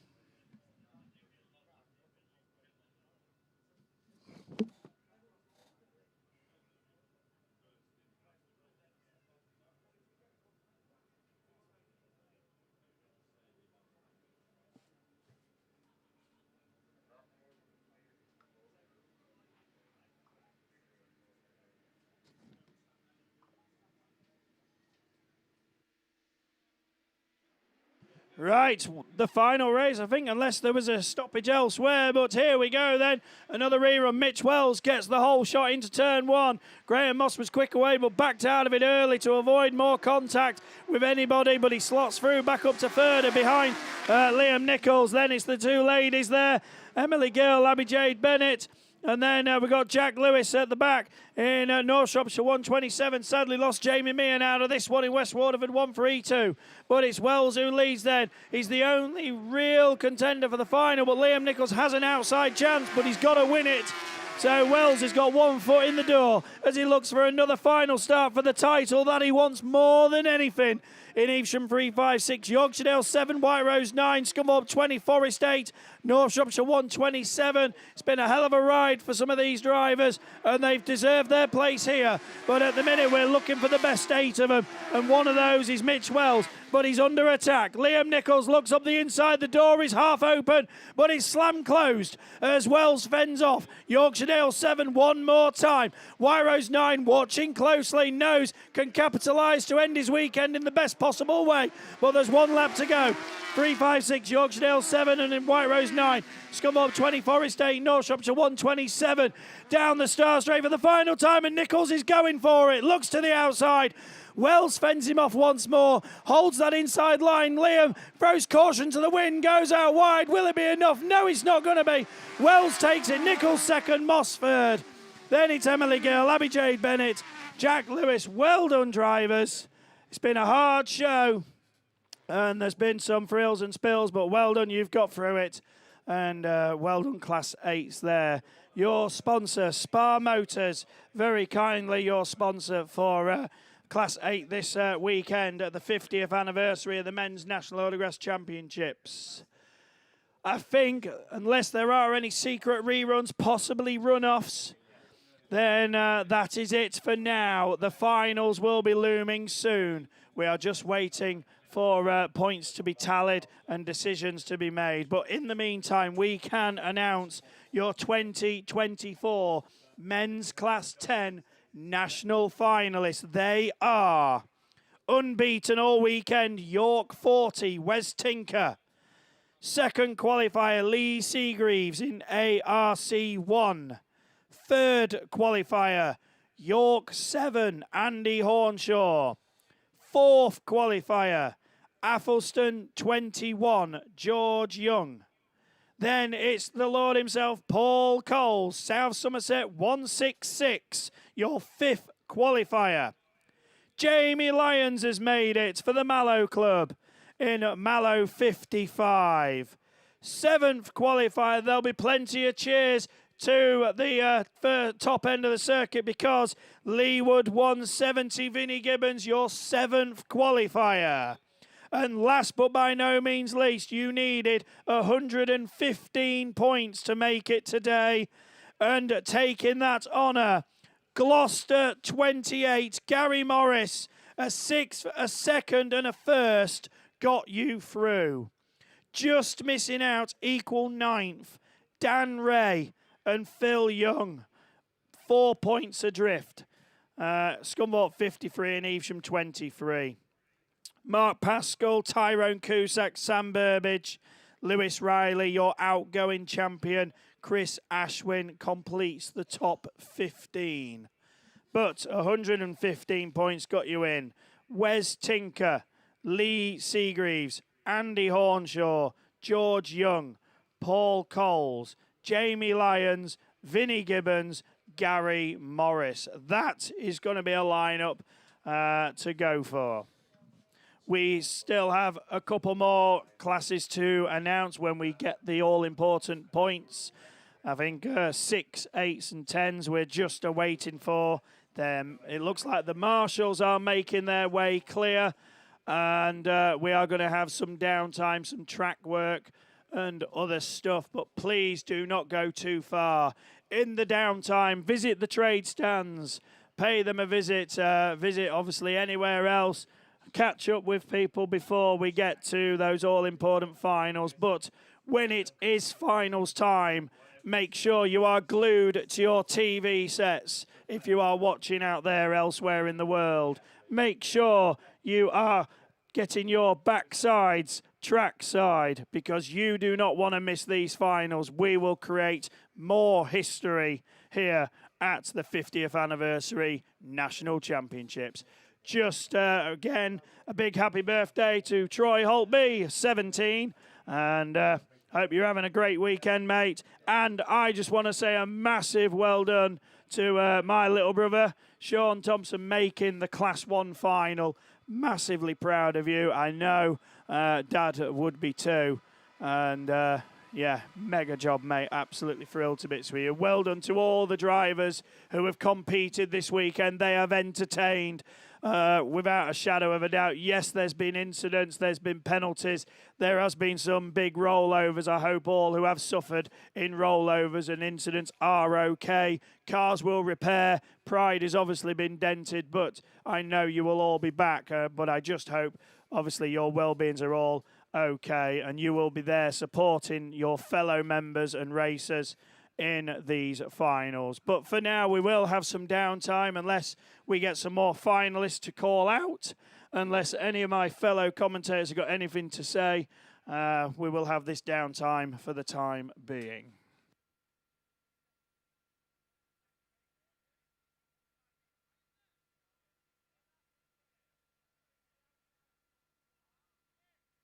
Yeah, well done there. Thanks, Russ, there. Just to let everyone know, don't forget, West Country Videos have been recording every moment of the racing this weekend, and we'll capture all of the finals. If you're looking to see all of your respective classes, you can book it and get a copy on a DVD, USB, or you can have it. You can have it on download. If you want the whole meeting, then you'd get that on a USB stick. So if you do want to order your class or a couple of classes, then there are order forms up near us in commentary, or you can reach out to them after the meeting as well, as you go to www.westcountryvideos.online, and you can then order your whatever you want, really. A bit of evening entertainment. If Coronation Street's not doing it for you, then you can watch some Autograss racing. The Nationals, the 50th running of the Nationals, and a brilliant occasion it's been, and well done to all the guys and girls that have got us here for around about we're coming up to 10 to 1. All the 3 heats have been done, and and we've now waiting with anticipation for the finals. Marshall's taking a well-earned break. Come and get a little bit of food inside and get watered as well, and then they'll be back out on track and then take us through the 12 finals to then crown our new national champions for 2024. And what an occasion. I've got the privilege of taking you through Class 5s. And just as a reminder, we did them quickly about an hour ago, but Class 5s then, sponsored by J2 Graphics. Top point scorer, unbeaten all weekend so far. It's Evesham 9, Charlie Holloway. Charlie was so close last year, wouldn't he? And picked up 4th in the 2023 Nationals. He's kind of on a mission this weekend, isn't he? And I know a lot of people have kind of got him down on their predictions. But Charlie Holloway, we should wish you well. I tell you what, PhD 20, Mark Yuka. He's had a first and 2 seconds, 145 points. That's the same amount and the same results for Steve Donovan in Invicta Kent 72, who's alongside him on that 145 point mark. Then equal 4th is the Mallow 184. Adam Brown's been quick all weekend. He started with 2 wins yesterday, and then this morning he didn't have to do anything crazy really, and a 5th place finish, giving him 21 points to add to his 110, 131, got him into this. And John Wild in that CY7, he had the kind of reverse really. He started yesterday morning off with a 5th and then came back strong with 2 wins. And you remember that last corner, Les Grice was leading it, and then John Wild just came up through the inside and then picked up those maximum points. He didn't actually need the Order 55, to be fair, but he did get them, and that put him into the final. Wes Hathaway kept getting away, didn't he? And he made the final in that Typhy 73. He had a second and a first yesterday and a 4th this morning, 128 points. Qualified just 6 on the list. And then 7th position, it is your current reigning national champion. Well, he's going to be, when I say he's for next probably about 45 minutes, he's still the reigning Class 5 national champion. But Jaber Smith in Ludlow 8 qualified through with 127 points. First with 2/3 either side of that has got him into the final. And then that final place, he got in there by 2 points. Yesterday when he started with a 3rd, he got a green flag in his second heat, and then he stormed back strongly with a win this morning. And 119 points got you into the Class 5 final. So Yorkshire Dales 46, Colin Chilvers, the man who had the tash which shaved off and makes himself look younger, is in there, just a couple of points behind. Birthday boy, Les Grice. Happy birthday, Les. 70 years of age today. So close, but yet so far. However, mate, you are up on your mantelpiece. You know 2011 was your national title in the 5. So you've done it, you've been there, and you've seen it. Right, we've got some more finalists to read out, and waiting to take you through that it's over to the Silver Fox. Yeah, cheers, Mickey. We've got Class 6 finalists at last. So, okay, so many thanks to Northern Trade in Cumbria for sponsoring Class 6. And I can tell you that top of the shop then, he took 3 wins out of 3. Jay Colgate is your top qualifier in Solway, 222. Matt Manning, 2 wins and a second in Evesham 152. Is there also Stephen Parsnips, North Shropshire, 146, and he got 146 points. With Josh Holden, 138 points for Josh in Pennine number 9. Andy Russell will be there on 136 points. Invicta Kent, 64.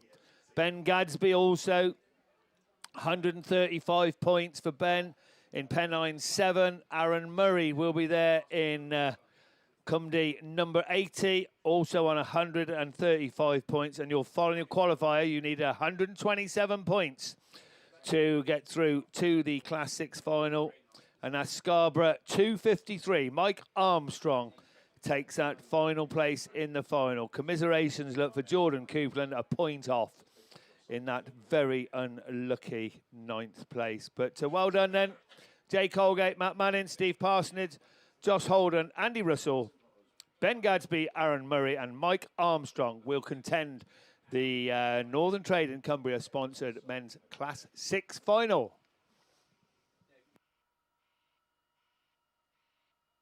Oh yeah, don't forget West Country Videos online. They're they're doing all the telly for Bass TV alongside Bass TV. I know Jeff's filming everything, and you can buy the DV as a download or I don't even know what that means, or a USB stick, right? Or on an old-fashioned DVD. I don't think he does videotapes anymore.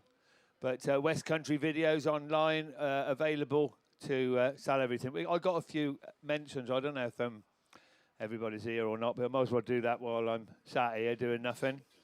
Mark Pascal. Well, some of the luck came up for you, Mark, because that was good luck from Jade and Adelaide and Dalton watching at home. Mark Pascal, Hereford 250. I don't think he made the 10 final. I think he's just outside the places, but I'm sure he's going to make that F600 final. Dave Ibbott, he's over there in Thailand. You're enjoying the coverage, Dave. Thank you. Dawn Marie, sending Matty Bishop much love and good luck. As I said, I think I probably read these out too late for the good luck tonight, but sorry about this. And then Aidan Arrowsmith says, can you wish Alan a happy birthday? 60th, Gordon Bennett.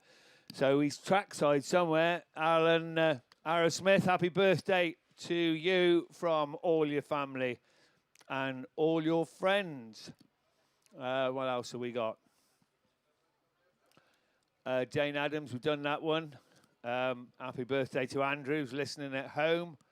And then good luck to Dan Robbins, especially Dan Robbins, he says, from everyone in the East Anglia League. And they're watching from sunny Portugal. Leslie and Dave, ACA CA24, from many years ago. So Leslie and Dave Viger wishing Dan Robbins. Well, that came true, didn't it? Because he's in the final. So that'll do. What else we got on messages?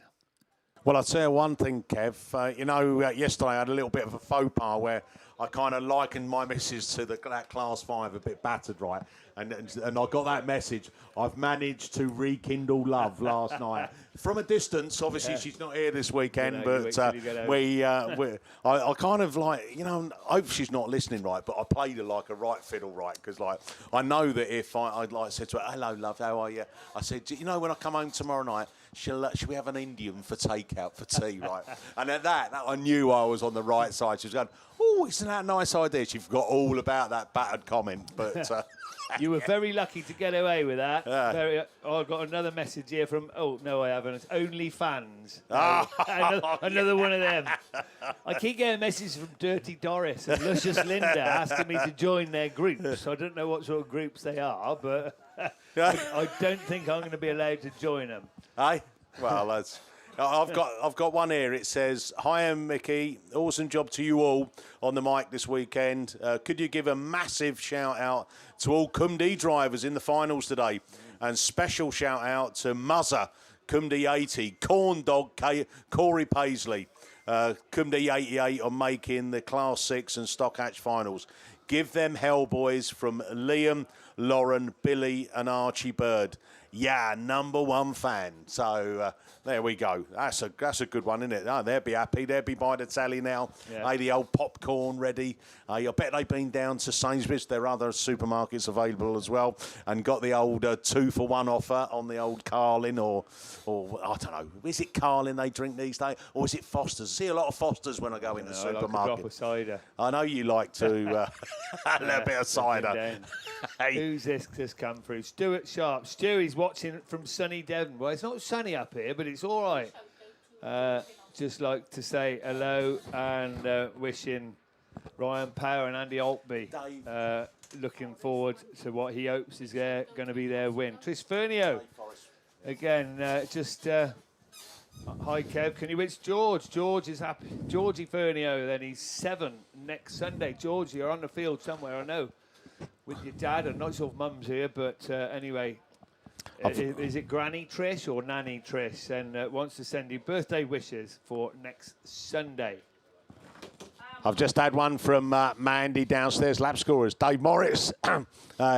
He's just sending out a big hello, and I think you're on recovery mode. So yeah, I hope you're enjoying the watching the racing from the comfort of probably the armchair, and looking at that. It's a toss up in it between National Autograss live stream or the Olympics, right? But I think you've picked the right channel myself. So, but we have been doing all right actually. By the way, I got back. I got back a bit late last night, Kevin, to the motorhome about 12:30.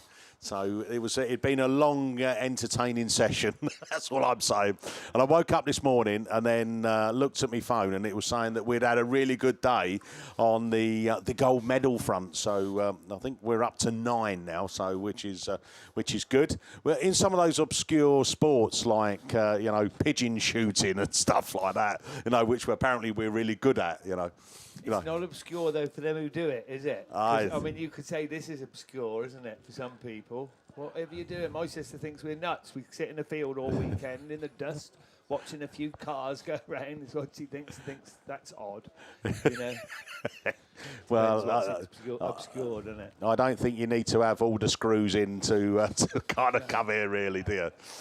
I think when I always think funny, really, I know we got our club meetings in UK and British Series and all that outside of these pinnacle events, the nationals.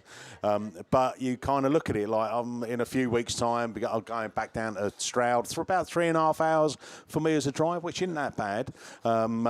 Callum will race, and probably get about 7 or 8 minutes on the track. And I come back with an empty bank balance. That's what it is.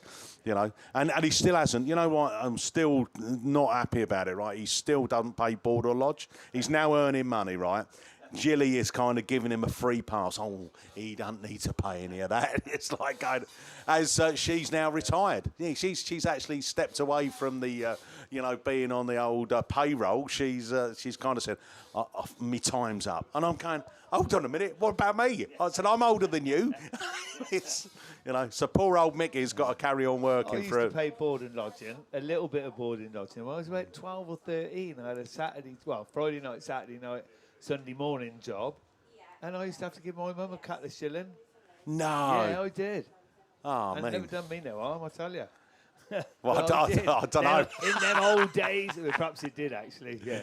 In them days when Hey, hold on a minute. It's old Phil Cooper. He's out on the track. Are you going to try and win a national championship title on a push bike as well? Hey, he's got that many. 12, Phil. Yeah, you got a chance to go for. You got a chance for another 2 this. He could win the bike race as well. Oh, he's like that. Yeah.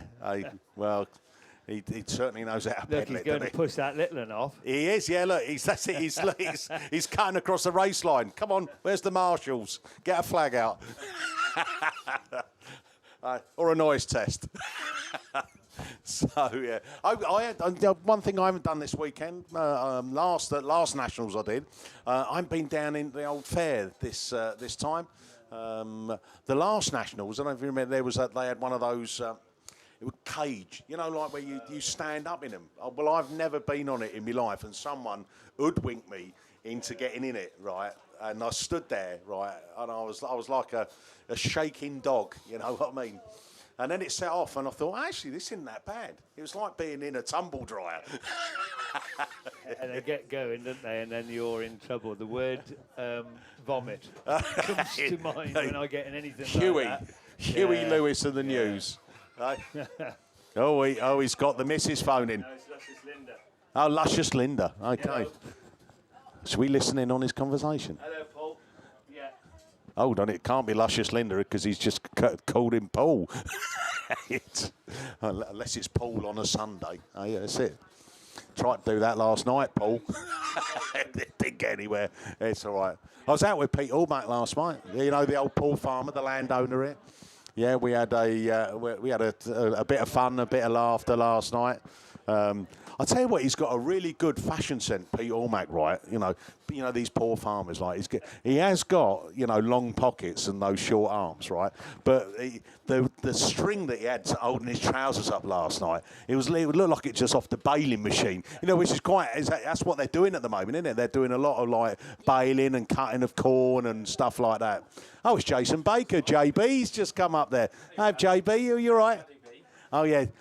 Well, the funny thing is, right, on the name tag this weekend, so it's Jason Baker, isn't it? He's now only been called Barker, right? So, yeah, he's joined the Barker boy clan, so, yeah. It's been good. I'm trying to work out whether or not this is one of our earliest finishes on all heats done and dusted, ready for finals. It must be up there. We could have had a bike race. We could have had a parade. I would love to have seen every finalist out there on the track before the racing commences with their helmets off, so that people could see what the drivers look like. How special would that be? Do you know, but I still have this thing now, right? You kind of like walk around and someone starts talking to you, and I'm thinking, who the dickens is that, right? And then, like, if they mention their race, their car number, go, oh, I know who you are, Talking about people walking around the track, I can see Chris Patterson is down there. Old Pato, has made it through to the Stockhatch final.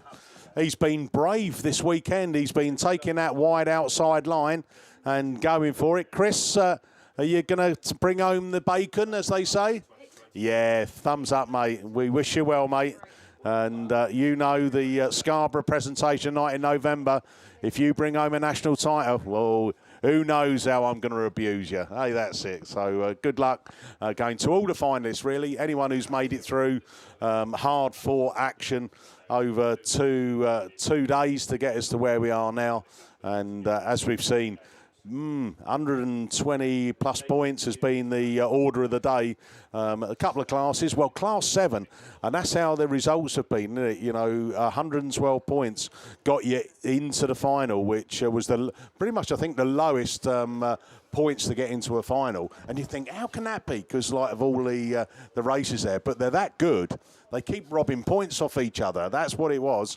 I don't think anyone had a clean sweep in sevens this weekend. So no, we're looking forward to it, and it's always a pleasure to be down here. We've had a good mix in our commentary team. We have a bit of fun, a bit of banter, as you know. Kevin's always a little bit like me, close to the knuckle. Who's knuckle? That's it. Yeah, I'm sure I'll get excluded again for another 8 years. It'd be fine. I've got to read this out because I've got to get back to my OnlyFans messages. So. This is to do with ladies and juniors passes, okay?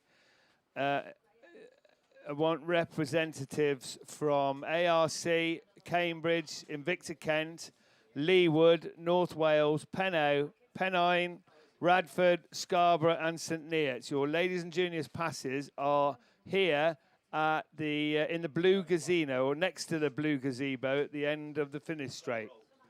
So at the end of the finish straight, next to the blue gazebo. But you got to pay for them, apparently, because if they're not paid, you can't have them.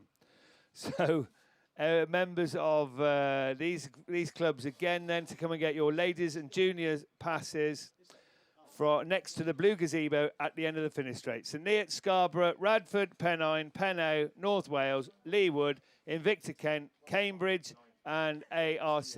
You need to fetch yours. Paul Glover's just been on the blower as well. And the White Rose raffle has been drawn. So you need to go and have a check, because he didn't give me any numbers or anything, which is just as well, because I think there's about 15 raffles going on here today. But the White Rose raffle has been drawn. So if you bought your tickets off him, then by the sound of it, I think everybody's won, because there's loads of raffle tickets. We didn't do all of them, did we? Because the racing got in the way. Mike Mumford's just messaged me to say me tyres are at Waldron stand.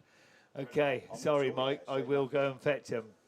And my arm and my steering arm as well from Spanner, who sat behind me. Right, we have got some cars over there by the water cart that needed moving. We were supposed to read this out about half hour ago, so I'm not sure if the JCB's moved them or not. But if they haven't, it's a Ford BL14 EV8. What's that say? Oh, a Volvo. C10, CT10 REV. Rev. That's the Vicar. F5 DWW, that's Ford. No, it's definitely a Vicar. Honda LC62 UUV. I always worry about these number plates. Do you know what I mean? Because you have to. I haven't never been ad, but I've been tried to be ad a couple of times. You know, some like BJ and them sort of things. I've a big un. Yeah. So a Kia Ali 21 KP8, an Audi. What's that? KX59 WNM. Christ, there's an awful lot of cars. I think anybody that's parked over there by the water carts, I tell you what, go and move your car, mate. Okay, that's easiest, isn't it? Because there's hundreds of them. All right, Volvos, Land Rovers, Audis, Kias, Vauxhall Viveros, all sorts. If you're parked up by the water cart, do us a favour, go and shift your motor. I'll tell you what, we've got Graham Bennett here. He's got the Class 9 finalists. So over to Graham. He'll take you through runners and riders. Yeah, here we go then. So a little bit busy there at the minute. So they've just come through for me. So top qualifier then. Phil Cooper, 165 points. Lee Seagraves, second qualifier then. So he'll have second pick joint with Barry Ashmore on YD154. Andy Hornshaw, Y78, he's in on 135 points. Then we had a three-way tie for fifth place then. Dave Palmer, NW31. Aidan Llewellyn, that's my tip, PhD 9. He's there on 128. Sam Pinches, he's in after a second last year then. So he's on 128. And then your final qualifier. And fair play to this lad. He drove a stormer, didn't he, in the 30. LM13 then, Jay Gallagher. What a final that's going to be for us. So, yeah, let's hopefully that'll run through as well as my third each did, mate. I'll be quite happy with that. That'd be pretty good. I just want to give a quick shout-out as well then to Georgia DeCrow. It's her birthday, 16, and the old man can't believe he's not going to be here for it. But she's 16, mate, so you're not going to see him anymore because she'll be out partying and away she goes. So. Just a quick one here. Just on yesterday, we read out about Lisa Bradman and all the Porky crew had been going round and doing a collection for cancer care. Obviously, Porky's been had treatment. When I first got into racing, you know, Porky was in his prime in that York 209. He was in a Scarborough member when I joined. But yeah, when they walk around with the buckets around it on behalf of Scarborough Hospital in York and Scarborough Hospital T-shirts, they just wanted to say thanks everyone that's put their hand in their pocket and filled the buckets up for them. It's been really appreciated, and a big thank you from all of the Porky crew. So yeah, thanks to them. I've got one in here then from Jack Farah. Now, mate, can you give me and Silly a shout out? for his last nationals. So Phil Wall, who has been he's been a legend in the sport. He's caused more damage than God knows what else. But, I think there's a sigh of relief from a lot of drivers. So Phil Wall, that's his last nationals. I think he is going to step down at the end of the season and hand the keys over to someone more capable of driving than he is. But many years ago, he used to be at the Scarborough Club, and his number was S111Y. So it was Mr. Silly, So and then he went to York, and then he went from Silly to being Yill. So York 111. So no, that's a good thing though. Me and Phil have a good rapport, so he takes it all in good stead. Jamie Thompson also, good luck to all the Scunthorpe drivers, especially our Sean. Yeah, Sean Thompson made it through into the Class 1 final. Is this kids' competition, Hayley? Right, okay. Graham, can you do a drum roll or anything like that? If I didn't win, no. No. Hey, you've got to be in it to win it. Right, here we go then. So the answer was the 50th anniversary, so well done. And we've got some super trophies to give out. And the first one out of the hat, it's Ruby Hurst. So Ruby... that's what I'm having for tea tonight. not actually Ruby Hurst, but, a curry. So there you go. Charlie Bryan.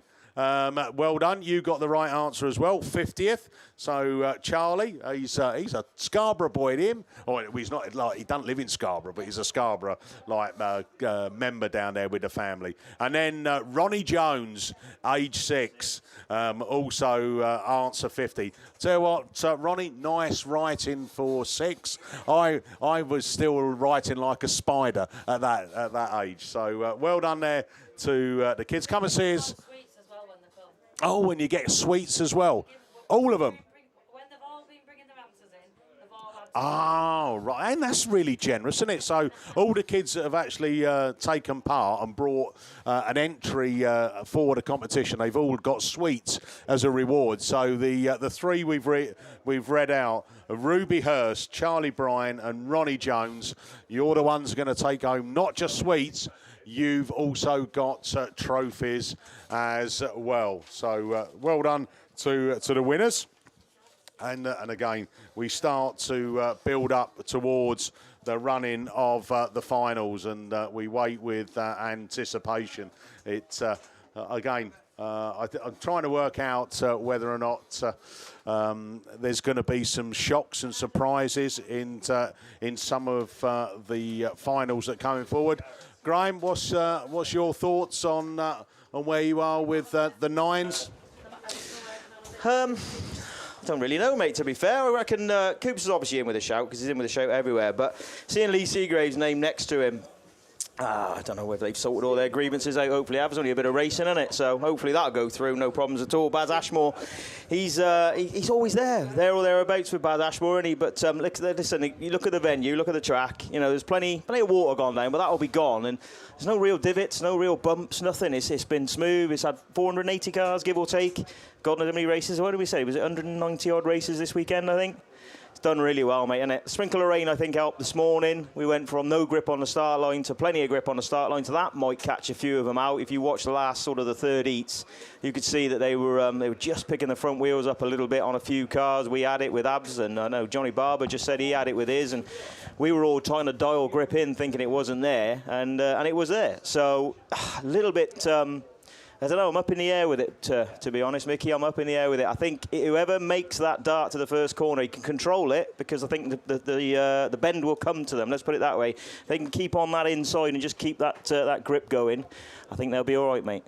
Yeah, I kind of looked at some of that. Everyone seems to want to keep it kind of tight into one. There's been a few that have kind of been brave and gone for and kept it full chat all the way round the outside. And it seems to kind of pay off for a bit, and then they kind of drop back out again. So I think that kind of that line tighter to the cones, push it out, and then kind of try and keep that. I mean, we've seen some people that have had that pressure from behind just keeps building and building and building.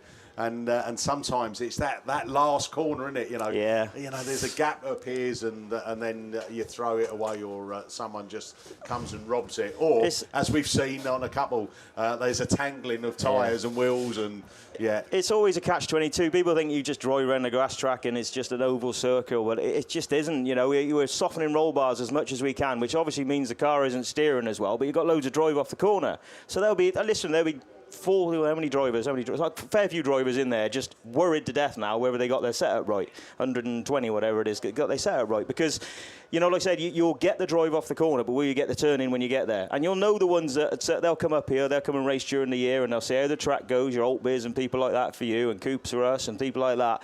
They'll know what to do, but they won't know if it's worked till they get there.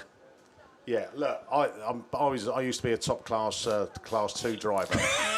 But yeah, how come every time I say that, people just automatically laugh, right? But I remember once, right, racing at York. I don't know, it might even been a early British round or something like that, and it was a bit wet, you know, because it does rain up in Yorkshire. So they tell me, yeah. Thankfully, that this weekend we've been okay, and for 4 or 5 laps, I'd kept the same line, leading it. I was like, no problems at all. I saw the last lap flag, changed, and it was like someone had like kind of switched me body out with a real quivering wreck of a driver, and I spun it out on the last corner in a 2. In a 2, and someone T-boned me. You know, it was like. You know, so I never won a race at York. Oh wow, it is amazing, mate. It is amazing. You'll see loads of drivers out there that they've been doing this for years and years and years and years and years, and they'll just. I've done it myself. So I know the sketch. I mean, round here in 2012.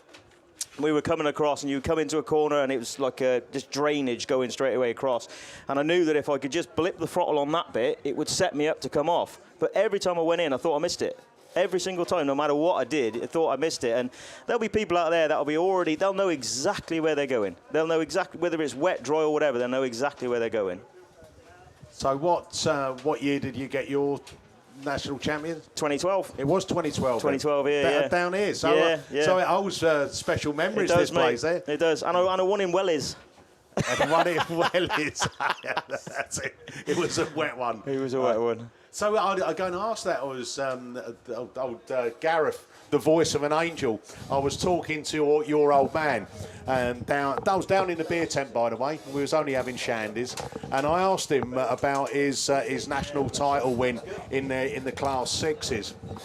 I said to him, "What was the feeling like when you crossed that line?" You know, it's and he just went into this like kind of 10-minute kind of conversation about how that just emotions and everything like that. And he said the only trophy that he's got on display at home is his national winning trophy. He said back in the day, Mickey, he said they were top quality, proper stuff. He said it still looks the same now.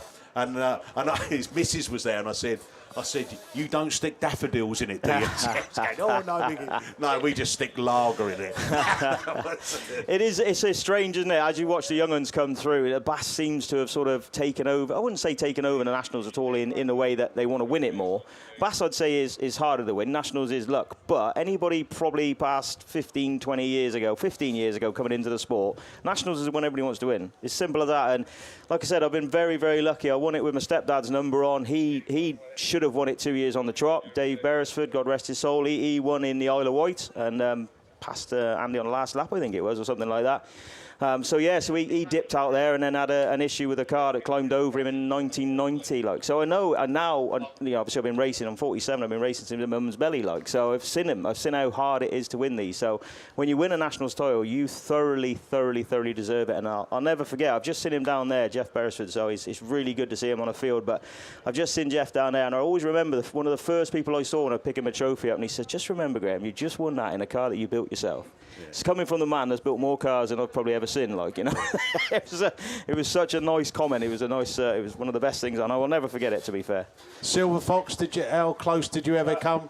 Never want to bloody eat. Right. Just love racing.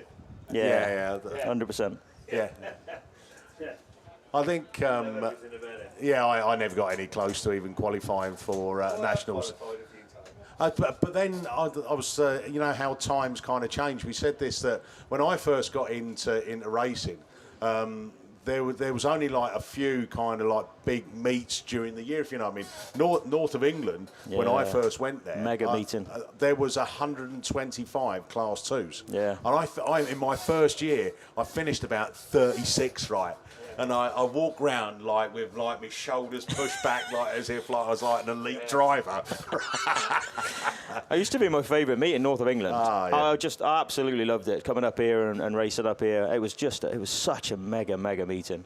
And I think it's again because you get middle of England, you get you know, southern, you got all that stuff and they're all kind of meets that are all kind of crossing over each other at points, isn't it? You know, I think we've always had that kind of debate, haven't we, around the I'm sure everywhere around the country is like, you know, how many meetings is right number for a club to put on? You know, if you have two, 3 clubs in the same kind of 50, 70 mile radius, is that the right thing to do? You know, do you just like pick one of them to get it and then they get a good attended meeting? Because some of the smaller clubs, you know, need, you know, that revenue to keep their head above water, you know.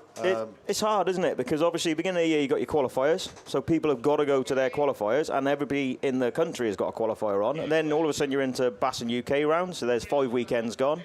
And obviously nationals, there's 2 weekends gone, and obviously Map Open is a massive meeting, so that weekend's gone. So you try and find, I mean, I've been in a position, as probably you have as well, where you have to try and find a space to put your meeting on where you're going to get enough money to make it profitable so you can keep the club going. It's really difficult, mate. But then I suppose over the years, and people have said, what kind of format is best? You know, I remember going down to in Victor Kent a couple of years ago. My old man lives down that neck of the woods, so he dragged Callum's car down. It was in his J-Spec days. And they were doing it was a qualifying round for them. And I thought, we'll be hanging around for, you know, a couple of hours before we get on the track.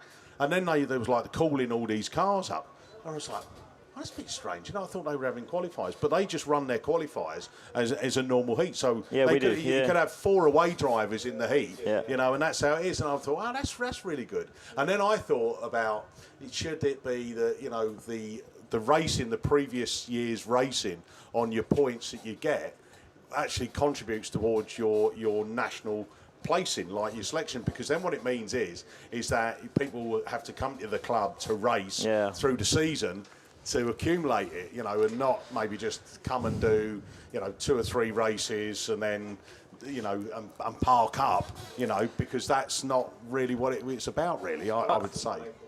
I really like the idea of, I think it was banded about a couple of years ago, where they were doing like area qualifying. So southern area, northern area, or East Anglian area, or something like that. I thought that was a cracking idea, because you could have some tremendous races. Still, obviously, you'll get a lot more cars. Oh, sorry, you'll get the same amount of cars coming to the Nationals, but what some events that would be. If you had 3 qualifiers in southern England. Yeah, and I'm sure as time goes on, there'll be the people that will think up a new formats and different ways to like freshen up it. You know, I mean, I must admit, I look at over the last, I would say, probably 10, 15 years. I think there is a more humorous side of what we do. I mean, I've always been daft as a brush, right? But maybe that wasn't always what you know, was acceptable. You know, but you know, ever since I've been working with old Silver Fox and you know, a number of the guys around there, we generally do have a bit of banter, don't we? What are we doing here? I've just got a bit of bondage going on. That's the wrong kind of banter. It's out in here in this.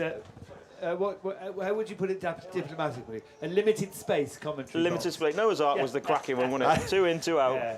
So every time you move a mic or whatever, the wires go everywhere, and it gets a bit.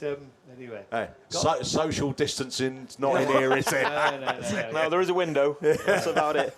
Marshall's making the way out. Look onto the track. Tell ya. It's not going to be long, guys, is it? I'm seeing cars coming into the holding lane. So if you're not already trackside, start to make your way back, because we're going to get ready for the 2024 National Finals down here at the brilliant Yorkshire Dales venue. It's put on a spectacular event thus far. We've got 12 super finals that are going to run without issues, coup completion. It's going to happen one year though, Kevin. I'm telling you, mate. It's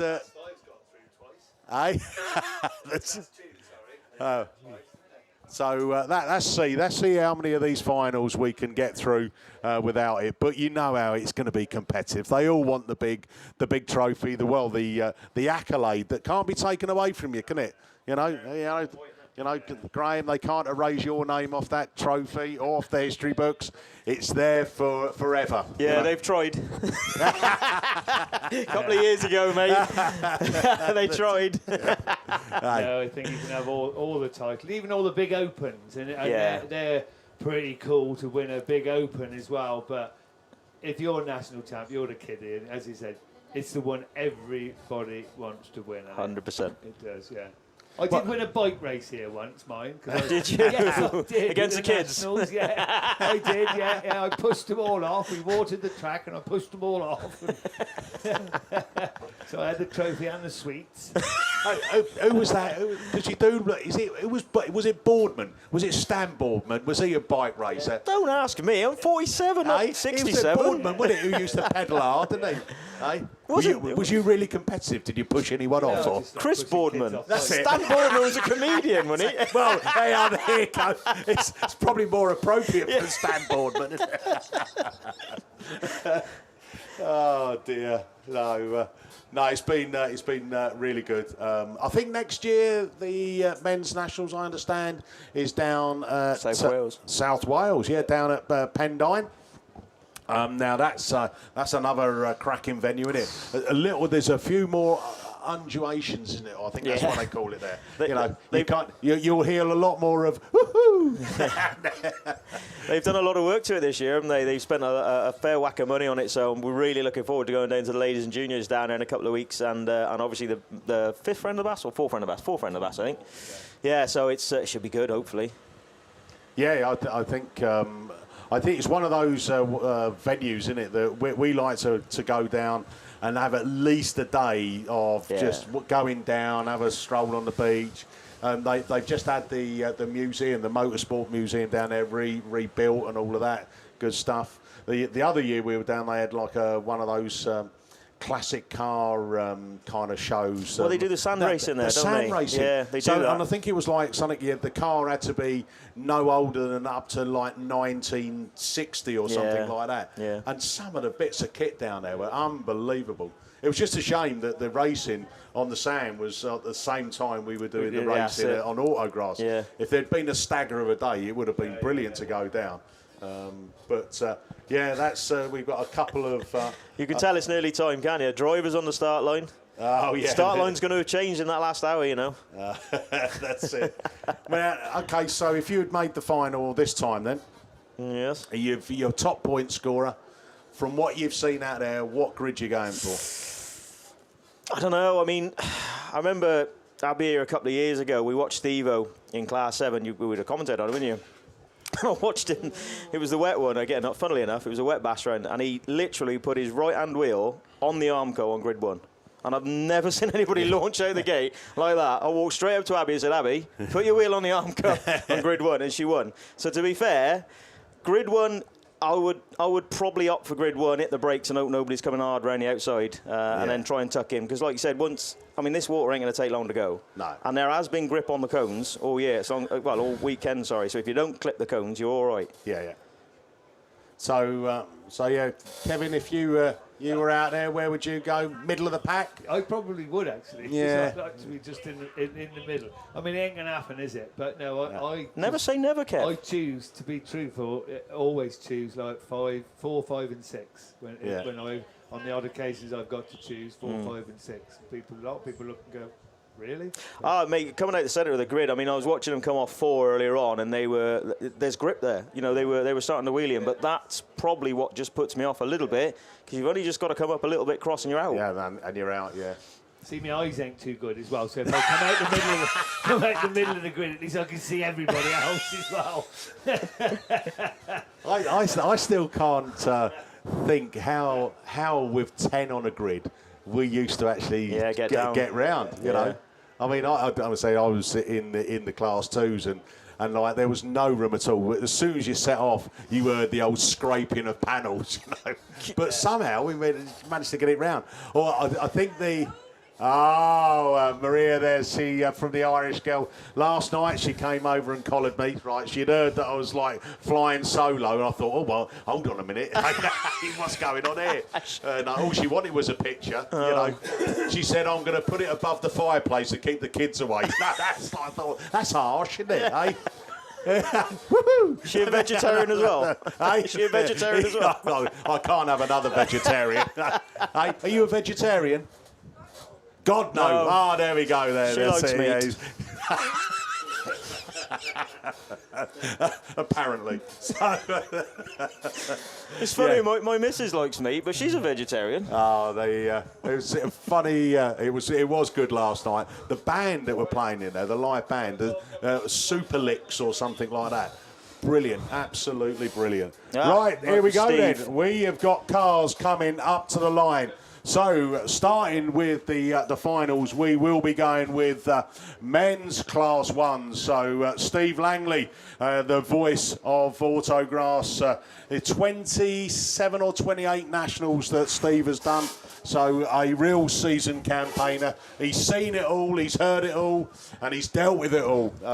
He's a busy man through all of these weekends on the paperwork, the points, and, you know, he's constantly on the go, but it's always a great privilege to have him opening up these big events, and also he's going to be opening up the finals with the Class 1s. Who's going to be your national champion in the 1s? Who's going to be your national champions in all the other respective classes? You're soon going to find out as we start to build up the excitement for the 2024 National Championship Finals, and cars being lined up on the line. And I'm saying that there is a runoff.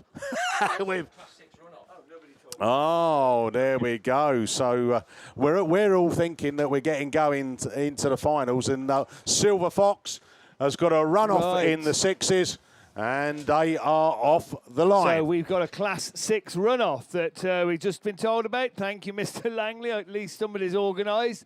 And this is obviously between Ben Gadsby in Pennine number 7.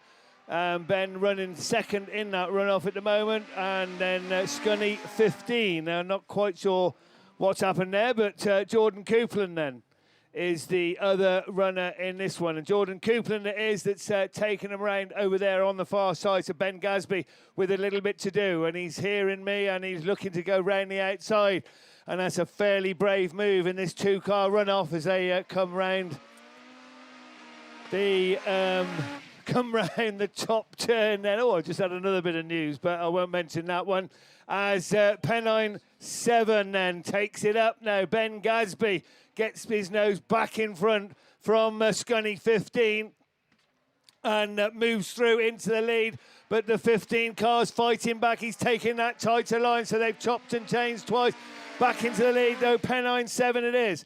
He manages to just find a little bit of grip coming out of that top turn, and he's found a little bit more, or has he? Because up the inside goes Jordan Coupland in the 15 car. Now, is he going to make this stick as the Pennine 7 takes that much wider line again, and they'll come round this time to move on to the last lap. Chopping and changing on every circuit. Pennine 7 now. Ben Gadsby goes through into the lead, and he looks to extend that little bit of a lead as they go over there on the far side. So can he keep hold of this one as they come into the beer tent turn for the final time? Oh, it's going to be close. It's going to be close. It's going to be very, very close. But no, he's got it. Pennine 7 then goes through to the Class 6 final. Scunthorpe 15 has to settle for second. Scunthorpe 15 will not be in the Class 6 final. That all became about because of a black flag being rescinded. But it still hasn't done him any good because he's still not in the final, is he? No. But anyway, that's it. There you go. So the voice of Class 1 is stood beside me, and he will take you through the very first final. There we go then, folks. So we're up and running before I got time to do runners and riders or anything like that. So we're going to have to pick them out as they come past us. TPC Paint Powder Preparation are your sponsors. Tom Powell, your only unbeaten car. 3 wins out of 3. He's looking to make it the all-important 4 out of 4 in this final. Here's your early race leader, Will Henry. Slots into second place in SR19. Connor Griffiths, Tivy 16, your 2022 national champion, is there in third place. Your defending champion runs in fourth. That's Lee Deegan in Cambridge 48. Sean Thompson in Scunthorpe 106 comes next. But your race leader pulling away now, Tom Powell in Cumdee 182. It is Will Henry loses out on the second place now to Connor Griffiths. Scunthorpe 106 still runs fourth. Cambridge 48 racing just ahead of the other Cambridge car. That's Jack Saunders in the 82 car that had to battle through the runoff, but he's there in today's Class 1 final.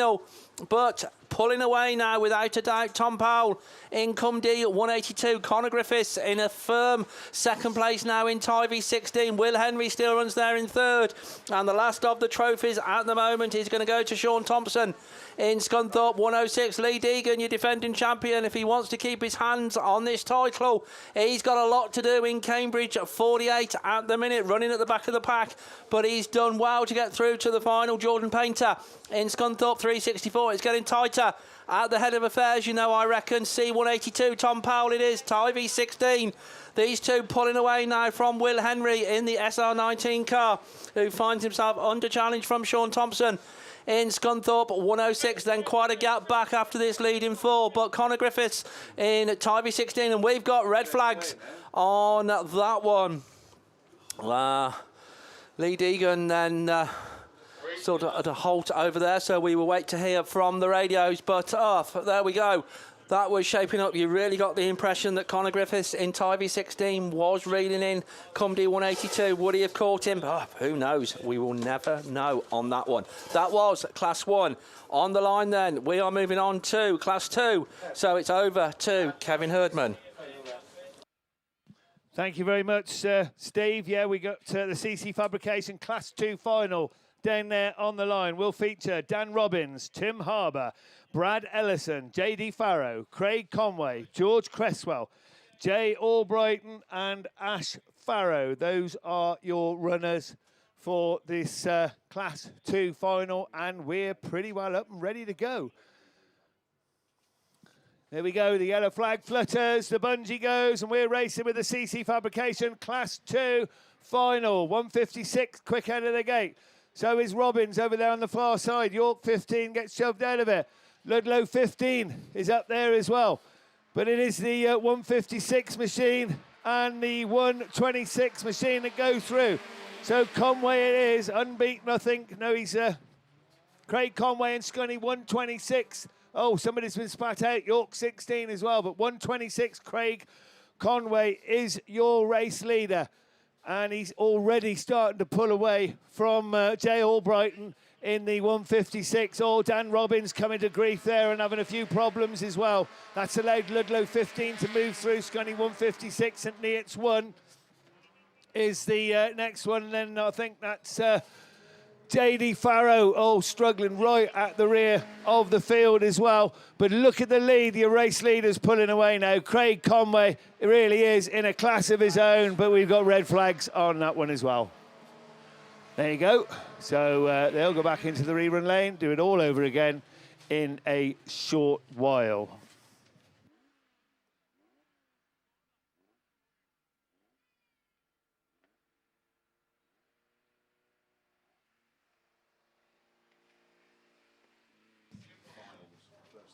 Right, boys, Stockhatch boys, best behaviour for your final. We're going to do it in a oneer. I have faith in you, so best behaviour, boys. So, out in this TCI Mechanical and Fabrication sponsored men's Stockhatch final then. Cumdee 88, Corey Paisley. Pennow 55, Chris Hooper. Ludlow 47, Dean Smith. Scarborough 64, Chris Patterson. IK117, Tristan Richards, Scunthorpe 95, Paul Lickley, York 13, Frankie Hindle, and Scarborough 26 of Nathan E. Atkinson. There you runners and riders, the bunch is up, and we are underway with the men's Stockhatch final. Corey Paisley it is then, in come the 88 that takes up the running as your race leader. Penal 55 looks to go with him then, Chris Hooper. Scarborough 64, Chris Pattison up there, York 13 as well. Also trying to get in the mix at the top four at the head of the field. Scarborough 26, Nathan E. Atkinson sits in that 5th place then, but back up and at the front it's still the Cumdy 88 of Corey Paisley that's going to lead him round the Beer Tent bend, round that turn 2 and down past the commentary box for another time of asking. He's starting to pull away from the rest of the field then. Penal 55, Scarborough 64 and York 13, Scarborough 26, Ludlow 47. IK117 of Tristan Richards, and then the Scunthorpe 95 of Paul Lickley, but back up and at the front of the field then. Your race leader's already heading up out of that turn 2. Corey Paisley it is then that's leading the rest of this field round from the Chris Hooper in Penal 55, York 13, Frankie Hindle then in that 3rd place position from Chris Pattison in the Scarborough 64, Scarborough 26, Nathan E. Atkinson then in that 5th place position. IK117 Tristan Richards is your 6th place man from Paul Lickley, and the Ludlow 47 then of Dean Spiff, but it's still Corey Paisley then that leads them round in the in the Cumdy 88, Penal 55 of Chris Hooper then still in that 2nd place position. Can Frankie Hindle look up the inside on the far side of the field in the York 12? He does just that. He must hear what we're saying because he looks to come through up the inside into that 2nd place position. Chris Hooper there's going to look for the cut back up the inside, not quite making it stick this time as the battle's on for that 2nd and 3rd, but away and gone at the front of the field. Cumdy 88, Corey Paisley it is then. York 13 of Frankie Hindle then just gets his nose in front in that 2nd place position from the Penal 55 of Chris Hooper, and then Scarborough 64 of Chris Pattison in that 4th place. Little bit of a gap, and then Scarborough 26, Nathan E. Atkinson then from IK117 of Tristan Richards, Scunthorpe 95 of Paul Lickley, and then the Ludlow 47 car of Dean Smith, but back up and at the front of the field. Your race leader's going to see that yellow flag with the black cross. 1 to go on this one then for the TCI Mechanical and Fabrication sponsored men's Stockhatches. Corey Paisley it is in the Cumdy 88 car that is your race leader heading up. Just half a lap left for him to hang on to that lead position and convert that lead into the win, and the first of the finalists to pick up that 1st place down here this weekend. Corey Paisley is then in Cumdy 88 that is your new men's Stockhatch champion. York 13, Frankie Hindle takes 7. 2nd, Penal 55 of Chris Hooper takes 3rd, and Scarborough 64, Chris Pattison takes 4th place position. So well done to the Stockhatch boys. Thank you to TCI Mechanical and Fabrication, and congratulations to your new men's Stockhatch champion, Cumdy 88, Corey Paisley. It is then that takes the win.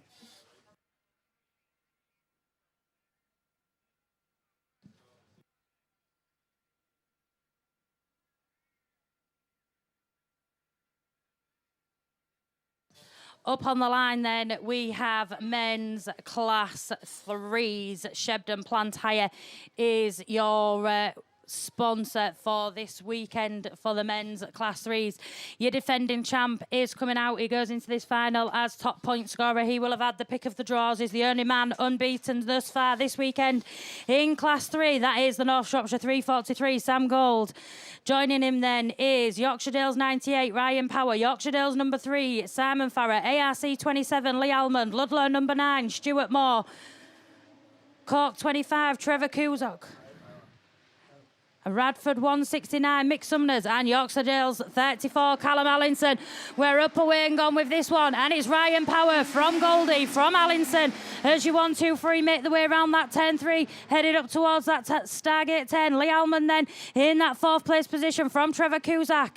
Simon Farrer on the outside then of the Ludlow number 9, Stuart Moore. Radford 169, Mick Sumners, but back up and at the head of the fares we're seeing swapping and changing, but it's still Power. Callum Allinson then now up into that 2nd place position from Sam Gold, from Lee Allman, from Trevor Cusack. Mick Sumners now looks to move up a place, but Ludlow number 9, Stuart Moore's going to try on the outside. Simon Farrer finds himself relegated down the field with all the work to do from the back of the pack. Callum Allinson it is then that's your new race leader leading him up round 10-2. Power looks for the cut back on the inside. Allinson, does he have the legs on the outside? It's Power from Allinson, from Gold, from Allman, from Cusack. Simon Farrer then now back up there. We've got 2 parts up in the Armco on this side of the field. Mick Sumners gets himself running then. So does the Ludlow number 9 of Stuart Moore, but back up and at the head of the fares. The battle's on for your 1 and 2. The 2 home club boys. Power from Allinson as your 1 and 2. Lee Allman then's now up into that 3rd place position from Goldie, from Trevor Cusack, from Simon Farrer, and then Mick Sumners is down the pecking order in this one, but back up and at the front, it's the battle for the 2 home club boys for your 1 and 2 at the minute. It's still Power from Allinson though, as they come round that 10-2. Lee Allman then in the ARC 27 in that 3rd place from North Shropshire 343 of Sam Gold. Cork 25 then of Trevor Cusack, and Yorkshire Dales number 3 of Simon Farrer. Radford 169. Mick Sumners then, he's still got all the work to do, but back up and at the front, Power's just looking to increase his lead. Callum Allinson loses a little bit of ground, drops from 2nd to 3rd, but still in those trophy positions at the minute. It's Yorkshire Dales 98 though that's still leading the head of affairs on the far side of the field. Ryan Power it is from Lee Allman, does you 1 and 2. From Callum Allinson, from Sam Gold, from Trevor Cusack. Then a little bit of a gap, Simon Farrer and Mick Sumners, but back up and at the front of the field. 1 to go on this men's Class 3 final then. Ryan Power it is in the Yorkshire Dales 98 from ARC 27 of Lee Allman. Callum Allinson coming under pressure from Sam Gold. Trevor Cusack in the Cork 25 up there in 5th place position. But your race leader's going to lead him round that 10-2 to see the double checkered flag. Ryan Power it is then in Yorkshire Dales 98. ARC 27 Lee Allman. Yorkshire Dales 34 Callum Allinson. North Shropshire 343 of Sam Gold. Cork 25 of Trevor Cusack. Yorkshire Dales number 3 of Simon Farrer, and Radford 169 of Mick Sumners come round to complete the Shebden Plantire Men's Class 3 final. So well done to your new champion in that one. Ryan Power it is then that takes the win. Heading up and on the line then, that looks like we're heading over to men's Class 5s, and I'm going to hand you over to Mickey B. Yeah, thanks very much, Hayley. It's men's Class 5 national final. J2 Graphics, our sponsor all weekend, and it brings out top point scorer Charlie Holloway, Evesham 9, unbeaten. He's taken for grid 2 in the lineup, so that's where he thinks he's going to get the best advantage. Mark Euchre, PhD 20, 145 points. Steve Donovan, IK 72. Yeah, also 145 points. Adam Brown, Mallow 184. John Wild in that CY7. Wes Hathaway in Typhy 73. Well, for the next few minutes, he's still your reigning national champion. But can he make it back to back? Jaber Smith, Ludlow 8. And then the Colin Chilvers, the man who had the tash but shaved it off to make himself look younger in the Yorkshire Dales 46, is that final place and looking up on the line. I think Colin is coming out of grid 7, I think it is. I think looking down on grid 1, is that Brown that's going to come through there? Wild is coming out of the middle of the pack. So all different technique. Some of it's decided for you because the top point scorer gets the first pick, then the second top point scorer, and it goes on for there. Right, bit of water going just around the cones.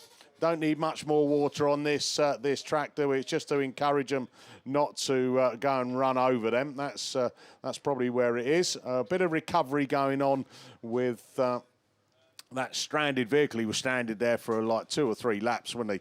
And not being able to even be able to watch the racing. He was just looking into the crowd.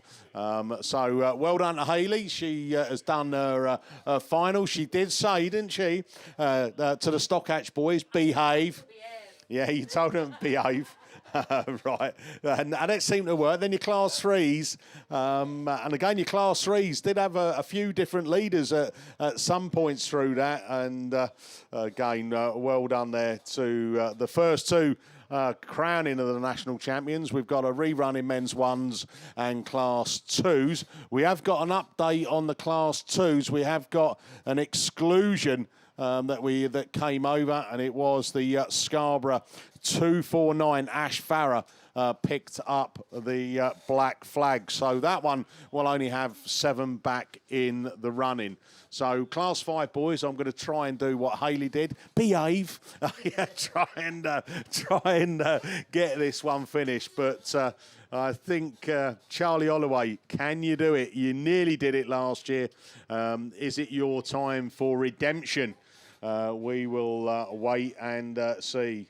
Marshall's just having a conversation with the driver. I think probably like anything, isn't it? You know, the emotions of a national final, and I'm sure there's some debate that's going on. We'll keep an ear to the radio, but again, as soon as we get that car recovered, then we can get back going with our national finals. This time it's class 5s, and then parked up behind the 5s, we will be going super saloons. Just to give you a taster of that, if you have forgotten, it will bring out Craig Bagley, Cameron Mills, Andy Holby, Phil Cooper, Andy Jefferson, Phil Parliament, Ryan Jones and Sam Gould.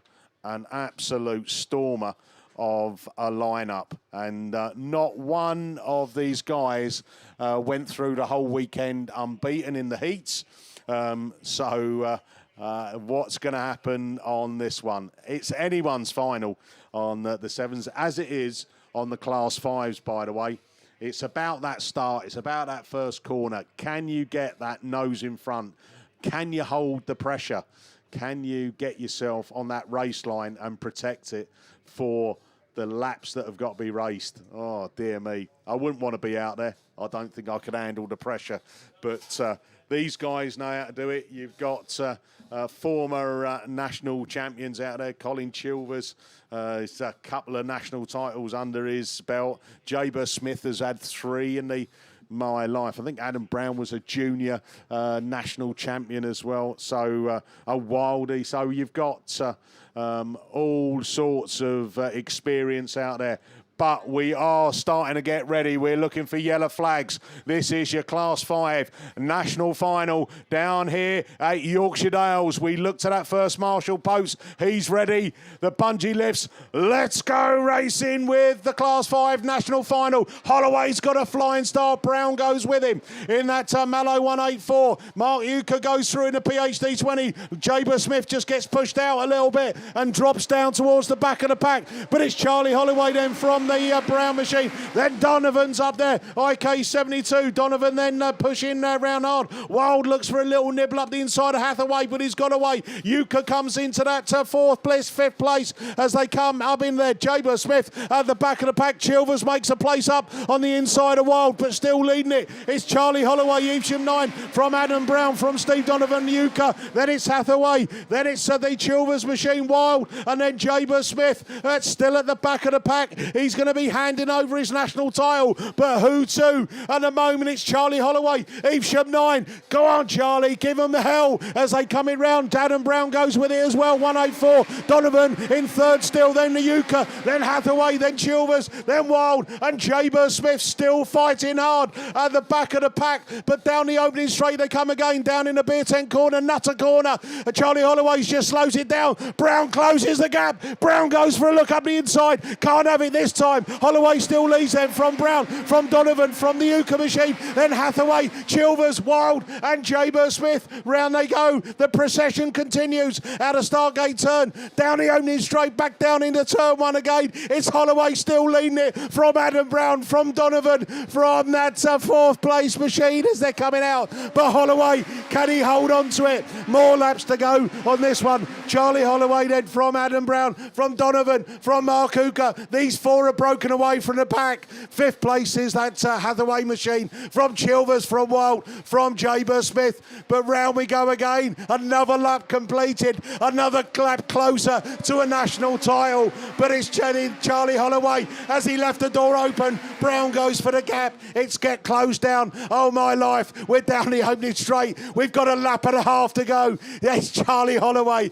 Come on, Charlie. Oh, Brown finds the gap. It's Adam Brown. They're near enough enough side by side, but it's Holloway. One more lap to go from Adam Brown, from Donovan, from the Uka machine. Hathaway's up in there. Oh, we've got a roller. Mark Uka. Oh, my life. That's a massive roll. Massive, massive roll. Oh, good grief. Good grief. Oh, dear. Wow. Medical crew, let's have you over there. Let's get the marshals over there as well. I mean, there's wheels off the car. They're laid flat. Medical crew coming on there. So let's just make sure that we can get the driver looked at. I think we've got a thumbs up, yeah. He's made a tough old start, this Mark Yuka. And, oh, dear me, that... just coming into that turn 3, there was a coming together, you know, just that hard racing really, and it just flicked him over, and he went like Billy-O, didn't he? My life. So again, we're just collecting the wheels off the track, and yeah, we're just hoping that everything's okay. We did get a kind of thumbs up from one of the marshals, but I think probably one of the biggest roles of the weekend. I'm sure Mark didn't want that accolade in the national final, but it was a cracking final. That the excitement and the anticipation of it, and we were pretty much coming round for checkered flags, and that checkered flag was going to be going down to Charlie Holloway. He got his nose in front, didn't he? He picked grid 2, and Adam Brown pushed him all the way, and those two were going to come round, and we just... Yeah, so I can announce, ladies and gentlemen, that your new 2024 national champion in Class 5s goes to Evesham 9, Charlie Holloway. Give Charlie a big shout. So we've got Class 3s on the truck. Where's our Hayley? And she'll come and call them round for you. But while they're sorting all that mess out there on the Class 5... there's Mark out the car. Well done, Mark. Unfortunately, mate, not your year, but well you go. So Class 3 finalists there coming round. Give them a big round of applause, ladies and gentlemen. They've put on a great show this weekend for you, and they're going to take all the applause. Here comes Hayley to take you through all of the finalists and that top 4 that are taking over silverware. Thanks, Mickey. Yeah, I was just sat seeing to the children, but no, I think it's the Stockhatch champions that are on their way round. So it is first place at Cumdy 88.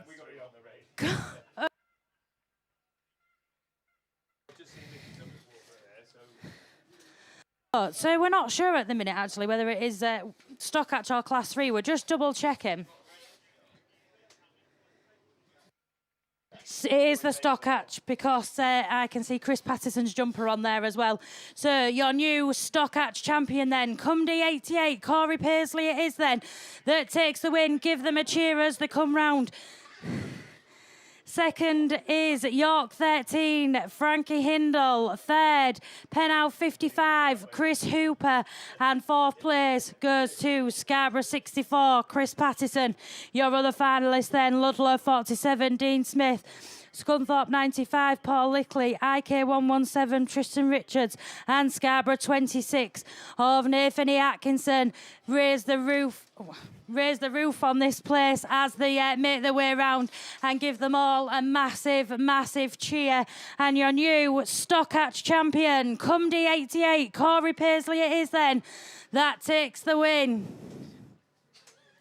I think they're getting water and all sorts thrown at them down there. No winning. Come on, straight on. So, yeah, your men's Stockhatch sponsored this weekend by TCI Mechanical and Fabrication. Thank you to you for your support and sponsorship, and yeah, put your hands together for your Stockhatch finalists and your new Stockhatch champion. So first place then, Cumdy 88, Corey Paisley. Second place, York 13, Frankie Hindle. Third place, Penal 55, Chris Hooper. And fourth place goes to Scarborough 64, Chris Pattison. Then give them all a cheer as they make their way around. Just coming down past the commentary box now then. And really well done to all these guys. And well done, the first final to run to completion. You did really well, and it's been an absolute pleasure to commentate for you down here this weekend. Your Stockhatch national champions now coming round that 10-3. Put your hands together, ladies and gentlemen, and raise the volume down there for them then. Fourth, Scarborough 64, Chris Pattison. Third, Penal 55 of Chris Hooper. Second, York 13, Frankie Hindle. And third place, your newly crowned Stockhatch champion is Cumdy 88 of Corey Paisley.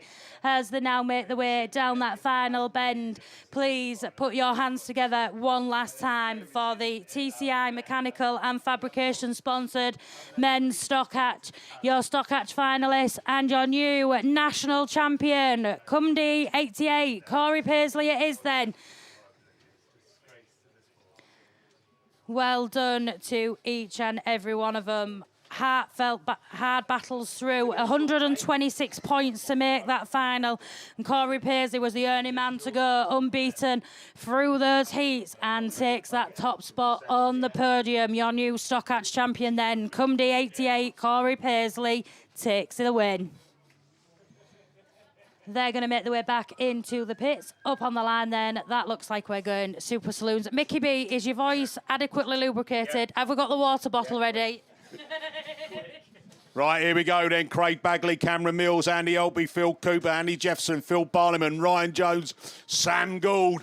It is your Class 7 National Championship final, and we are off and running. We are going down there. Mills, he goes with it. Cooper goes with him. Holby, there's your three breakaway as they come into it. But Cooper, he's going to get company now, as it is Cameron Mills takes it off from Andy Holby from that Cooper. Then it goes into Jones, Barliman, then Jefferson. Jefferson looks for the cut back up there. Can he get the grip? Mills still holds it. And then Holby goes up into that second place from the Jones machine, who's now looking for a brave move round the outside. Cooper running in fourth place as they exit that turn two. So Mills from Holby, from Jones, from the Cooper machine. Then it's Jefferson's running in there, and then Barliman another place back down further. As we go round the Cumdy 2 machine is Bagley, who's running down in seventh place, and Gouldy at the back.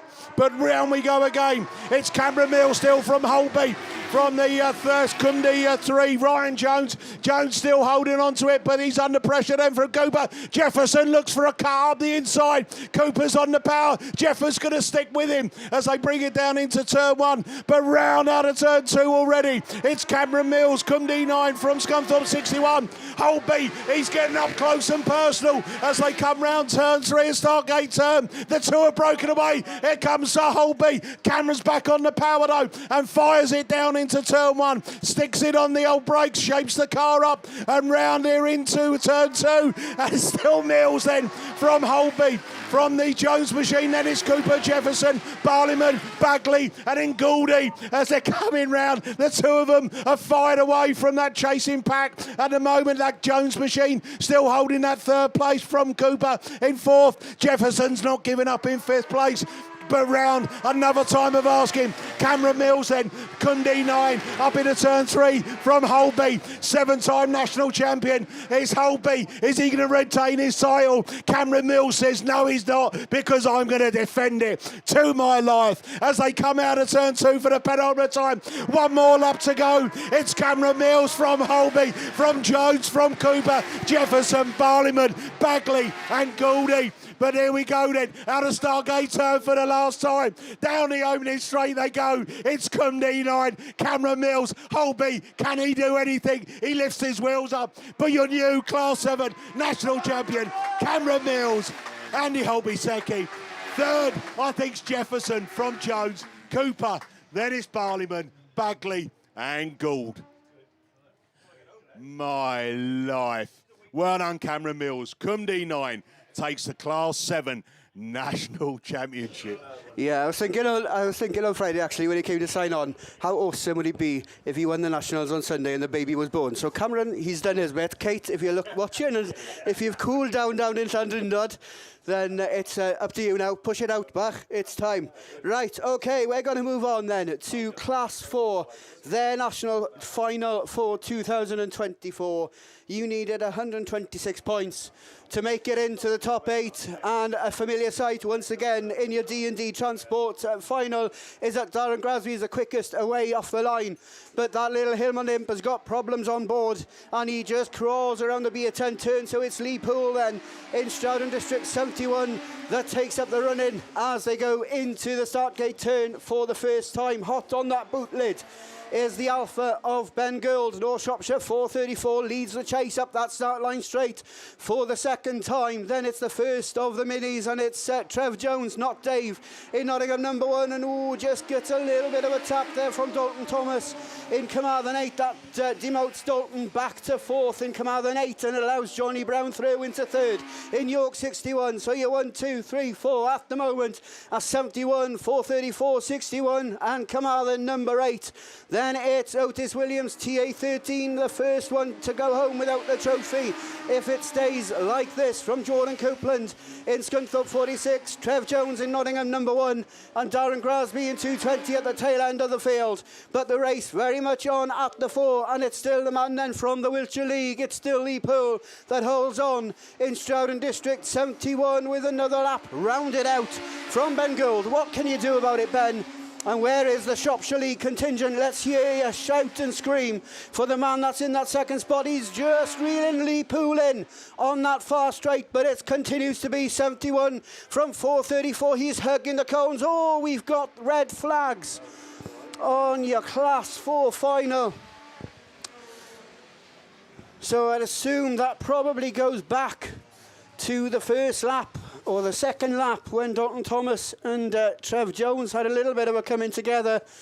The rest of the field, well, they all continued running, but unfortunately red flags out on your Class 4 final. So that's a rerun for later on, but we're going Super Saloon racing of the front wheel drive variety, and we're going straight back over to Mr. Kevin Herdman. Yeah, thanks very much, mate. We are going there with the Northern Trading Cumbria sponsored men's Class 6. Top of the shop, Jay Colgate. Matt Manning will be there also. Steve Parsonage, Andy Russell, Aaron Murray, Josh Holden, Mike Armstrong and Ben Gadsby, who made it through the runoff. Commiserations then to Jordan Copeland, who just lost out in that runoff. So the Class 6s ready down there, waiting for the marshals to deem everything A-OK, so that we can go racing with this Northern Trading of Cumbria-sponsored men's Class 6. We're waiting for the man on that first post to do the little ballet pirouette that he does. He's getting better at that, isn't he?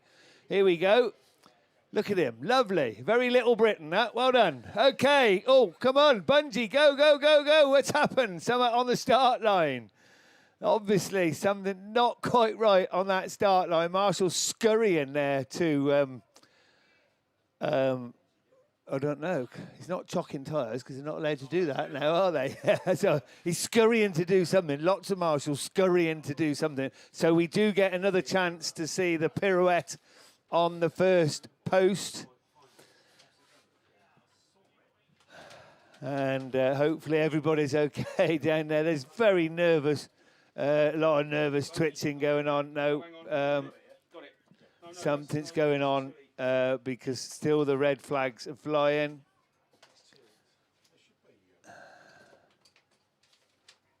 And I don't know. No, I think we're okay. I thought for one horrible moment somebody was going to get chucked out off the line, but no, they're not, are they? No, here we go. So there we go. There's the marshal. Having a look round, lovely little pirouette. There we go. Bungie goes, and let's go racing with the Northern Trading of Cumbria sponsored men's Class 6 final. Right, Matt Manning, quick out of the gate. Very quick out of the gate. But so is Andy Russell in Victor Kent 64. And it's Andy Russell that takes it up from Matt Manning, from Aaron Murray in that third place spot. as they all get just about safely round. Solway 222, Jay Colgate is the man that's unbeaten all this weekend, but he's running strongly in fourth. Oh, his Matt Manning has major contact with the race leader. Now, I think they're actually tied together. They're Russell and Manning, I think they're tangled up there, and Manning's now facing the wrong way. So more controversy with men's class 6. Red flags fly. Marshals will decide, and I'll come back and talk to you a little bit later on. Yeah, so on to Class 9. I'll tell you what, there's been some wrongs righted this weekend already with young Charlie Holloway after last year coming back and having that win in Class 5 was fantastic. And then, I don't know if you all remember a couple of years ago when Cam should have won it, to be fair to him, in Class 7. I think he broke down just before the checker flag, and fantastic couple of races there, and many congratulations to them too. Much, much deserved. But we move on to men's Class 9 final there. So we should have Phil Cooper, ARC5, ARC3, Lee Seagraves, YD154, Baz Ashmore, Y78, Andrew Hornshaw, NW31, Dave Palmer, PhD9, Aidan Llewellyn, R35, Sam Pinches, and LM13, J.E. Gallagher. So, what do we got? Got a few reds up while they're just watching around, but we should be moving on now. So, yellow. So, here we go then. Dave Palmer looks like he's out off 1. Seagraves off 2. Cooper did go for that, off 8, Cooper did go for that grid 1. So let's see what we're doing. Here we go then. Revs are rising, and he does his pirouette, and away he goes. So who's having to jump there? So Coops just gets the wheels up a little bit, and Seagraves is the one that makes the break. But it is Hornshaw on the outside in Y78, and we got a bit of wheel banging between ARC 5 and 3. But didn't they go? Keeps it in tidy. Who's on the outside? Hornshaw. But somebody's coming up through the middle. It's young Aidan Llewellyn in PhD 9. So it's Y78 from 9 from Baz Ashmore in 514. ARC3 Seagraves at the inside at the moment. Cooper is just out in 5th place. Young Pinches has got a few problems pulling off to the side there on left-hand side, but it is Hornshaw with a Millington-powered machine. Home-built car, I think this is for Andy, and Y78. Down this straight he comes, young Aidan Llewellyn in PhD 9, 514, ARC3, ARC5, LM13, Gallagher, Dave, and Pinches got it going again. Maybe jumped out of gear then in R35 at the back of the pack. Let's see what he can do. Baz Ashmore's gone up the inside though of Aidan Llewellyn, so he's coming through then. Fantastic drive a couple of bass rounds ago, didn't he, in Class 10? Let's see what he can do now. So up the inside, it's Y78 Hornshaw from 154, 9, 3, 5, 3, 31, 35. Wow, bingo! Down the back straight we go then. Y78, ID 514, down the back straight they go. Hornshaw's not putting the foot wrong so far. Touchwood, he can do this, a multiple national champion. Here comes Baz Ashmore. He's trying that inside line. Another lap completed. PhD 9, ARC3, 5, 13, 31, 35. All on the same straight, these boys. Fantastic racing. So down the back straight they go. 78 found his line, found his groove. He's won so many races over the years, hasn't he, as Mr. Hornshaw. Out he comes. Baz Ashmore's trying everything he knows in the 154 machine. Aidan Llewellyn and Seagraves taking up your 4th place as we speak. There's your trophy runners. Gallagher just clips a cone as he goes over that weather, but Cooper's there in the final. No, he's on the 5th place, sorry. So Seagraves there in the final position, and we're still racing. We still got plenty of laps to go. Come on, Mr. Hornshaw. 78 then from 154, 9, 3, 5, 13, 31 Dave Palmer, your former champion, and 35 who was your 2nd place last year. Down the back straight they go. Baz gets a bit of push on off that corner, but he'll correct that coming in. He pitches it in, and we're coming round for our last lap flag. Here we go then, Y78. Around he goes, 154, Llewellyn, and then Seagraves in 3, Cooper then 5th, just waiting for a mistake to grab a trophy. Down the back streets we go, the Millington Power's working lovely, isn't it? Honda there, sat there in 2nd place with Baz Ashmore, he pitches it in. Hornshaw isn't going to make a mistake, is he? This has been a long time coming back for him. Andrew Hornshaw, your national champion for 2024. 154, Baz gone to see the burger van. Then Aidan Llewellyn and Seagraves there in 4th place. That's your top 4 for the Nationals for this year, 2024. Fantastic. I think Cooper just missed out on that in 5th place. But what some fantastic racing these Class 9s has given us. And Gallagher, he's just gone round just to say hello to his family. And, I think he's probably going to say hello to his family. But he's done so well, isn't he? He should be very, very proud. Currently leading the UK at the moment. He's going to make his way off. And we're on to Class 8. Follow that Class 8. Follow that, Russ. We'll give it a good go, mate. Fair play. Well done, Graham Bennett. In the commentary booth, is that your first Nationals on the mic? So awesome job. Class 9s, look, they're not everybody's class, but when they get a final like that, wow, you cannot be denied how good that is. Right, so I've rushed up here, and we're doing a lap of honour for Class 3. So we'll pass you over to Hayley.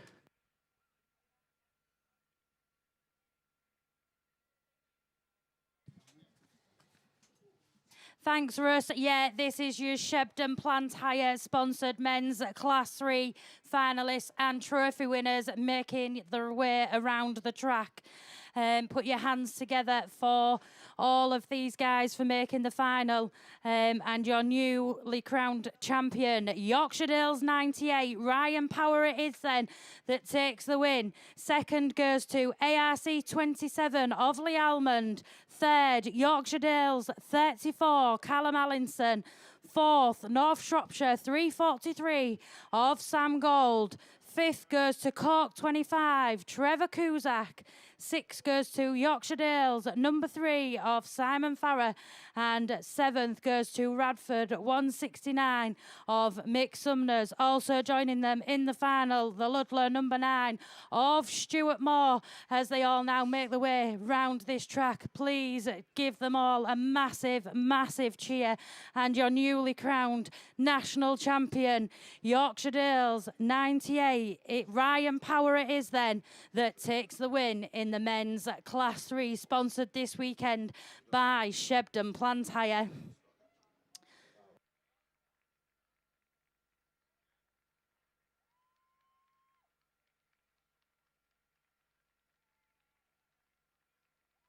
Yeah.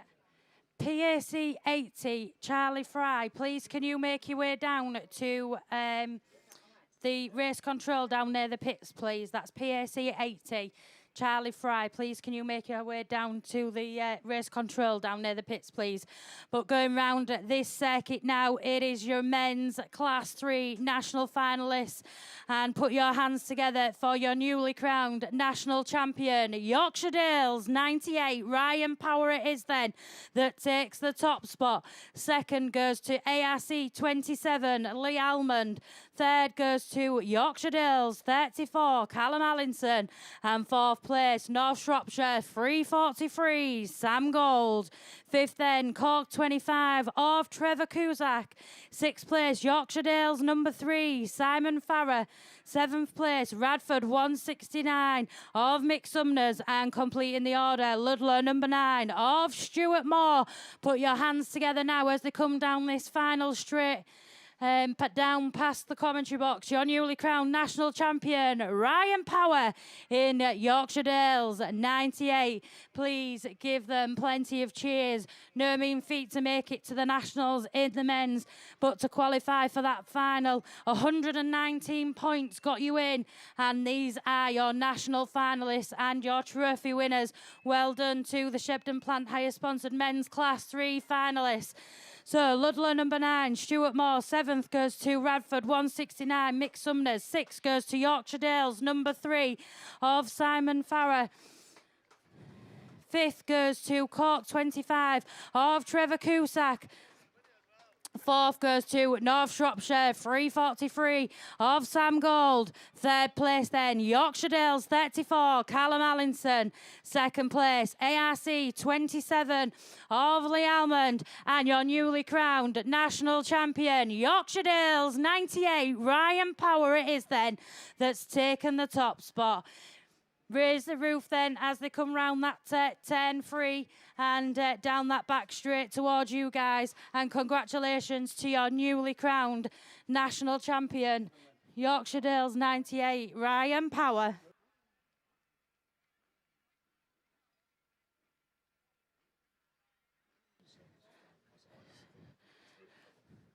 So one final time then, put your hands together for your men's Class 3 national finalists and your newly crowned national champion, Yorkshire Dales 98, Ryan Power. 2nd then, ARC 27, Lee Almond. Yorkshire Dales 34, Callum Allinson takes 3rd.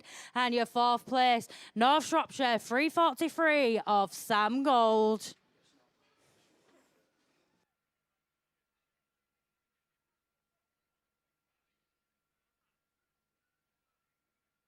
So they're going to make their way back into the pits. Up on the line, that's men's Class 8s, and I'm going to hand you over to Russ to take you through. Right, here we go then. Class 8 National Final. Who wants it most? Your defending champions on the outside, Dan McKenzie, but it's anybody's game, and away we go. Wheelie from Matthews. Rossi's first out of the blocks. Dan Thomas goes with him in PhD 47. Bryn Powell's there. Ludlow 4. He gets it out of shape and loses ground. Dan Mack throws the big bomb round the outside, but it's Rossi who leads the way. Scarborough 77. Then it's Cambridge 44, PhD 47. Oh, we've got one down in the infield and Red's on that one. That's a shame. I was just getting into it. I found a new voice. I was holding that back for ages. Oh, dear, oh, dear. Well, they come round. Rossi was leading. Dan Mack threw the big... curveball round the outside. Dan Thomas was there. Bryn Powell had a disappointing start. Right, okay. We'll give you news on that one. Mitch Wells is in the infield. He's got damage from somewhere. Didn't see where. They're all tight through turn one. But at the moment, we've got an empty grid. Specials of some kind are coming to the line. Nines was obviously done, so... I'm guessing it's 10s because Ross is in, I think, in the F600s as well. So 10s are coming out. Seagreaves is there. Yep. Right, okay. So he's in the middle, and I'm guessing he's not going to be happy. But Mitch Wells is... Yep. Mitch Wells is out of the rerun. So, unfortunately, Evesham 356 will take no further part. We go Class 10s. Right, Brandon, let's see if you can do the job. Yeah, we can hope, Russ. Right, your Class 10 National Final. Mitch Wells just running back to the pits there. We wait for his vehicle to be recovered, but we will have a look at our finalists. 165 points. Wes Tinker, 3 wins out of 3. And you needed 115 to make it into the final. Gary Morris, a 6th, a 2nd and a 1st. Vinnie Gibbons, a 1st and 2/3 with 127 points. Then you've got Jamie Lyons on a 1st, a 2nd and a 4th. Paul Coles, a 1st, a 2nd and a 3rd, 136 points. George Young on a 1st, a 4th and a 1st. And then you've got Andy Hornshaw and Lee Seagraves as well. So where we look down to the line, the engines rev, the bungee lifts, and it's a very, very level break. Seagraves, George Young and Blower all side by side. Vinny's on the outside line, someone square wheel. Tinker's bang in the middle of the grid, and Hornshaw's touching wheels with the Gloucester and District 28, and there's all kinds of carnage.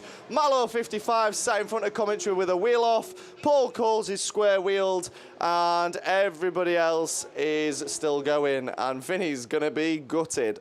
Red flags, so they will go back to the rerun lane, and yeah, that got very, very far. I think I got further than Russ did, just maybe, but yes, the Class 10s will make their way to the pits, and the Mallow 55. I think it's going to be a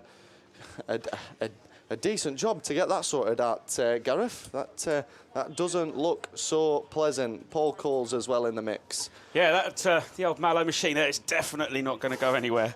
So they definitely had to stop that one. But yeah, gone against what you wanted. Yeah, I need it done because I need to get back down to the pits. Yeah, so that's. I think that might be a little bit more than 15 minutes, unfortunately, there for the Mallow 55, which is quite disappointing because come all that way and get to the final, and then he's going to have to go back, potentially not going to finish his final. So we are just getting word over the radio. The Gloucester and District 28 machine, Gary Morris, being deemed as the reason for the race stoppage. So he will not be back out in the rerun. So, so there's somebody coming round. Is it Mickey? Is it fives? I think it could be, but we're going to be passing you over to Mickey B. Right, ladies and gentlemen, so on the truck then, I think we are going with our boys with the fives. My eyesight's not that good, by the way, but by process of elimination. But if it is, just put your hands together for a great final that these guys put on. And Evesham 9, Charlie Holloway. Hey, you've done it, mate. Hey, last year you thought you did, and you've come back and you've gone all weekend unbeaten. Second place was Adam Brown in Mallow 184. Well done, Adam, in the silverware. Steve Donovan been quick all weekend on there as well. IK 72. Fourth place was Wes Hathaway, Typhy 73. Then we go down to fifth, John Wild, CY 7. 6 was Jaber Smith. He's handed over his national title now to Charlie Holloway. I'm sure he won't mind it too much. Charlie, good old lad there. Colin Chilvers, the man who had the attachment shaved off to make himself look younger, is out there as well, and in a 7th place. Well done, Colin. I say anyone who makes it to a national final, hats off to you.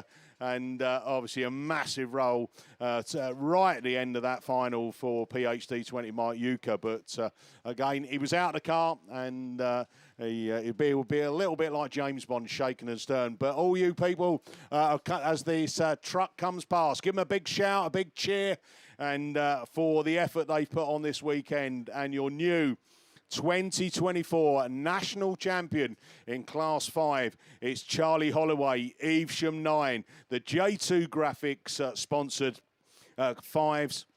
Second, Adam Brown. So well worth the trip across the water and taking home second place. And he'll come back, I'm sure, next year to try and go one better. Invicta Kent 72, Steve Donovan. Well done, Steve, in that third place. Fourth, the final bit of silverware, Wes Hathaway in the Typhy 73. Worked hard all weekend and deserves your spot on that podium. Fifth, John Wild. Again, some great racing. That little move up the inside of Les Grice was well worth the entrance fee as well. Jaber Smith in 6th, Colin Chills in 7th, and then Mark Uka in that and Mark's on there as well. So well done, Mark. Maybe feeling a little bit sore, but give them all a big cheer, a big shout. Those water bombs, you need to throw them a bit harder. Get a bit closer if you can. Climb the fence. Right, there we go. So as they come past commentary, here we go then. A big round of applause for your new 2024 national champion in Class 5s. Charlie Holloway has done it. Well done, Charlie. Second goes to Adam Brown. Well done, Adam. Hey, brilliant stuff. Third goes to Steve Donovan as they get a little bit of water thrown on them. Fourth place went to Wes Hathaway. So well done, Wes. John Wild in 5th. 6th went to Jaber Smith, the outgoing national champion. He'll come back at it again. Colin Chilvers then. And Colin said that if he got 7th place, he'd grow his cash back. So there you go. So we'll see if he does that. And that's final place, Mark Yuka, who was on the pace, wasn't he? And again, a finishing roll. The one thing he'll be good, though, is he'll be on Dirt Devils 19. So there you go. Right, here we go then. Come on then, crowd. Give them a big cheer. Well done to your new Class 5 national champion, Evesham 9, Charlie Holloway. Well done, Charlie. You won't get bored of hearing that, will he? He's going to carry that crown with him for the next 12 months. Also, Adam Brown pushed him all the way round in that final in that Mallow 184. Third, Steve Donovan. He was ready to pounce as well in Victor Kent 72. Wes Hathaway got away in the Typhy 73 and picked up that final trophy position. As did John Wild, just one step behind. Jaber Smith, Colin Chilvers, and Mark Yuka. So well done, guys, as they exit the track for what was a spectacular Class 5 national final down here at Yorkshire Dales, the 50th anniversary of the Nationals. And Mark Yuka, you finished it off in style, mate. You might have a bit of repair work to do, though. So there they go. They exit the track. Up on the line, we are going into F600s. And it's over to Gareth Matthews to take you through the runners and riders. Yeah, thanks, Mickey. So, so the F600's on the line then, the BB Motorsport sponsored this weekend. So we can go through those qualified drivers that are on the line then. So top of the shop, 2 drivers unbeaten all weekend, Tony Wilson in Spalding 10 and Anthony Ross. And looks like they're drawn next to each other with Ant coming out grid 2 and Tony out of grid 3. Garrett, third place. Again, 2 drivers, Gary Pugh in Scunthorpe 30 and Andrew Wood in Sturton 5. It looks like Andrew's opted for grid 1 and Gary's opted for grid 4. Chris Allenson is 5th qualifier, 128 points in Yorkshire Dales 86. He comes from grid 5. Scunthorpe 811 and James Brown, 127 points. Looks like he's opted for gate 6. And then we've got Mark Pascal in Hereford 50 and Seb Taylor in the Leeward 153. So 115 points got you in the F600 final. Graham Foster-Viggers just missing out by 4 points, but we've already got track clearance and the bungee's up, and it looks like Ant Ross has made a storming start in grid 2 then. So it's the Scarborough 717. Tony Wilson in Spalding 10 has gone with him, and someone's looking to go round the outside.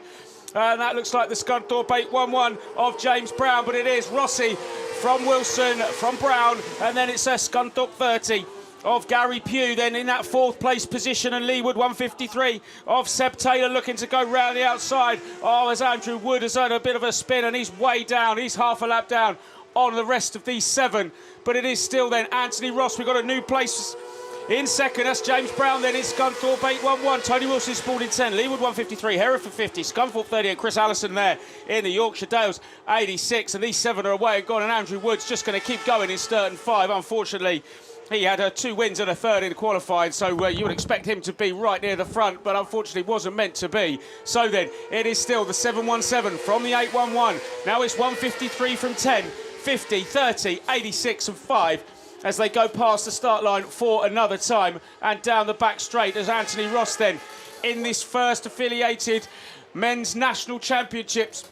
The F600s have taken part on the main weekend, and Rossi is looking to be that first person to take that national title when it's been part of this weekend's 50th national championships. So he's down the back straight and in the Scarborough 717. Scunthorpe 811 then of James Brown is still there in 2nd place.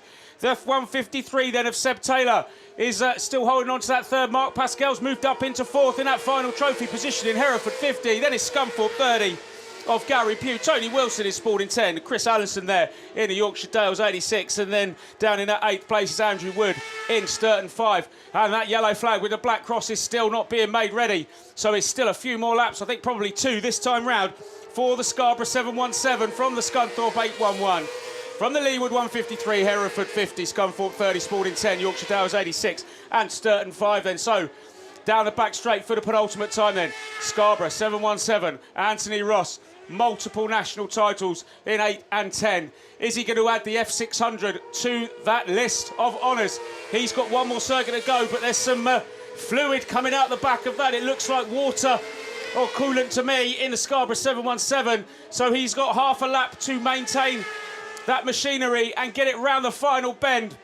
But it's going to look like then your 2024 men's national champion for F600, Anthony Ross in Scarborough 717. 2nd place is Scunthorpe 811, James Brown. 3rd place goes to Seb Taylor in 153.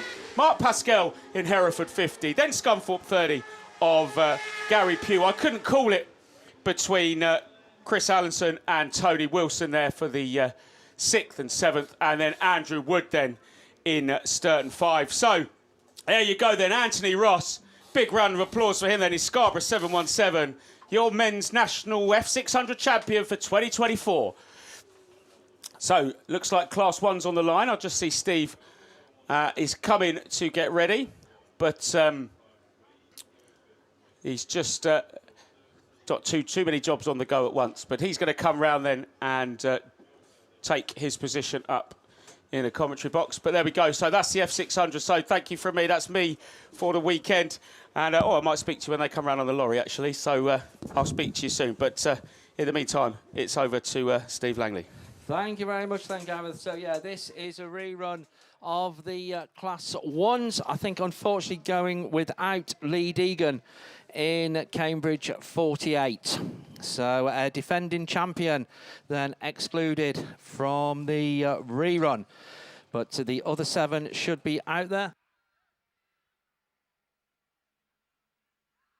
Right, so we are up and running. Problems in the early stages for one of the cars. We've got our 7 that we are expecting. And it is Connor Griffiths in Tivy 16, your 2022 champion. That is the first one to show. Tom Powell, C182, was leading the way last time around. It's the Cambridge 82 car of Jack Saunders. That's the one that was very, very slowly away. But Connor Griffiths in Tivy 16 is the race leader as he comes round towards the C182, running in that third place. And on the outside, the Scunthorpe 364 car. On the inside, that's the Parnell machine, the Spalding car in that fourth place position. As Cambridge 82, well, then he's got an awful lot to do in this one. But Connor Griffiths, slowly but surely, is pulling away in the Tivy 16 machine. As he comes past us once again, C182, the Scunthorpe 364 car then still running in that third place position. But Connor Griffiths absolutely slowly but surely increasing his lead as they go down that far side. Then Will Henry, one of the big losers from the first run. He's back there in 6th place at the moment. Connor comes round though. Tivy 16 it is, C182. The 364 car of Jordan Painter still holding on to that third place from Kane Parnell in the 129 car in 4th place. As down the far side, they're now getting quite well spread out. Connor Griffiths, it is, TA16, comes round and another lap successfully completed. Tom Powell not making any impression at the moment. 364, 129, 106. Sean Thompson also not as highly placed as he was in the first run of this, but that matters not, that first run. Will Henry in SR19 also out of the trophy positions, and Jack Saunders never recovered from that start line issue. But Connor Griffiths, TA16, motors on, has a glance in his mirror, and he will see that he's got a fair comfort blanket now between himself and Tom Powell in the Cumdy 182 car. As they go down that far side, the closest battle is for third place, but the yellow flag with the black cross being made ready. Connor Griffiths it is that takes that as the very clear race leader. Tom Powell clear in 2nd place. 3rd is Jordan Painter in Scunthorpe 364. Spalding 129. Then comes Sean Thompson in 106. Will Henry in SR19 and Jack Saunders in Cambridge 82. They're all on their final circuit, but eyes right from the commentary box is where we see 2024 50th anniversary national champion. It is Connor Griffiths in Tivy 16, Cumdy 182 in 2nd place. Spalding 129, I think in 3rd from Scunthorpe 106. They were very, very close as they came across the line just ahead of Jordan Painter, Will Henry and Jack Saunders. Well done to you, one and all, you Class 1 drivers. You've battled through qualifying in your host league. You've battled through the 40 cars that were here today. You've battled each other in that final. Cracking final it was too. And if we look to the line, Class 4 is on the line. So we're back, and we have trophy presentation. Well, sorry, parade lap coming first. Mickey with the binoculars, playing Spot the Driver. Yeah, Sam Gould. So there we go. Sam Gould has been spotted. So it's Class 7. Over to Mickey. Yeah, thanks very much, Steve. So here they come then. They're coming round. Give them a big round of applause and appreciation for the Super Saloon action this weekend. But a big well done to Cumdy 9, Cameron Mills, who is your new 2024 national champion. 2nd, pushed him hard all the way, didn't he? Andy Holtby, Scunthorpe 61. 3rd, and brilliant 3rd. Well done, Andy. Scarborough 70 in that 3rd place. 4th, the final trophy position, Cumdy 3, Ryan Jones. 5th was Phil Cooper in ARC 6. 6th was Phil Barliman, Pennine 23. 7th was Cumdee 2, Craig Bagley, and Sam Gould in North Shropshire 34. That made up all of our top 8 finalists. Made it through 3 hard competitive rounds. Not a single driver had a clean sweep of wins. That's how competitive it is, and what a final lineup it was. So give them all a big round of applause, appreciation. Any water or any lager or anything like that, just throw it at them. Hey, they can take it, don't worry. But as they come round the beer tent corner, I'm sure the old bar will supply free pints for all of the Class 7 finalists. Go on, eh? And commentators, yeah, that would be good. So round as they come round now, give them a big cheer.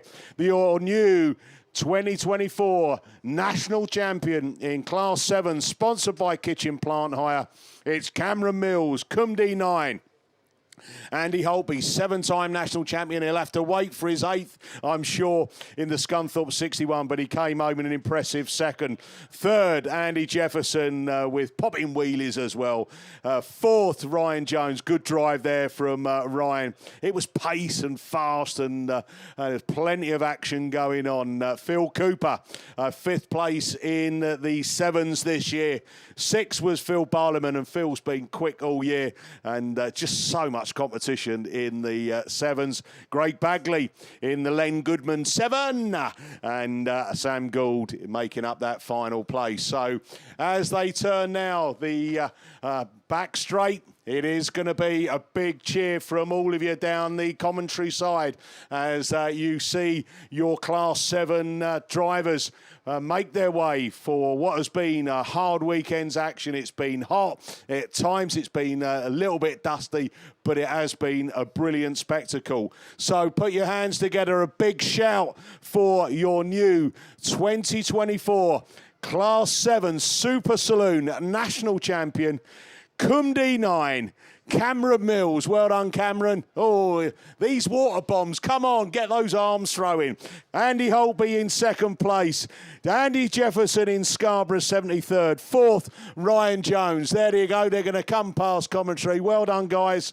Well done, Cameron. You got your hands on that national title. Well done. Brilliant stuff. Andy Holtby, well done, mate, in that 2nd place. Andy Jefferson, Jeffo, well done, mate. We'll drink some beer out of it later. Right, 4th goes into Ryan Jones. Well done, Ryan. Brilliant effort there, mate. 5th place, Phil Cooper. Come on, Phil, give us a smile. 6th place, Phil Barliman in the Pennine 23. 7th went to Craig Bagley in Cumdee 2. And North Shropshire 34, Sam Gould. There we go, the biggest part of the crowd. Come on, give them a massive cheer. Jump up and down, sing along.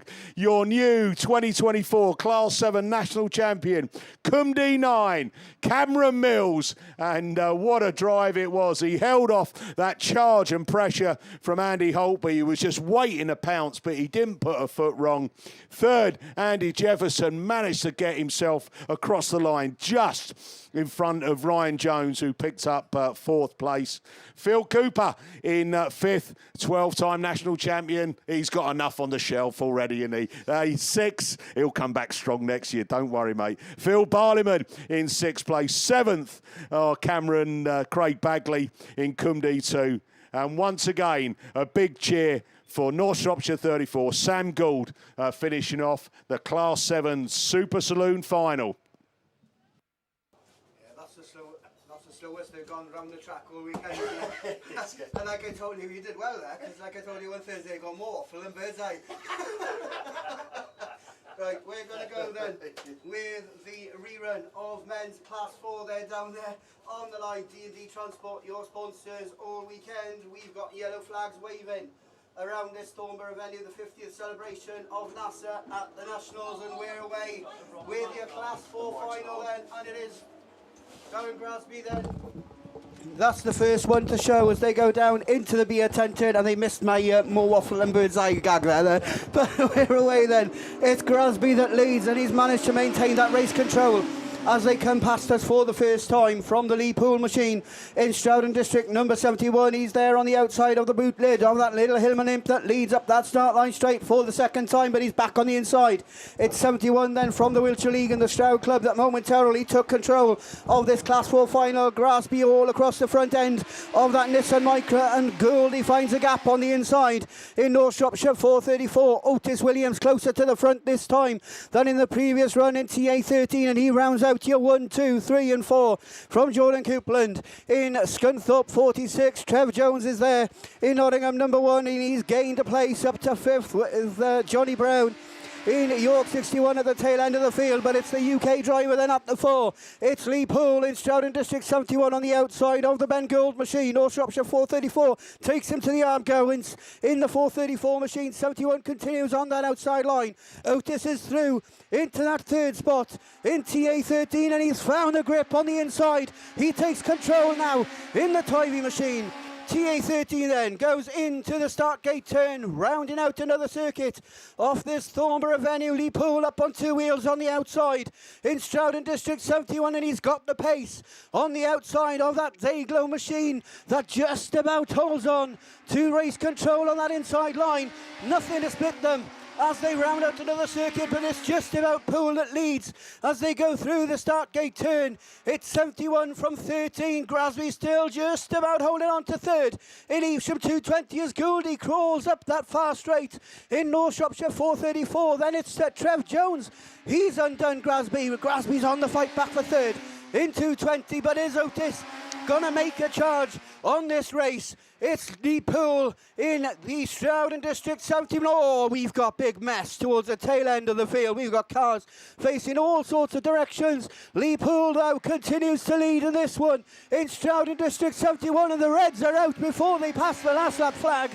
So that is going to go to a rerun. He's led twice for the majority of the races, but he'll have it all to do later on, unless there are some more discussions to be done. But your Class 4s make their way back into the pits. That was hotting up as a superb race. I'm going to catch my breath. I'm going to hand you straight over to Mr. Kevin Erdman. Yeah, thank you, Gareth. Gordon Bennett. So we're going to go again with the Northern Trade in Cumbria Class 6 final. It looks to me as if we've lost Matt Mann in Evesham 152. He's not down now. I can't see him down there on the line. I can see Ben Gadsby in Pennine 7, Josh Holden in P9. In Andy Russell, your current champion. Is he going to hold that title for another year in IK64? Aaron Murray in Cumdy 80. North Shropshire 146, Steve Parsonage, Solway 222, Jay Colgate, and Mike Armstrong in Scarborough 253. So that's your runners for this rerun of the men's Class 6 final. Is this on? Yeah, it's on. Yeah. So they're down there on the line. We've got to wait. Something going on by the first marshal's post. Not quite sure. Can't see. Just see the big telehandler or whatever it is there. So perhaps there's a car on there. So top of the shop then, Jay Colgate is the only man unbeaten in the Class 6s, 165 points, 3 wins out of 3. Andy Russell, though, as I said, your current champion.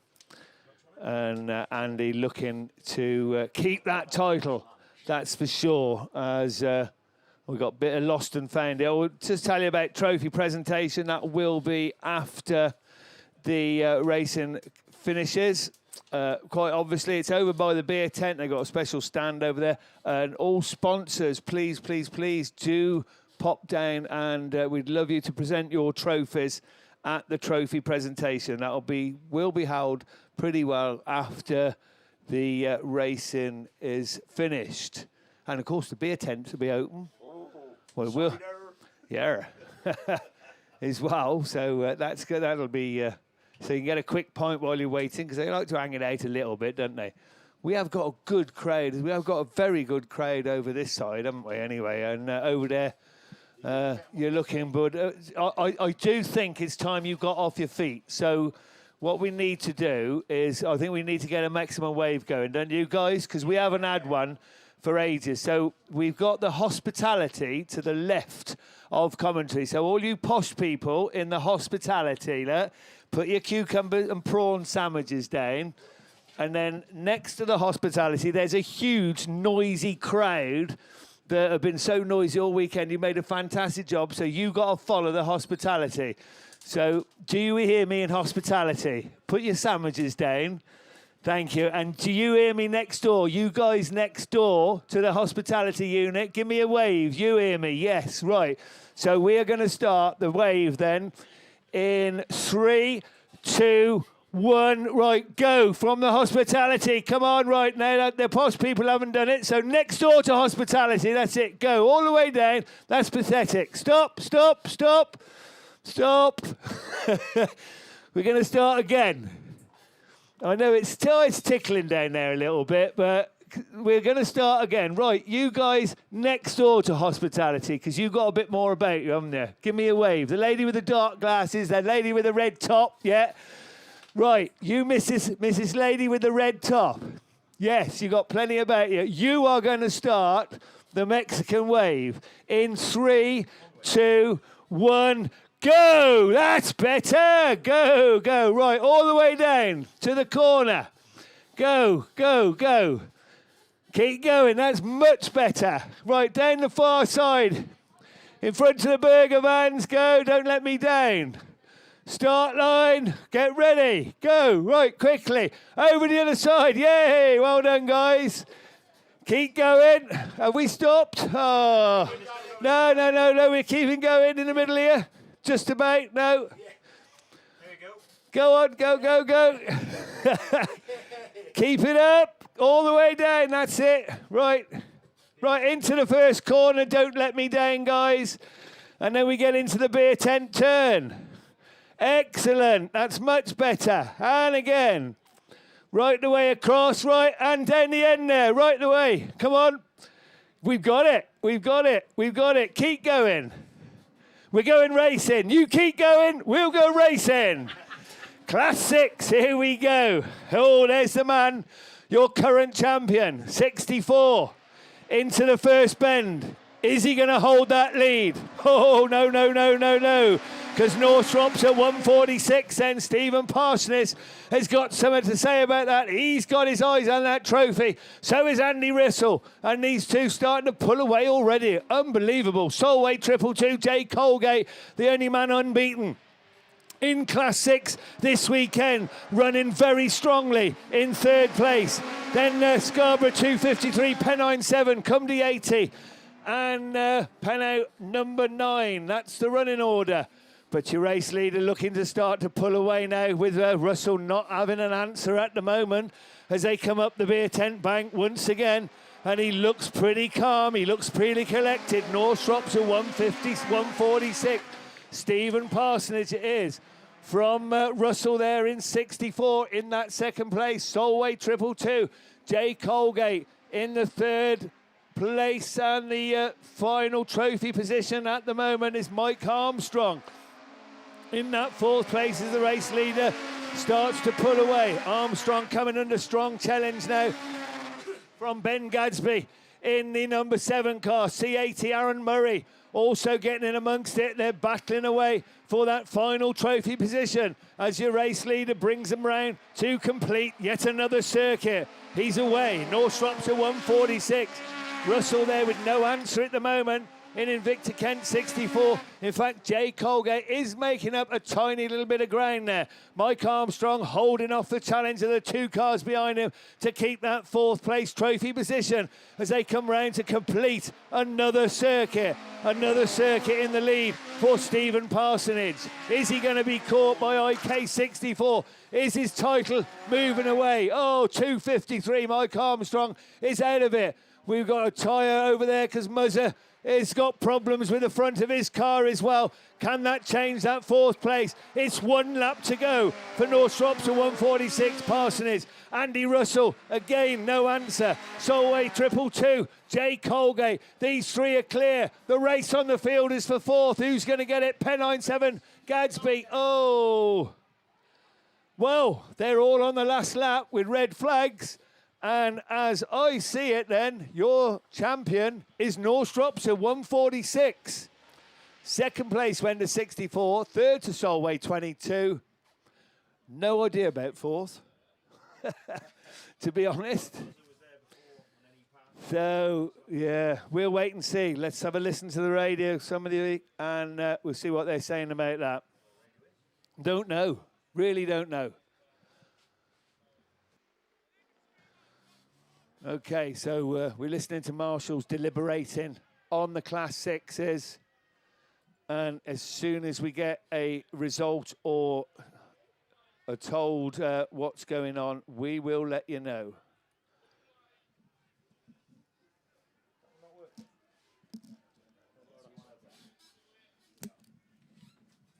Well, let's see. I reckon that might be our Class 9s coming out there for their trophy presentation. We'll have to just wait and see, because obviously we've got no camera in here at the moment for some reason. So just wait and see. Whatever they are, whoever they are on there, they've done fantastic to make a final. So let's have a big round of applause for them. Please put your hands together and give them a cheer, give them a wave. Bounce up and down, throw water, anything you like. Let's have a look. Well, nearly anything, yeah. Rephrase. Not sure again who that is, but we're hoping that is your Class 9 finalists from my point of view. Some fancy overalls on the back. I don't know if anybody can afford them after the cost of these money on these motors, mate, do they? But going down the back straight then. We think it's Class 9s, mate. We're not 100% sure. But we'll cheer them as they come down. Just put your hands together. Like I said, they've worked them hard to be here, haven't they, this weekend? So they need a good cheer and a good round of applause. Can we spot who's on there, mate? No. So, like I said, put your hands together. Hopefully, it might be our Class 9 boys, which if anybody can let me know, Owen Shaw will be on the back of there.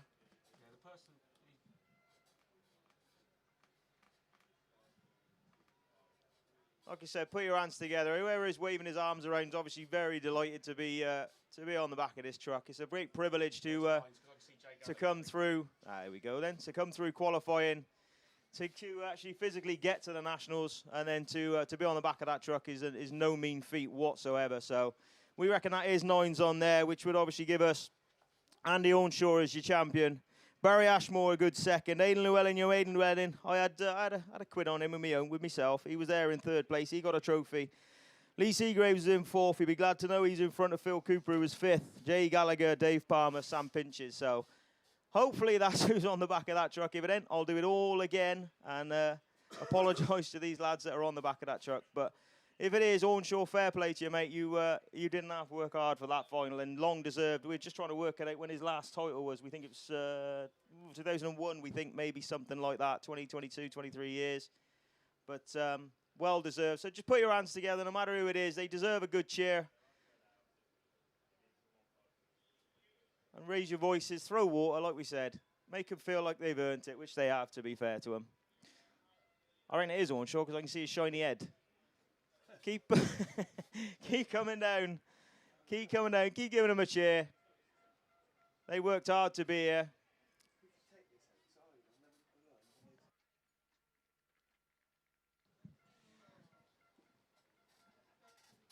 Fair play to them on the back of this truck. Like I said, they have worked hard. That's Phil Cooper at the back of that. So it is your 9 finalists. So big round of applause and a really well done to Andrew Owenshaw with the Militant Power Machine. Self-built car, looks after all his stuff. Fair play to him. Jay Gallagher back there in 6th place. He'll be back many, many times coming forward. Baz Ashmore with the silly hat. Well done, Baz. You drove really, really well this weekend. Well done, Andy Owenshaw. Fantastic driving in that final. And all your career, let's be honest. Fair play to you. On you go then to your top 4 then. Andrew Owenshaw, Barry Ashmore, Aidan Llewellyn and Lee Seagraves. Well done, everybody. Should have recognised Seagraves' overalls from the back. Very posh. Chewing gum. Does this for a living. Fair play to him. On he goes. Give them all a big cheer. Fair play to them. Lovely to see that NS1 on the side of that truck as well. Fair play. We do miss the gaffer. We'll be giving them a good send-off next Friday. Put your hands together as they go down. Please keep cheering. They've worked hard to be here. They've entertained you all weekend. There's been some crashes. There'll be some cars damaged when they get home, but these are the ones that's managed to get through it. And they'll do it all again next year, and they'll look forward to it, because that's what it means to be a grasser. You work your nuts off, you get here, you smash it up, you go home, and you do it all again, ready to go out next weekend. Well done, you Class 9 boys. Keep giving them a cheer over at the burger van. Much, much deserved. Pick up a Yorkshire wrap on the way through, Andy. That'll be your tea. On you go, down you go. Well done, everybody. And we just wait for this 6 to be removed now then. And then who's on 2? Is that you, Kev? Yeah. So Kev still got his voice left. So he'll be taking you through the 2s. Well done, you Class 9 men. Fantastic. And well done, everybody else who stood up and give them a cheer. They really deserve it. Fantastic, fantastic driving all weekend. From me, thank you very much for everybody who put up with my tones this weekend. It's the first time back on a mic for me for a while. And hopefully I'll see you all at Bass. And thanks again. And over to Kev. Yeah, thanks very much, Spanner. Appreciate it very much. Right, so we can tell you the official result for the Northern Trading Cumbria sponsored Class 6 final is as follows. Your winner was Steve Parsonage in North Shropshire, 146. Second place went to Andy Russell in Invicta Kent, 64. In third place, Jay Colgate takes third in Solway, 222. And fourth place sneaked in Aaron Murray in Cumdy, number 80. Fifth was Ben Gadsby, even. Sixth, Josh Holden. And the other 2, obviously, were out of it. Right, we're racing then with the CC Fabrication sponsored Class 2 final. Craig Conway, then your current champion. Is he going to hold on to it? Craig Conway then just about gets away from the melee behind him between Ludlow 15 and St Neots 1. Scunny 127. Was also in amongst that, but St Neots 1 looks to dive up the inside. Ludlow 15 also up the inside of the 126 machine, who's had to just tuck back in a little bit to stop himself losing that first place to third. It's going to be mighty close as they come out. He's managed to hang on. There's driving for you in a Class 2. 126 then stood off the challenge of 3 cars really to take that first place position. Dan Robbins then, St Neots 1, they're in that second place. The Ludlow 15 of Tim Harbour, a many-time champion in Class 2, and Tim running there in third at the moment. Scunny 127 is George Crestwell. Then 156, Jay Albrighton. York 15, Robbins is round. Robbins is facing the wrong way. They managed to avoid him, and he's going to get out the way as the gentleman that the young lad is to keep this race going. And so it is Conway then that brings them round. And Conway's a clear of Ludlow 15, 127, 156, Scarborough 17 and York 16. And poor old Dan Robbins right at the rear of the field now as Craig Conway brings them round to complete yet another circuit of this very, very fast track here up at the Dales. 126, Ludlow 15, Tim Harbour, as I said, many-time Class 2 champion. He's there in second at the moment with George Cresswell in third and 156, Jay Albrighton then in that fourth and final trophy position. I think it's 2 more laps to go for Conway with Tim Harbour just perhaps reeling him in an inch or 2 on that last circuit, but he's still got an awful lot of work to do with George Cresswell equidistant there in third. It's the Scunny 156 of Jay Albrighton that's made a few car lengths up on that last circuit, but this time around it's 1 lap to go for 126, 1 for 15, 127, 156. Scarborough 17 and York 16 and St Neots 1 still there at the rear of the field. Well, he looks to be pretty safe, looks to be pretty secure as he comes round the beer tent turn for the final time this weekend to take the checkered flag. There's your Class 2 national champion. Harbour takes second. Creswell third, and 156 Day Albrighton even takes the fourth and final trophy position. No, well done, guys. Commiserations then to Brad Ellison, to Dan Robbins. Ash Farrow, of course, didn't feature in that one, but super stuff. And congratulations then. He's managed to hang on to it. Scunny, 126, your CC Fabrication Class 2 National Champion.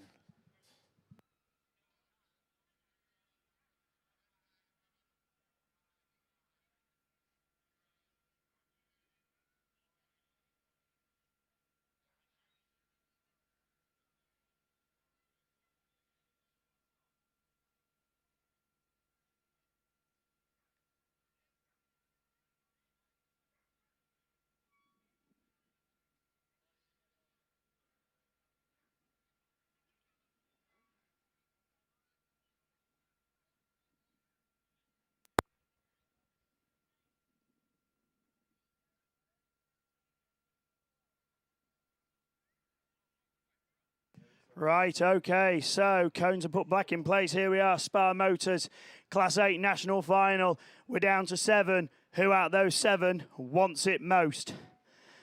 Engines rev, right, here we go again. Who wants it most out of our 7 survivors for the Class 8 National Final? Bungees up, away we go! Down the opening straight, Sam Matthews is quick out of the blocks. Dan Thomas with him, side by side, turn 1. DT shuts him off, and into the dirt he goes. There's plenty of it there. Bryn Powell from the inside, Ludlow 4. Scarborough 77 on the inside. Your inaugural official F600 champion, Anthony Ross, goes through. Scarborough 77 and it's Ludlow 4 on the attack. Then it's Scunthorpe 427. A change further back then as Dan Thomas drops a position. I think it was behind ARC 15, Connor Jones. Then it's Stu Whitehouse, your defending champion, Dan McKenzie, right at the back. But it's Bryn Powell and he's under pressure. Rossi back up the inside in Scarborough 77. Matthews sits third and watching closely. Sees a slide opening for second. The door's closed. But it's 77 and 4. Oh, Matthews hits the barrier. Carries on his way, survives. Powell's back up the inside of Roscoe. But Scarborough 77 defends for another moment. Ludlow 4 challenging hard. 427 sideways into the turn. ARC 15. Rounds out your top 4. Oh, there's contact. Powell then out of shape. Rossi hangs on. 77 then leads the way. A Class 8 champion 3 times is Rossi in 2002, 3 and 11. And he leads the way, then pulling a bit of clear. This is the biggest lead we've had so far. Scarborough 77, Ludlow 4, Scunthorpe 427, ARC 15. PhD 47, Cambridge 44, Stu Whitehouse now at the tail end in Wyrose 5. Dan Thomas has got past Connor Jones, or has he? Jones back up the inside. And Thomas has had to slow it down and he loses more ground. He's out wide, his challenge has gone. Rossi's pulled clear. Ludlow 4, Scunthorpe 427. And will Rossi win 2 titles at 1 Nationals? It has happened before for others, but it's a rare feat. And he leads the way. Scarborough 77, Ludlow 4, Scunthorpe 427 still on the attack. The dust flies, the cones go. 1 lap to go. Rossi it is. Matthews on the inside of Powell and goes through. And then the slide job. Powell back on the inside. Shuts off Matthews. Matthews now on the gas. Back up into second place. Down that far side we go into the final turn and coming through. It's a double celebration. Anthony Ross is the king again. Scarborough 77, Scunthorpe 427, Ludlow 4, ARC 15. Cambridge 44, PhD 47, Wyrose 5. And that's your lot for the Spa Motors sponsored Class 8 at the 50th anniversary Men's National Championships. I've got a cramp in my stomach. A throat that's as sore as you like, but joy in the heart. What a race, fantastic stuff, but back on top, Scarborough 77, Anthony Ross. Fantastic, right, I'm absolutely knackered. It's over to Brandon for 10s. Yeah, cheers, Russ. I don't think I've ever heard somebody or seen somebody sweat so much in a commentary box. Right, the second attempt of your KP Thomas & Sons Class 10 final. So we look down to the line. Gary Morris in the first run is a black flag, so no Gloucester and District 28. His weekend is over. So we should see Wes Tinker, Lee Seagraves, Andy Ornshaw, George Young, Paul Coles, Jamie Lyons and Vinnie Gibbons. And I'm looking at the line and it does look like Jamie Lyons has got that Mallow 55 repaired. So we have 7 cars battling it out for the Class 10 National Championship. So we just wait for a bit of track clearance. Marshall's just spreading some cones out. And we will be able to send the Class 10 final away and racing. And we look to the first Marshall post. The pirouette happens, the bungee lifts, and we're away and racing. Seagraves is quick out the gate, but so is Blower in Y7 as they sort themselves out into that first corner. And Tinker's on his way through in 40. And but George Young, Athelston 21, is away and gone already. Up at the front, number 1 of...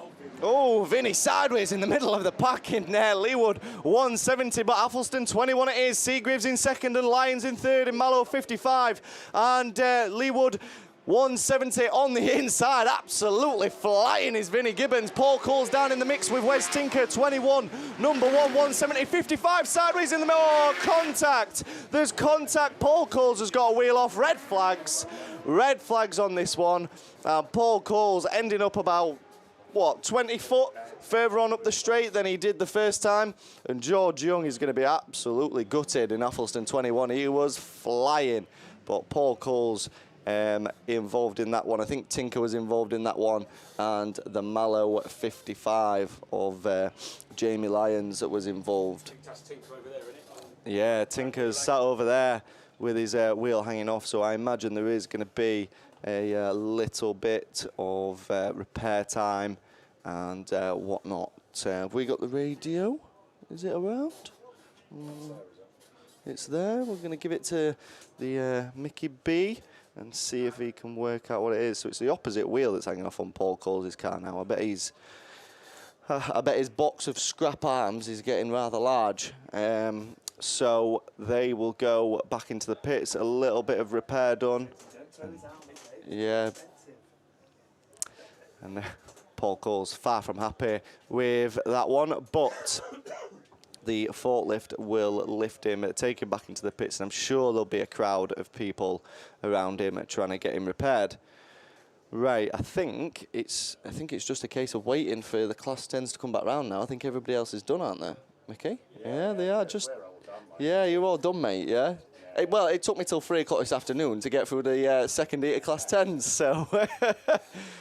Yeah, so I think we are just going to give these guys a little bit of repair time, and Jamesy putting a bit of water down and let that soak in, and we'll be able to go away and racing once again with the 10s. Tinker needing a bit of a lift into the pits as well. So... Some people getting on the lorry. Some people getting on the lorry. Well, it's not me. We've got 2s and 6s. No, it's 1s. It's 1s. Oh, it's the Class 1s. Steve? Is Steve around? Steve Langley, your Class 1s are going on the truck, mate. Brilliant stuff. So what we'll do is I'm going to go and grab a drink while these get a bit of repair time. We're going to pass you... Well, he's disappeared again. Where's he gone? He's gone to get his sheet, I think. Yeah. So... good blathering of water going down, ready for the Class 10s to do battle once again. And we are going to pass you over any second now. He's running. Steve Langley's running. Yeah, there's a difference, walking fast.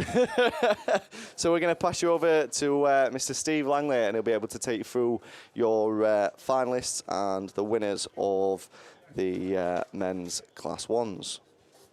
Thank you very much then, Brandon. So, yeah, hard fought. Well, all the classes, of course, it's the men's nationals, are hard fought. So, We've been through runoffs, reruns, all sorts of things to get to where we got to.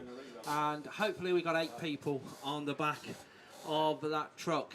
Your defending champion, Lee Deegan, unfortunately classified as a non-finisher, cause of the race stoppage in the first one in Cambridge 48. Jack Saunders battled through the through a runoff in Cambridge 82. Will Henry, he's had a good weekend. He's there on the truck, SR19, finishing in 6th.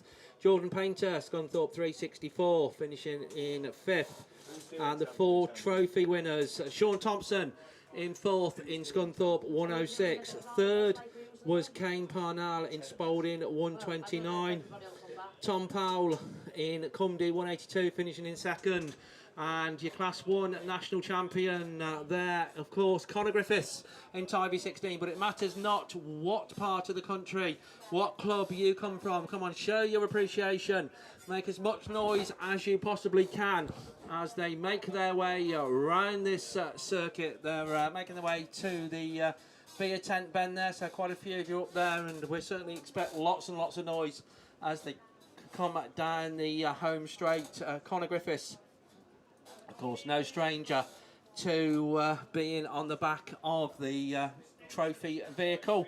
He was last there in 2022. He's been there prior to that as well. Tom Powell, what a cracking weekend to say. He's had unbeaten through the heats and just having to, well, he didn't settle for 2nd, but coming home 2nd in the final. Nice to see Kane Parnell. Sean Thompson in the Scunthorpe car. First time he actually sat in the car was scrutineering on Friday. So super performance from Sean. He's going to be taking a trophy home. So come on, let's have lots of noise. You're a bit quiet on that top bend as the Class 1s make their way around on the SDG UK pickup. Big thank you to SDG UK, our overall event sponsors here this weekend, and big thank you to all of the officials, marshals and everybody else that has put this 50th anniversary at Nationals on. The Marshal's been out there all weekend. The Chief Marshal has asked for a specific thank you to all of you, but big thank you to all the race control, pits controls, teams, and just everybody that works so hard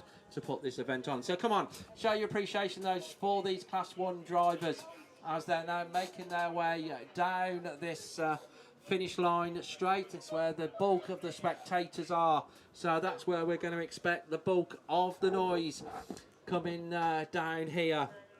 So come on, you can make more noise than that. Don't forget, trophy presentation soon as racing has finished, so no point being sat in the traffic jams to go home. That's it, come on, make a bit more noise than that. Class 1 boys, then super close racing as always. So nice to see all 8 of them on there, so well done. Lee Deegan, Jack Saunders, Will Henry, Jordan Painter, Sean Thompson, Kane Parnell, Tom Powell, and particularly, of course, the Conor Griffiths there in Tivy 16 at the front of the truck. They are your Class 1 trophy winners here this weekend at the 50th anniversary. Very nice touch there, the banner in memory of the gaffer, John Gaffney, of course, North Shropshire won on the truck. So come on, let's make some noise down to the left of the commentary. You've been making lots of noise earlier on, but well done indeed to Class 1s. They're going to make their way down this straight, then they're going to go round in front of that far straight, that far bend as well. So that will be the last opportunity to give them a real good send-off here for the Class 1 trophy presentation as they go down that far side. So come on, all you people there, lots and lots of noise and cheering. Say it doesn't matter what part of the country you come from, then if you're appreciating, as I'm sure you do, Autograss racing at its very best, then you've certainly seen it this weekend. You've seen it with the Class 1s.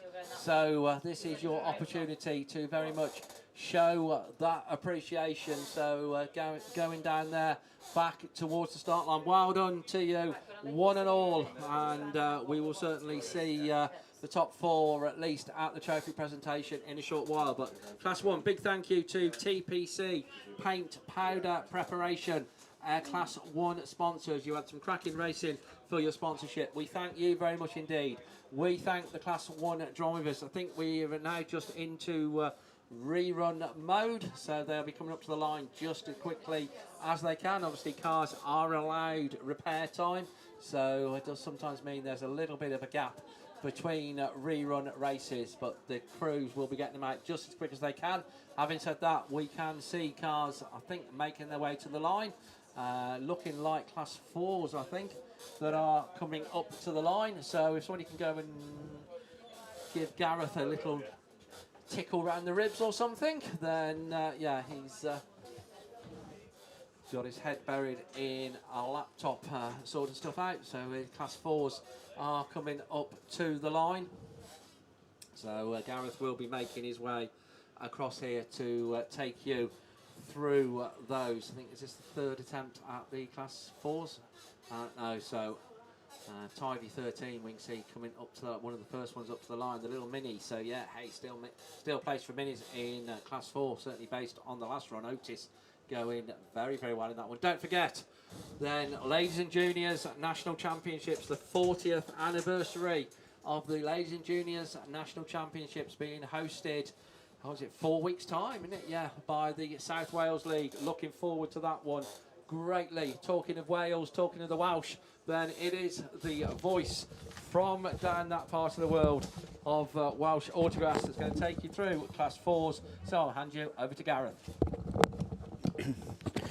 Yeah, thanks very much, Steve. Yeah, we've got, and we're proud to host this year's Ladies and Juniors Nationals, and we have a really good entry as well signed up for the event.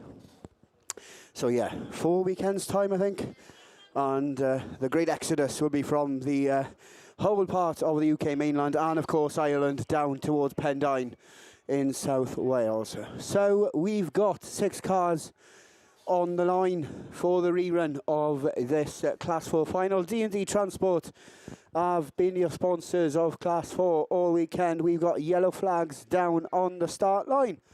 So we just need the marshals to be alert and be ready to go with this Class 4 final. And we have yellow flags from every post except for one. So as we look down towards the line there, we got Lee Poole on the inside, but Darren Grasby once again, one of the quickest to shoot out of the gate. Goldie and Lee Poole in All Shropshire, 4:34, and Stroud District 71 go with him. Grasby once again slows right down on the entry to turn number 1. And it is Lee Poole then that exits turn 2 in front and leads down past us for the first time. Darren goes with him and throws it sideways into turn 3. In Evesham, number 220, and he's reeling in on the boot lid of the leading Nissan Micra as they go up the start line straight for the second time. Oh, there's more contact between Trev Jones and unfortunately Darren Grasby then just square wheeled there on the entry to the B10 turn, and once again we have red flags on your Class 4 final. So yeah, it was all smiles about the reruns throughout the weekend when we held sedate affairs in the heats with 6 and 7 car races. When we get the top 8 head all out together, then we get 3 race stoppages and unfortunately some stricken cars. So Class 4 go back once again into the pits. They'll be recalled later on for the rerun of their final.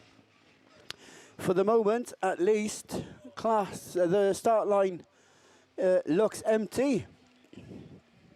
Jordan Coupland in Scunthorpe 46 manages to get going again under his own steam, and there we see it. The Ninja, Trev Jones, Nottingham number 1, will be black flagged and excluded from the rerun. So that's going to be happening in a few minutes' time. We got Class 10s, I think, making their way up into the holding lanes as your Class 4s make their way back into the pits. We mentioned earlier the Ladies and Juniors Nationals. Of course, we're heading into the peak of the season at the moment. It doesn't seem like we've got many weekends off in the next coming weeks, and it seems to just fit nicely into school holidays. And I'm going to hand over for myself to Gareth Matthews, who's going to take you through the F600 presentation. Yeah, thanks, Gareth. Then, so let's show your appreciation then to the F600 finalists then on the back of the truck as they come round their circuit then for a good lap of honour, giving us some great racing all weekend in the BB Motorsport sponsored F600. So yes, you'll have on there Andrew Wood then in Sturton 5. He finished 8th in the final. Tony Wilson in Spalding 10 in 7th. Chris Allenson in the Yorkshire Dales 86. is in 6th. Gary Pugh in a Scunthorpe 30 then, he was 5th.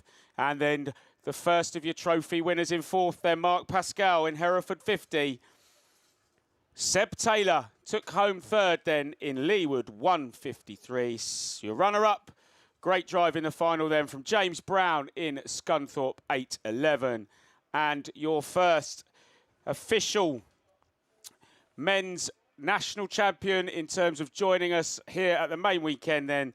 And that honour goes to Scarborough 717, Anthony Ross. So give those a massive round of applause, all 8 of them there, making it through to the first final. That I know they've had their nationals before. They have it at different venues, different events, normally in relation with a different race meeting, but now being recognised then as an official NASA class. So they are now part of the weekend here at the men's national championships. Also will be at the ladies and juniors, because obviously now juniors from the age of 14 can race in F600.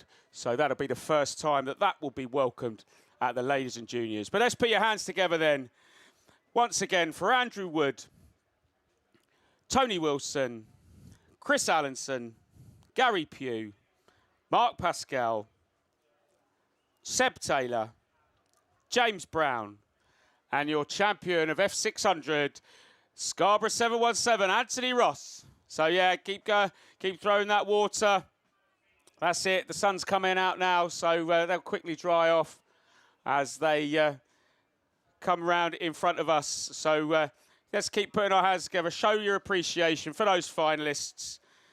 Anthony Ross then in Scarborough 717, James Brown in Scunthorpe 811, Seb Taylor in Leewood 153, Mark Pascal in Hereford 50, completing your trophy winners, but also joining there, Gary Pugh in Scunthorpe 30, Chris Allenson, YD 86, Tony Wilson in Spalding 10, and Andrew Wood in Sturton number 5. So yeah, so they're just coming round. Just keep showing your appreciation, making that first final here then at the men's nationals, and completing that lineup. But there's your champion then, standing at the front there, Scarborough 717 then, of Anthony Ross. Give them a great big round of applause. It's been a pleasure to commentate on them all weekend. Been very fast, very close racing from the F600s. And a big shout there. I think Ant Ross wants me to give a big shout there for the gaffer there in North Shropshire 1. As been mentioned before. So let's just one more time then. Let's put our hands together. Andrew Wood, Tony Wilson, Chris Allenson, Gary Pugh. 4th place then, Hereford 50, Mark Pascal. 3rd place then, Leewood 153 of Seb Taylor. Your runner-up, Scunthorpe 811, James Brown.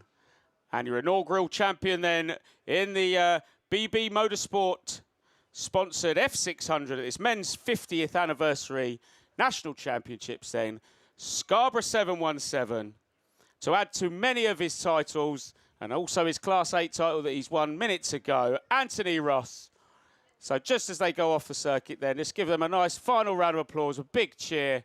Well done to all involved. So your F600 finalists just leaving the circuit. So that's it from me. I'd like to thank the Yorkshire Dales Autograss Club for inviting me to this. I've had a very good weekend. Probably more successful on the mic than on the track. But there we go. That's racing for you. But again, I'd like to thank them for that opportunity and commentating on the men's F600 for the first time that they've been here at the men's national championships. And so, again, thanks to Hayley and the team and working along with some great experience here of other commentators. But, yeah, that's it from me. I don't know if there's anyone else going to fill. I'm not very good at that. But all I can see is Kevin filling his face. I know he's good at that. So, but that's your men's F600. I think I can see the Class 8 boys waiting patiently for Anthony Ross to come back so they can come round on the lorry again. So, yeah, I think that's 8's waiting. We've got 8's to come round, 2's to come round. And we've also got 4's and 10's. to actually finish. But I think the lorry will go round and we'll pick up the next lot waiting for their bus.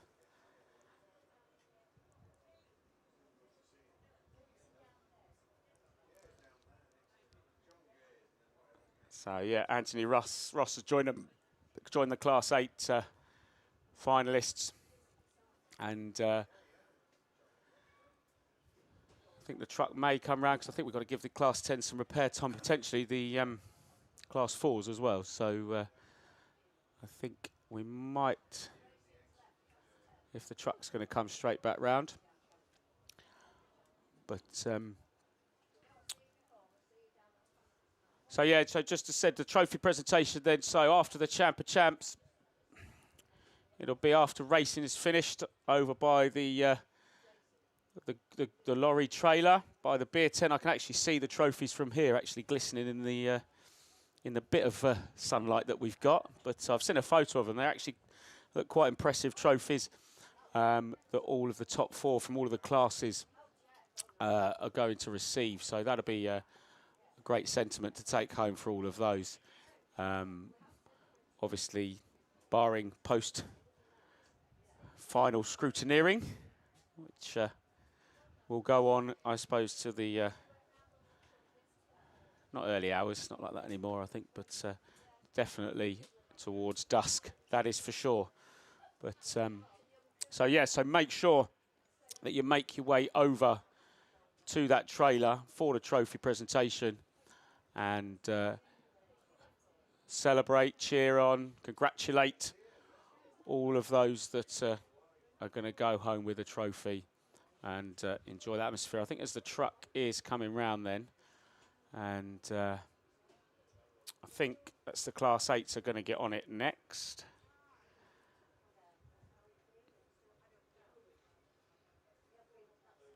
Yep, that's the Class 8s, Class 8 finalists. I don't know. Oh, well, I think he's just walking back over there, so I don't know whether he's coming to do that.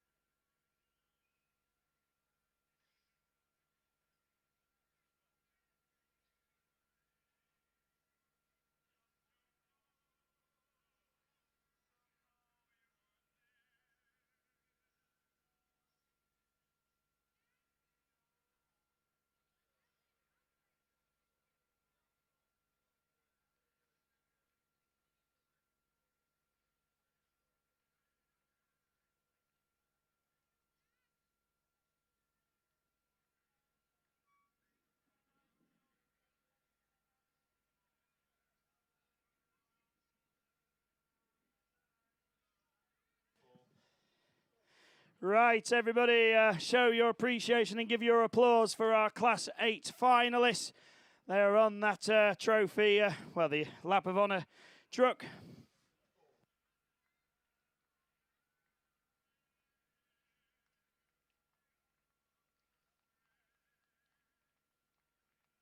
So, what tremendous racing we've had from the Class 8 drivers all weekend long. We started with 40. And we got down to the top 8. Sadly, we lost Mitch Wells in the first attempt. But, coming through, we had a fantastic race in the end. And Stu Whitehouse then, not his year again, but I think after the tricky start to the year, majorly pleased to make the final again. Dan Thomas out of luck. It was my tip to win. PhD 47, your outgoing champion Dan McKenzie in Cambridge 44, finished in 5th. But your trophy winners then, 4th place, Connor Jones, I'm sure will be delighted with that, in ARC 15. Stunning day yesterday, slipped back a little in his third heat, but fought back strong in the final. Ludlow 4, Bryn Powell, your 3rd place trophy holder. 2nd place, it was much better than last year, Sam. And you got rid of the black flag jinx, which has hindered you this year. But Scunthorpe 427, I'm sure a delighted runner-up this year.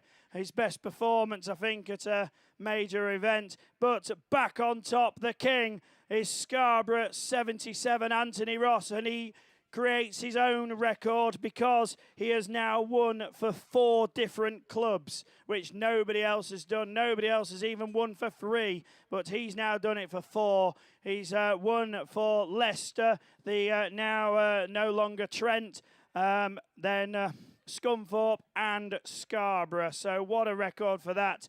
And he last won in 2011. He also won the Class 8 title in 2003, 2002 and 2003, I believe. And also in 2011, as said, and a Class 10 champion in 2006. But making history, winning the first official F600 National Championship and adding Class 8 to it. Was that earlier race, given the idea of where to go? Maybe, maybe not. Either way, he put in a stunning performance, and so did all the other drivers on board. So just watch the as the truck comes round, give your round of applause, make some noise. Class 8, arguably one of the most difficult classes to win. And to win it once is a major achievement, but to do it several times and to come back after several years off the winner's step and do it again is a massive achievement. But just all those drivers on there, some of them have done it before, some of them, their time will come. And, yeah, just applaud for their achievements that they have done this weekend.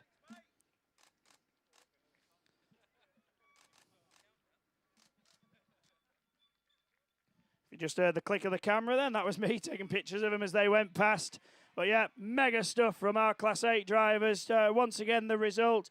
7th place, Stu Whitehouse, White Rose 5. 6th place, PhD 47, Dan Thomas. 5th was Cambridge 44, Dan McKenzie. Missing out altogether was Mitch Wells, Evesham 356. Your top 4, though, Connor Jones, ARC 15. 3rd place, Bryn Powell, Ludlow 4. 2nd place, Scunthorpe 427, Sam Matthews. And your 2024 national champion in Class 8, Scarborough 77, Anthony Ross. Brilliant stuff, everybody. And they make their way past the catering stalls, but those just in front, there's been a big crowd there all weekend. And just give you a round of applause and show that appreciation, please. They deserve it. So just as they go past those final few spectators, it has quietened down a little bit down there. But don't go too far, because we're not finished yet. We've still got more racing to go. There's still Class 10, there's Class 4, and there's the big one, the Champion of Champions. Now, which car will Anthony use? I've got a feeling it'll be the Class 8. But you never know. He may come out in the F600. Right, that truck leaves. Class 10s are on the line. Not so many of them now. But, Brandon, what's going to happen? Well, fingers crossed, Russ. We're going to get through it this time. But I'm not too sure. So, right. A very, very depleted field looking at that. I can't see a Paul Coles machine. And I can see Seagreaves. I can see George Young, blowers there, and Vinnie Gibbons. Apart from that, I think there's Wes. Wes is coming in the York 40. I'm not...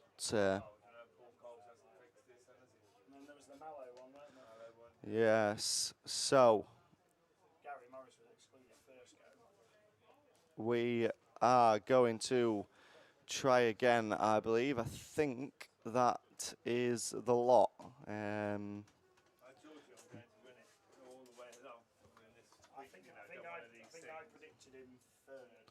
Right, I think looking at the start line, we might just be waiting for Paul Coles. I'm not sure if he's got that one repaired, but yes. So once again, Wes Tinker, Lee Seagraves, George Young, Wes Tinker, Andy Ornshaw, and Vinnie Gibbons.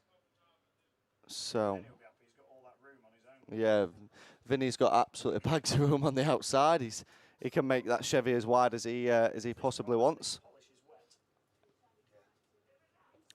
And I believe I've just seen Paul Coles driving through the pits to get to the holding lanes. So maybe we are going with Paul Coles as well in the South Somerset 166. And I think that is him driving up now. It is indeed. So we are going to go with the same field we went with last time. So Vinnie Gibbons, Paul Coles, Andy Ornshaw, Wes Tinker, George Young, and Lee Seagraves as they just check his belts in the holding lanes. Well, as I said earlier on, Paul Coles' scrap bin must be massive this weekend with the amount of arms that he's had ripped off.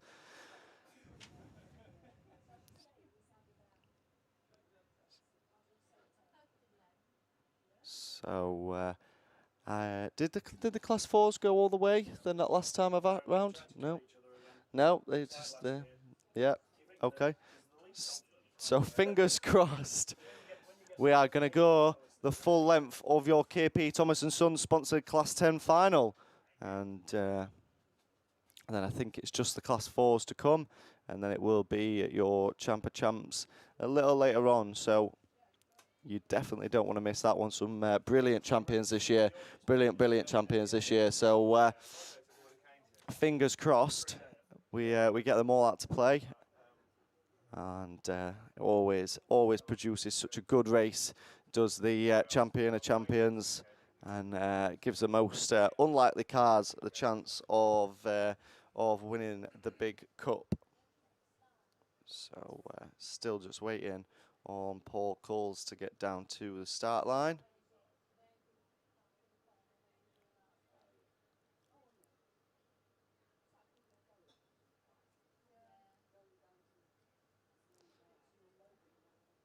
Well, all I can say, guys, is what a weekend it's been. Yeah, absolutely beautiful. The weather's held out for us. It's been amazing. It's been a warm one. And Yorkshire Dales have put on an absolute brilliant show. It's been a long week for me. Let me. Yes, it is a bit warm in here, isn't it, Kev? It is very warm in the Portmobile. But yeah, what an absolute tremendous show that Lee, Sue, Simon, and all the gang have put on at Yorkshire Dales Club. And as I say, that Paul Coles is just lining up into position. We do start to have yellow flags flying, and we look to that first marshal post for him to lift his yellow flag as the engines start to rev.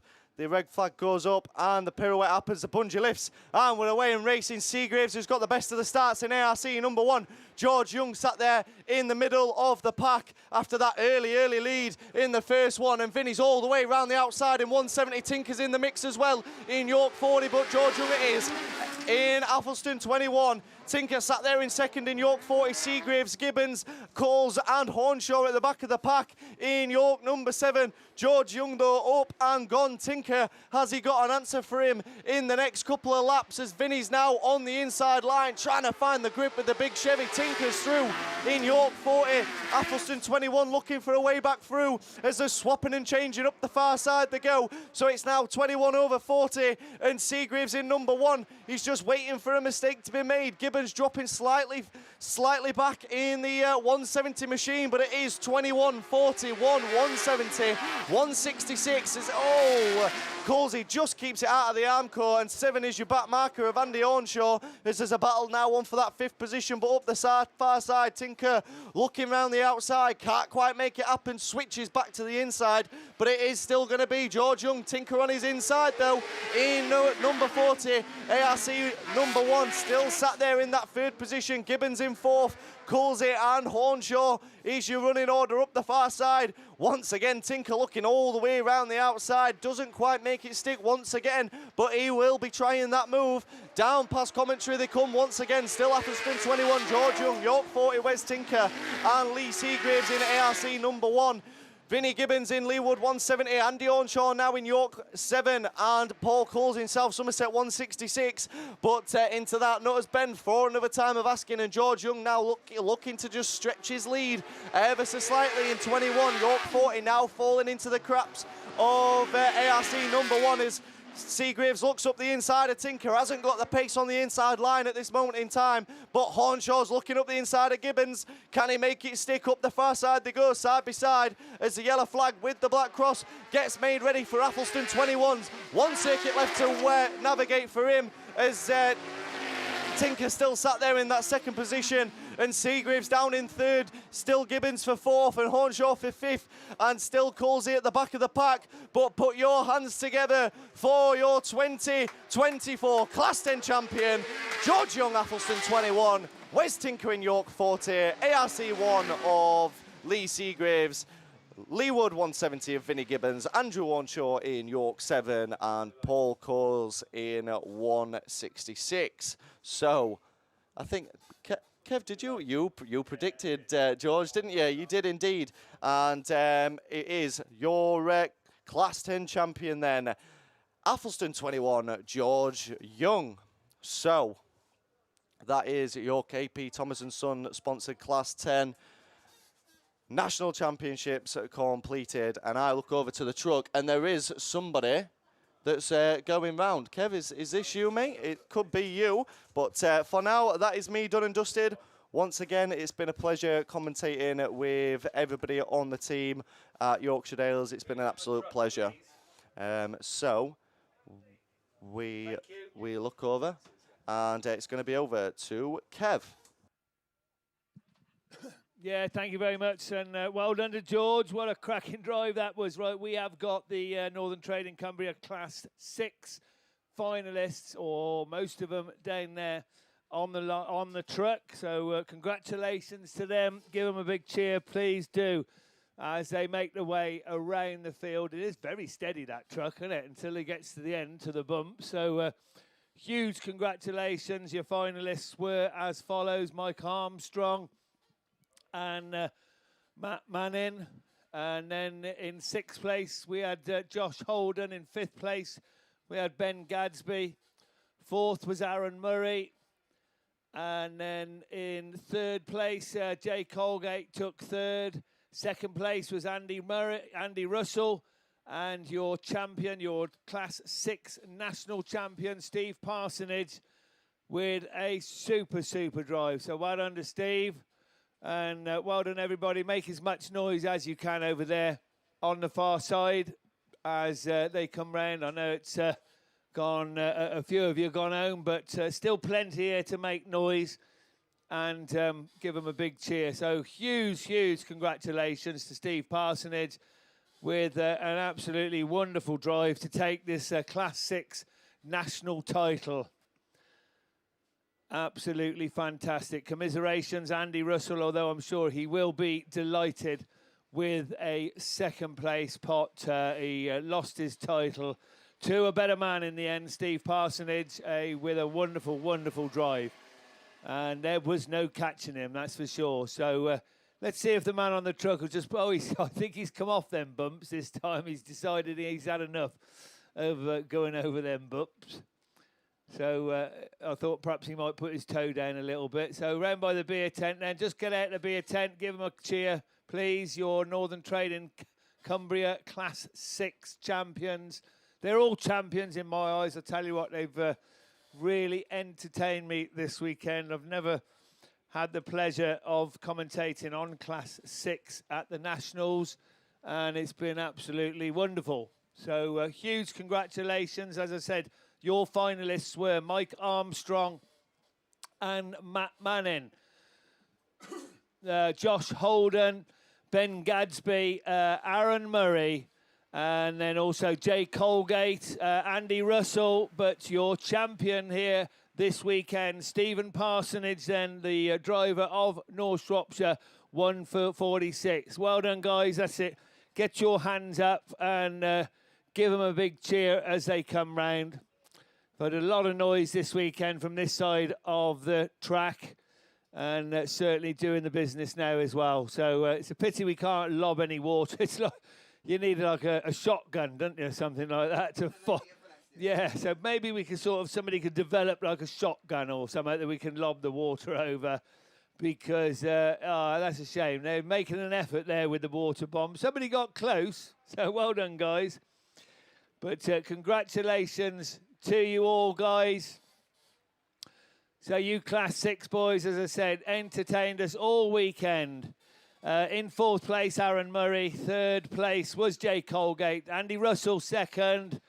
And well done, Stephen Parsonage, your Class 6 national champion. Does it sound good, mate? Congratulations, then. And there you go. Somebody's got them. Well done. So well done, Mr. Parsonage. Stephen Parsonage, yes, take that applause, boy. Absolutely wonderful stuff. But a huge congratulations to all the finalists. Mike Armstrong, Matt Manning, Jay Colgate, Aaron Murray, Andy Russell, Josh Holden and Ben Gadsby. They're all on the track, and they've joined the Class 6 national champion, Steve Parsonage, as he makes his way around the far side there now, and they'll make their way back into the pits. But give them a big round of applause as well, guys, as they come round past the Yorkshire pudding wrap place and the grill and all that sort of stuff. So well done, guys. Class 6 boys then will make their way now back into the pits. I can see Class 4s down there on the line as they take the last few congratulations. So I'm going to hand you over to Gareth to take you through this remaining Class 4 final. Yeah, thanks very much, then, Kev. I think it's safe to say Parsonage won't be going back to North Wales next year. He's automatically qualified. Right then, so we are Class 4s down there on the line, and already we can see yellow flags waving around this Thornborough venue. That means that we are under starters' orders to go with the remaining final in this year's National Autograss Championships. Bungees up and away we go. Grasby once again quick out of the blocks. In Evesham 220, Lee Poole and Gould, then the two that go with him. Oh, and Grasby slows right down on the entry to turn 1, but it's Lee Poole that takes up the running then for the first time. Past us, it's 71 from 220. Ben Gould rounds out your top 3. In North Shropshire 434, then it's Otis Williams in TA13, this time the first of the minis back there in that 4th spot, and Jordan Coupland in Scunthorpe 46 at the tail end, back in that 5th spot. But it is Lee Poole then that continues to motor on in Stroudon District number 71, and he's opening a bit of daylight now between himself and Darren Grasby. He'll be hoping to hold on to that 2nd spot. He'll be hoping as well to keep Ben Gould behind him in the North Shropshire 434, and the longer he can do that, the more potentially it allows Lee Poole to pull further away at the head of affairs. But Goldie now looking towards the outside as they go through the start gate turn. Nothing really to split 2nd, 3rd and 4th at the moment, but it is Lee Poole that's being allowed to pull ever clearer at the head of affairs. And I tell you, if you were a betting man, you wouldn't bet against him now, would you? Because the laps are counting down and he's getting further and further clearer at the head of affairs. And at the moment, Grasby's little imp is as big as it can possibly be, and it's managing to keep Ben Gould behind him in the Shropshire League's North Shropshire 434. But it is one more lap complete then. Stroudon District 71 from Darren Grasby in Evesham 220. Ben Gould still holding on to 3rd. 2nd and 3rd now pulling away ever so slightly from Otis, who's back there. I think possibly carrying a puncher on the front passenger wheel in TA13 from Jordan Coupland in Scunthorpe 46. And Otis really being reeled in at the tail end there by the other mini from the CGTRO League. But it's fairly unchallenging at the moment at the head of affairs, and it continues to be Lee Poole in Stroud and District number 71, who's away and gone, and the UK racer at the head, who's going to see that yellow rag with a black cross. I think this time round he's got one lap to go then, representing the Wiltshire League. From the MAP League's familiar imp, the Darren Grasby machine, Evesham 220, managing to hold on to that second spot through the start gate turn. For the final time he goes, he's managing to keep in that second position, and Goldie hasn't got an answer to him throughout the 6 3/4 races. But here comes your national champion for 2024, Lee Poole in Stroud Autograss 71. Darren Grasby takes second in Evesham 220 from Ben Gould in North Shropshire 434. Jordan Coupland then takes fourth in Scunthorpe 46, and Otis Williams with that puncher on board in TA 13 then rounds it all out for all your finals here this weekend. We've got the big race, of course, to come. That is the Champion of Champions. I think it's time that the main waffler stepped in to help me out here, because we got absolutely nothing on the line. So, yeah, we're going to have a few minutes of downtime before we head on into the Champion of Champions. So, Mickey then, what have you thought of this weekend? Because, well, like I said earlier, I can't remember a Nationals ever been done before 4 o'clock before. Oh, he's tangled up now. He'll never become an electrician, will he? Well, all I'd say is hats off to Yorkshire Dales. I think they pulled off a cracking 2024 Nationals. And what a way to celebrate the 50th anniversary from where it all started. I think there's been some cracking finals. I was only blessed. You know what I said before we came into this weekend? I'd been to church a few times and prayed for good weather, and the Lord God Almighty has answered my prayers. I was down on my knees outside doing the same prayers for the 5s and 7s just to be run once, because I don't think my voice would have held out. But it has been...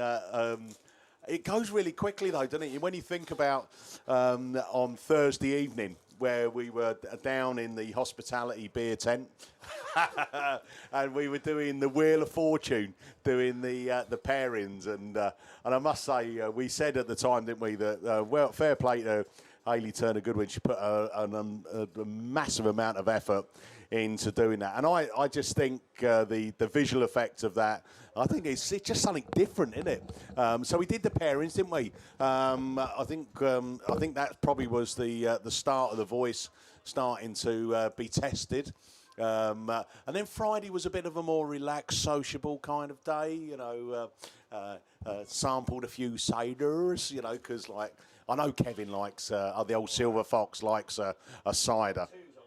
You know, and I think we've got some more people coming round on the truck, so there won't be me waffling about that. And it's going to be the Silver Fox, I think. Is it twos? It is class twos, yeah. What about doing something like Sweet Caroline? Hey, like twos on the truck, whoop, whoop, whoop, coming round to get some celebration. Celebration, celebration. Too many syllables there, Mickey. What an absolute load of tosh. Christ almighty. Well, there you go. Anyway, we have got the Class 2s down there.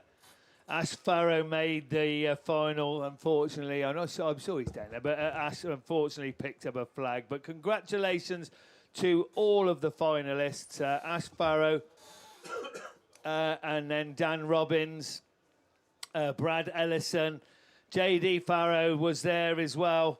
And then in fourth place, we had Jay Albrighton, which that was a super drive. George Cresswell took third. Then Tim Harbour, who I actually tipped, but he let me down. He's cost me a tenner as Tim, so he had a second place.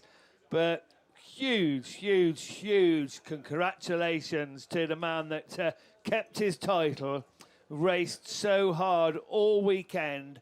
Race Scunny 126, Mr. Craig Conway.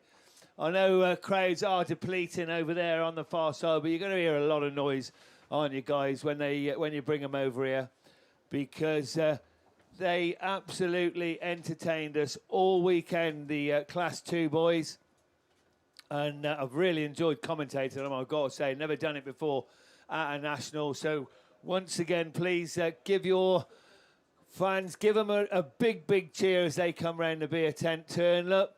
because they do certainly deserve it. Your finalists, Ash Farrow, Dan Robbins was there, as I said, Brad Allison will be on the truck, and JD Farrow. Then the trophy winning positions are Jay Albrighton, who took a 4th, George Cresswell, then who took 3rd, Tim Harbour, with a fine 2nd place, but he's done it again, Scunny, 1:26.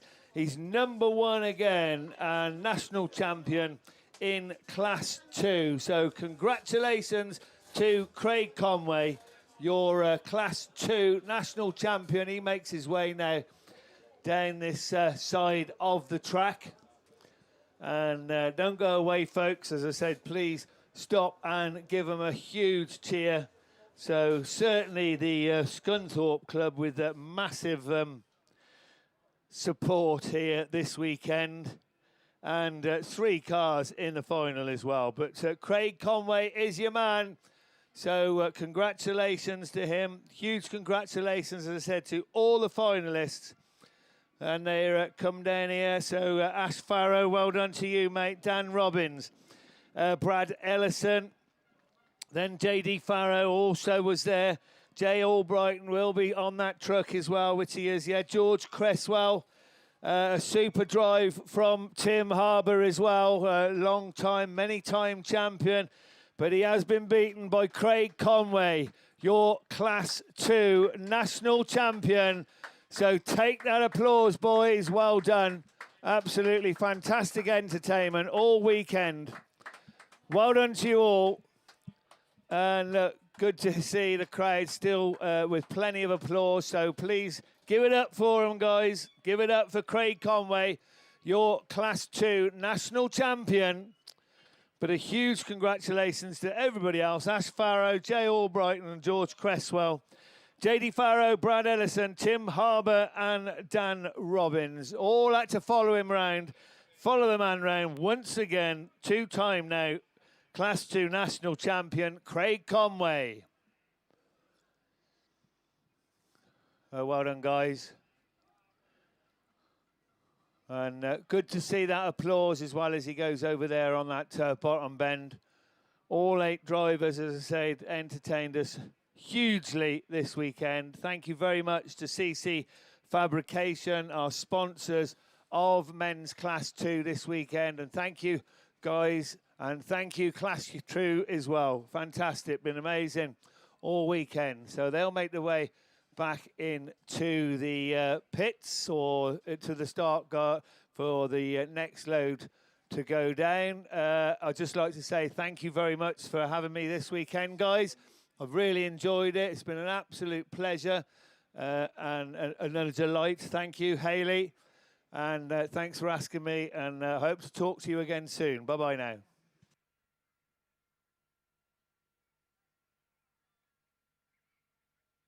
Yeah, so just to reiterate what Kev said, basically, it's been really good to be on the mic with you this weekend, and you could see really the effort as our commentary team leader that Hayley had done this weekend. We've all been greeted with a nice memento for taking part. And it's a big thank you to Hayley, of course, and to the Yorkshire Dales Club. I know that back in January, I had a message from Sarah Chilvers asking if I'd be up for a little stint on the mic at the men's nationals, and of course the answer to that didn't need thinking about. So yeah, it's been a great privilege to be a part of the commentary team once again. As we can see then, the cars that are going to be taking part in the men's Champion of Champions are coming up to the line. I know that some of you will be in a big rush to get away. Some of you will have also planned to stay at the field overnight tonight and to head home tomorrow. But if you do make your way down to the beer tent, there will be a trophy presentation at the truck. And at the truck then in a few minutes' time. And if you are heading south, we're hearing that there is an accident on the M1, so you don't quite need to rush away yet, because you'll be sat in possibly tailbacks of traffic. So yeah, that's on the M1 southbound. So if you are thinking of heading off early, then it might be worth you hanging around and supporting your fellow drivers, fellow sportsmen down in the trophy presentation And if you don't have to go home tonight, then you might be indulged and persuaded to have a beverage or two. I'm sure that can be done. I might have a little tickle when I get home, but just a quick message that we did have. I missed it, but I think it's relevant. It said, thank you very much to all the commentators for doing an excellent job as usual and keeping us all entertained, especially during the finals. And so, yeah, thanks Phil and Nick Olsen. So, yeah, good. They've changed class, haven't they? They've gone into a 7. Yeah, and both doing really well as well. I watched a little bit of the Stroud Bass a couple of weeks ago, and yeah, CM47, the number's still fine. Of course, Nicola winning the Ladies Nationals the last time that the Class 6 was out, and she wanted to finish on top. But I'll tell you one thing, at the start of the season, she certainly got to grips with the rear-wheel drive. And I think a couple of seasons ago when they shared the 8, didn't they? I'm not sure whether Nicola was too impressed and too committed with the way the 8 handled and things. But yeah, she's certainly putting the pickup to go. And Nicola will be in action down with us at South Wales in about 4 weeks' time at the Ladies and Juniors Nationals. And yeah, as we draw then to a climax this weekend, then we'll have to mention that weekend once again, the Ladies and Juniors Nationals, 400 plus entrants for that event. And being as I'm sad enough to have done the statistics this year, I think something around 70% of all the ladies and juniors that have raced up until this weekend are actually planning to attend the Ladies National. So that's a really good figure as well. And I've got to say as well, things have changed quite a bit as far as allocations, and the people behind have changed quite a bit over recent months. I know she's been working her sweet little ass off down in pit control all weekend, but I think as an asset director and somebody who was thinking that she'd wing this weekend, I think Carly Cooper deserves a big pat on the back for this weekend. I know she was calling me her angel on Friday, but I think for our first event in sorting things like that out, I think we've done okay, and certainly Carly does deserve to have a little bit of credit for that, because yeah, we've spoken almost every day for the last 2 months. It's taken a lot of head work, it's taken a lot of time, but I think come the end of this weekend, we can look back and we can actually pat ourselves on the back and say, yeah, as a team, we've done a really good job. And that's not saying that we've done any more than anybody else, but everybody that has had any input into this weekend, I reckon this has been the best nationals for at least the last 10 years. So that's just personally, that's my view. But yeah, can't really criticise the track, can't criticise the venue, can't criticise the weather, can't criticise the commentary, can't criticise much at all. And even with everybody, you're never going to please everybody. But I think the majority of people will look back at this weekend and they'll be glad to be a part of it. The only thing that I'm critical of, Gareth, if I'm being really honest, is that I've had to clean the motorhome on my own. Right, I've had to pick my own clothes up off the floor. It's normally the Magic Fairy does it, you know, but the Magic Fairy's not with me this weekend. Yeah, you wait until you get home. There'll be even more criticism, don't you worry. Yeah, that's it. Hey, and the really good thing I've been really, because I've learned, right, because like when we come away, right, Jill always has like a black bin liner where all the dirty washing goes. I've actually got one out and put me washing in there, right? So I'm going to say, well, I'm home. I can guarantee you failed the test, though. Jilly put a full bottle of Ferry liquid in the camper on Thursday, and it's still full. What's that for? No, it's been really enjoyed it. It's do you know what? I know we come and watch the racing, but part of what I think this is really good is just the the social side of it as well.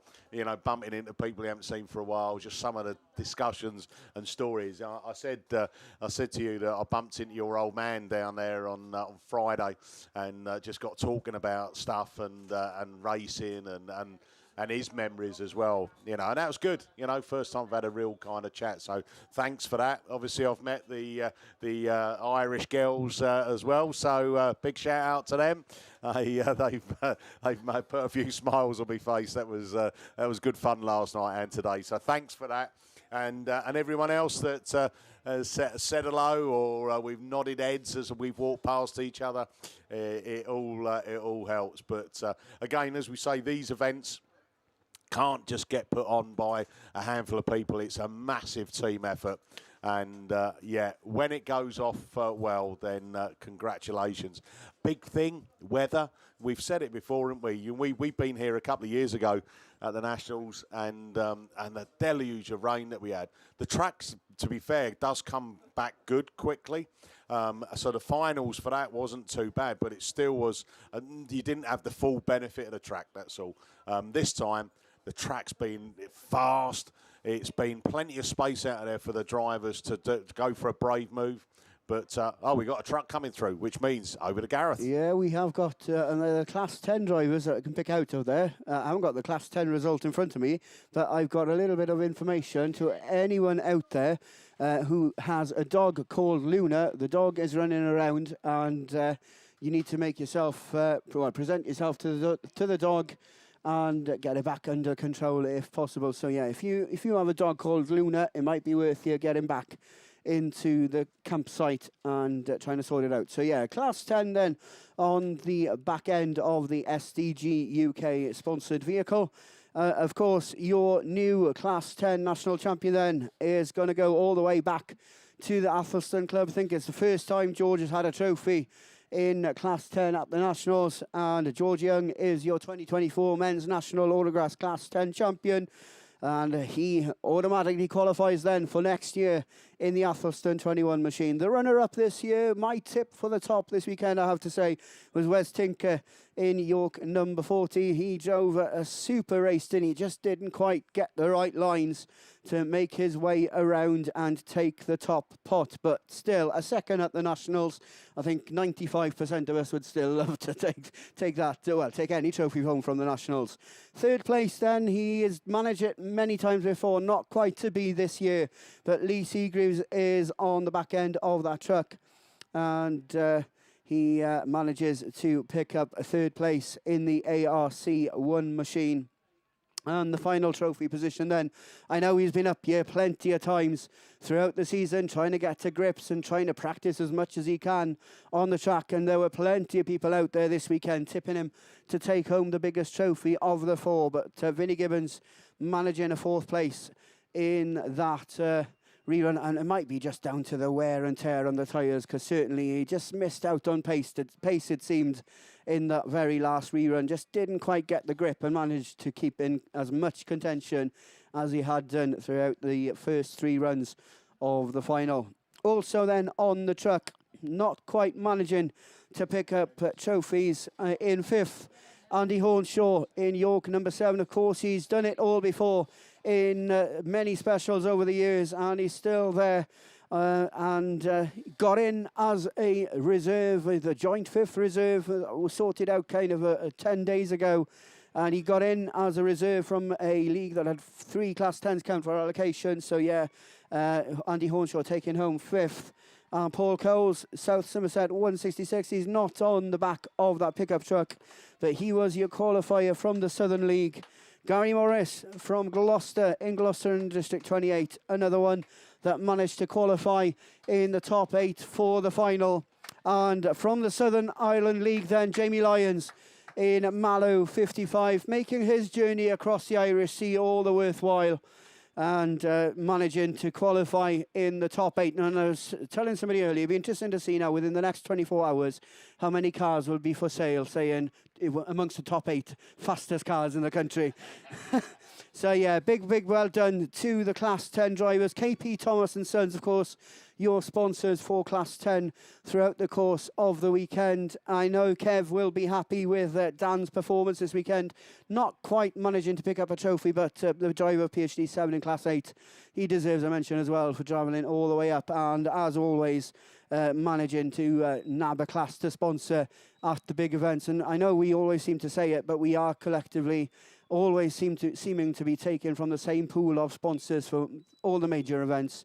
And without those kind of people, these kind of events couldn't be run. So big thank you to all the sponsors. SDG UK, of course, are your overall sponsors for Yorkshire Dales here, well, the Dales League here this weekend. Not sure what the connection to Autograss is, because I was watching the truck racing on YouTube from Thruxton a few weeks ago, and SDG were all over those cars and trucks as well. So yeah, so they're big into sponsoring different kinds of motorsport, not just Autograss, but it's all the more reason to support SDG UK if you possibly can. So your Class 10 drivers then make their way back into the compound of the pits. We've got the Champion of Champions to come. We've also got the parade lap for Class 4s, and it doesn't really look like they're down there at the moment. So we're going to have the cars for the Champion of Champions possibly making it onto the track in just a few minutes' time, but it looks like the finger is poised.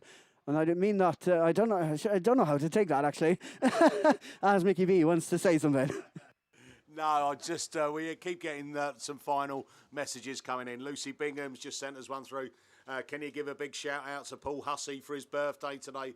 Lots of love from the Scarborough Autograss Club. So happy birthday, Paul Hussey. So you always see their cars. They've changed colours a little bit. They used to be like that lime green and white, didn't they? But well, happy birthday, Paul. Also, Les Shamona Grice in York 4470 today as well. Last thing, we did put a shout out a couple of times. If Mr. Pacey DW Knott, that's a mouthful, isn't it? He must be fast with a name like that. Hey, that's it, yeah. Mr. Pacey DW Knott. You might have lost something plastic last night, or you might have even lost it early this morning. Yesterday during the day. So if your name's Pacey Knott, then get yourself quickly up to commentary, because we've got something that you might want to get reunited with. Yeah, you're skint now. That's it, yeah. Hey, that burger and chips at lunchtime, happy days. Oh, don't forget the curry sauce. That was £4 worth. Hey, tap and go. So yeah, like we keep saying, then the trophy presentation for all finalists will be taking place at the white truck down near the beer tent at the end of the racing. And there seems to be a fair few spectators now making their way across the holding lane. So it doesn't look like we're going to be too far away from this Champion of Champions race. Not sure whether there is a time limit on how much we wait at the end of racing before the Champion of Champions. But by my watch, I think we're 20 minutes away. 20 minutes gone since the Class 4 final, which was the last final of the day. So in theory, if they have 15 minutes to repair the rerun, then we should be able to go with the Champion of Champions very, very soon. Marshall's just taken a little bit of time out, and I know it's the same as any other event within our sport. There will be some negative comments posted online this evening, but please, please, please, you put your hands together, because this marshalling team, and I was talking to somebody earlier, over the last, 4 or 5 years, there seemed to be a proper family of marshals with us within our sport now, rather than cliques from here and there all coming together at events like this. There really does seem to be more of a family and a proper team of marshals within the sport, and that is a really good thing. The majority of us will have done it over the course of our careers within Autograss, but when you are stood out there for 2 long days, as is the Bash Rounds and the Nationals, then yeah, you do put yourself out there for criticism. But to be fair, you will never please the majority. But like I said, this morning, I think the whole sport, from the governing body all the way down to your grassroots club member, can be really proud of what has been achieved at this year's Men's Nationals, and that, I'm sure, will be carried through to the ladies and juniors, which is coming up at the end of the month as well.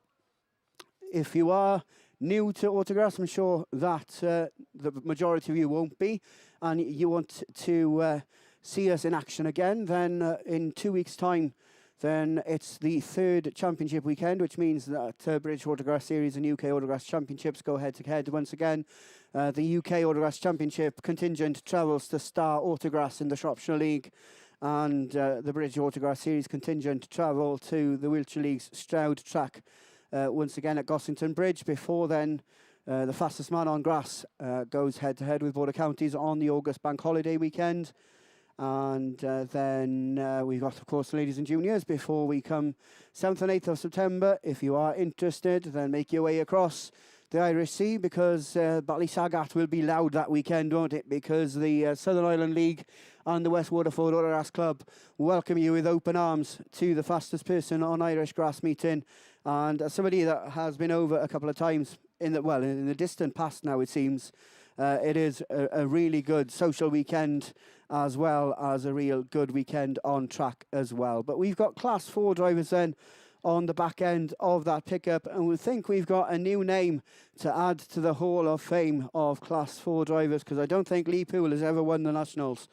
And if so, then that name will now go down in Autograss history. So put your hands together for the Wiltshire League's Lee Poole, Stroud District number 71, your 2024 national champion. And this is a celebration of 50 years of NASA. Not quite the 50th Nationals yet, but yeah, a celebration of all things NASA has been done, and has been a credit to everybody who's had a hand involved in this weekend. Who else can we see on the backup of that truck? 1, 2, 3. I think they're all there, to be honest.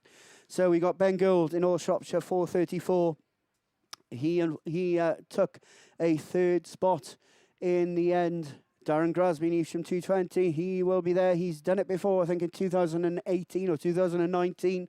Just the 1 position short of the biggest trophy of the lot this weekend. But I'm sure he's going home to Stratford with a big, big smile on his face. And if you look at the live stream, yeah, he's smiling. That's a good thing, isn't it? Dalton Thomas is there, a newbie to Class 4. Of course, he won the Nationals in Class 6, I think back in 2016, with a CM8 number on the door. And he has put himself proud and firmly at the top end of Class 4.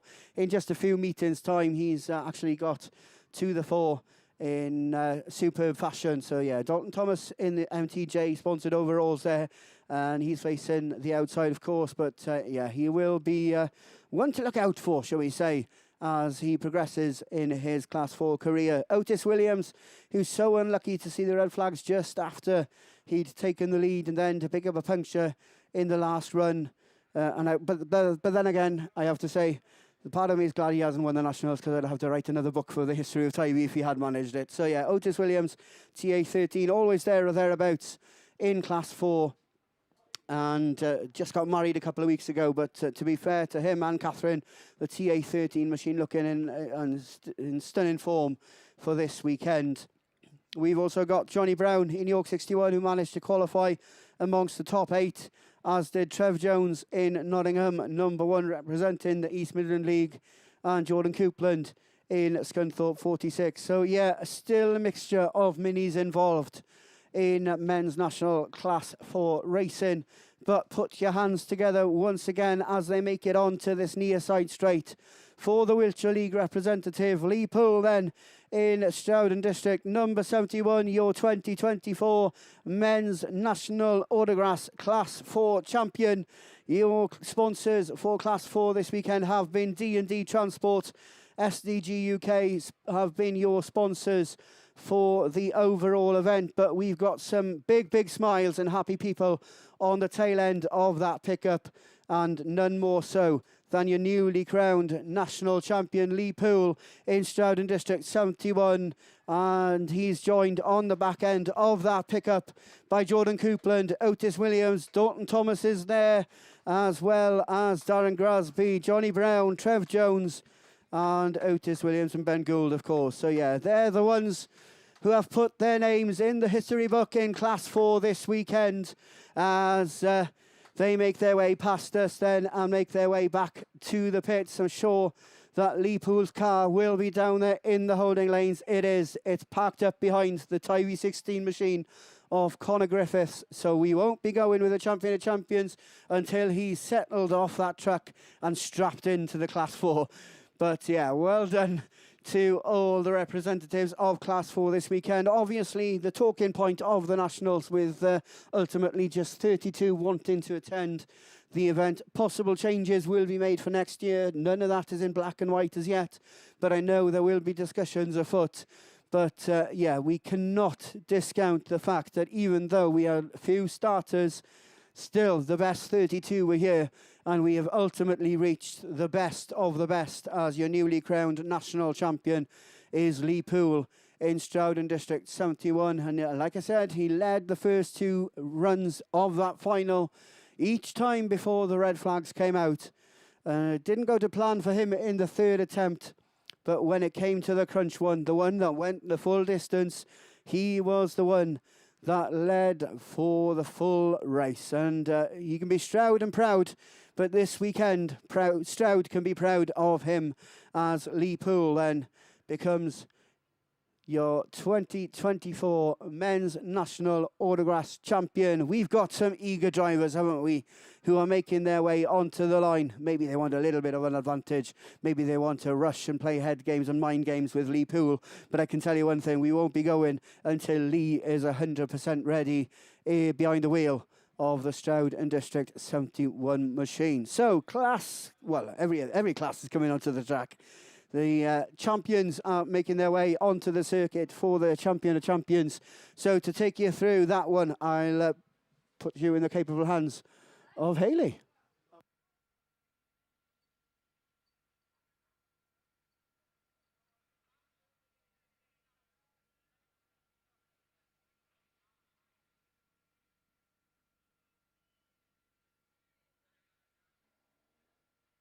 Just a quick one, Hayley, before you read out the champ of champs and who's made it through.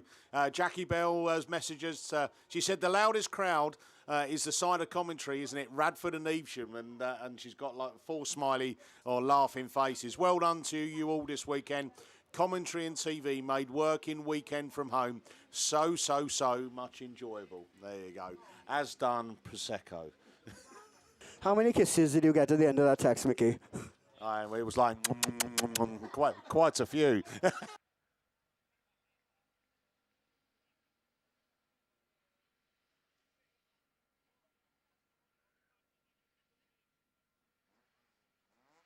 So just while we get some of these cars on to the track, first of all, just a quick housekeeping reminder to all you guys around the track.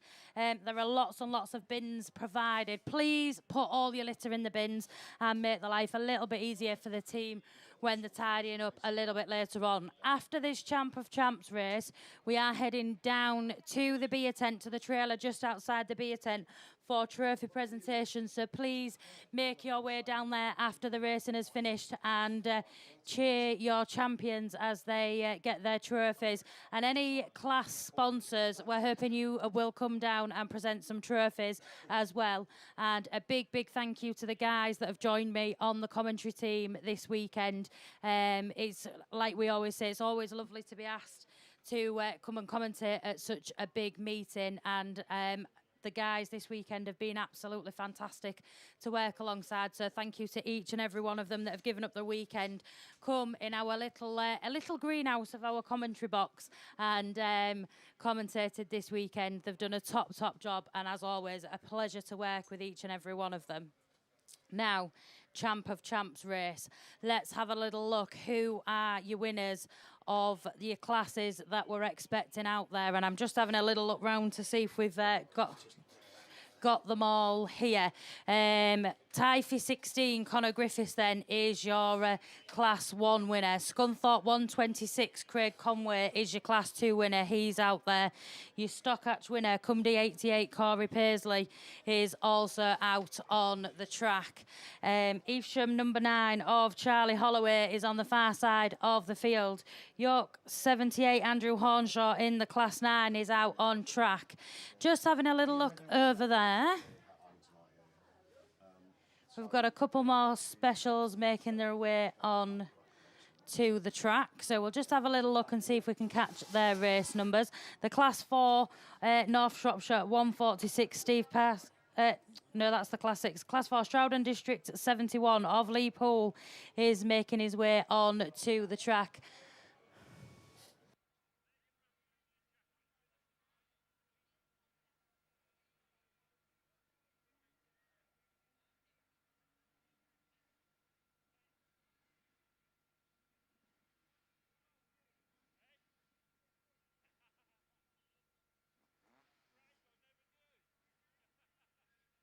Athelston 21, George Young is down on the line as well. So I think that must be Ant Ross over on the far side in 7.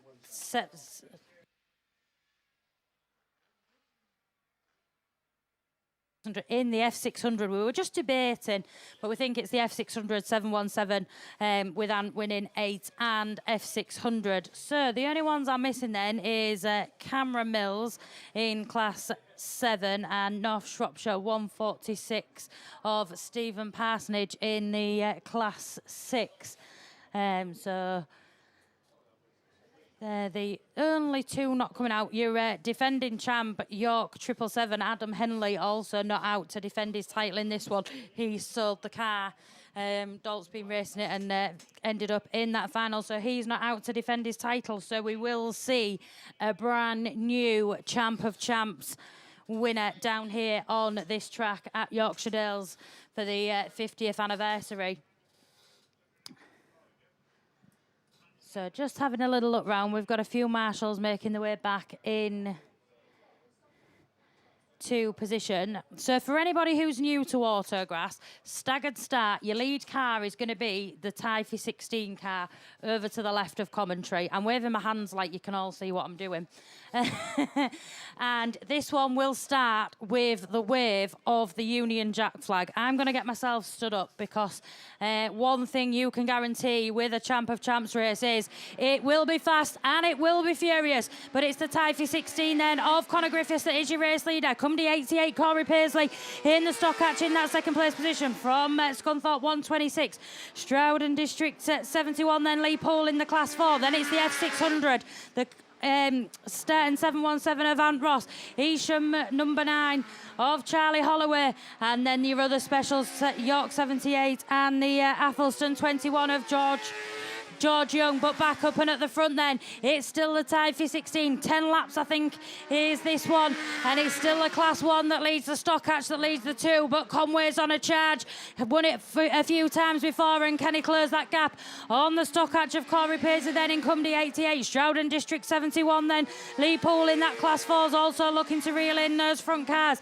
Anthony Ross then just going past commentary, as does Charlie Holloway, Andrew Hornshaw and George Young. But it's still your Class 1 that's leading the stock hatch 2, 4, F600, 5, 9 and 10 in this one. But it's still Typhy 16 as he heads round that Stargate 10 down the far side of the field. From Cumdy 88, from Scunthorpe 126, Stroud District 71, Scarborough 717, Evesham number 9.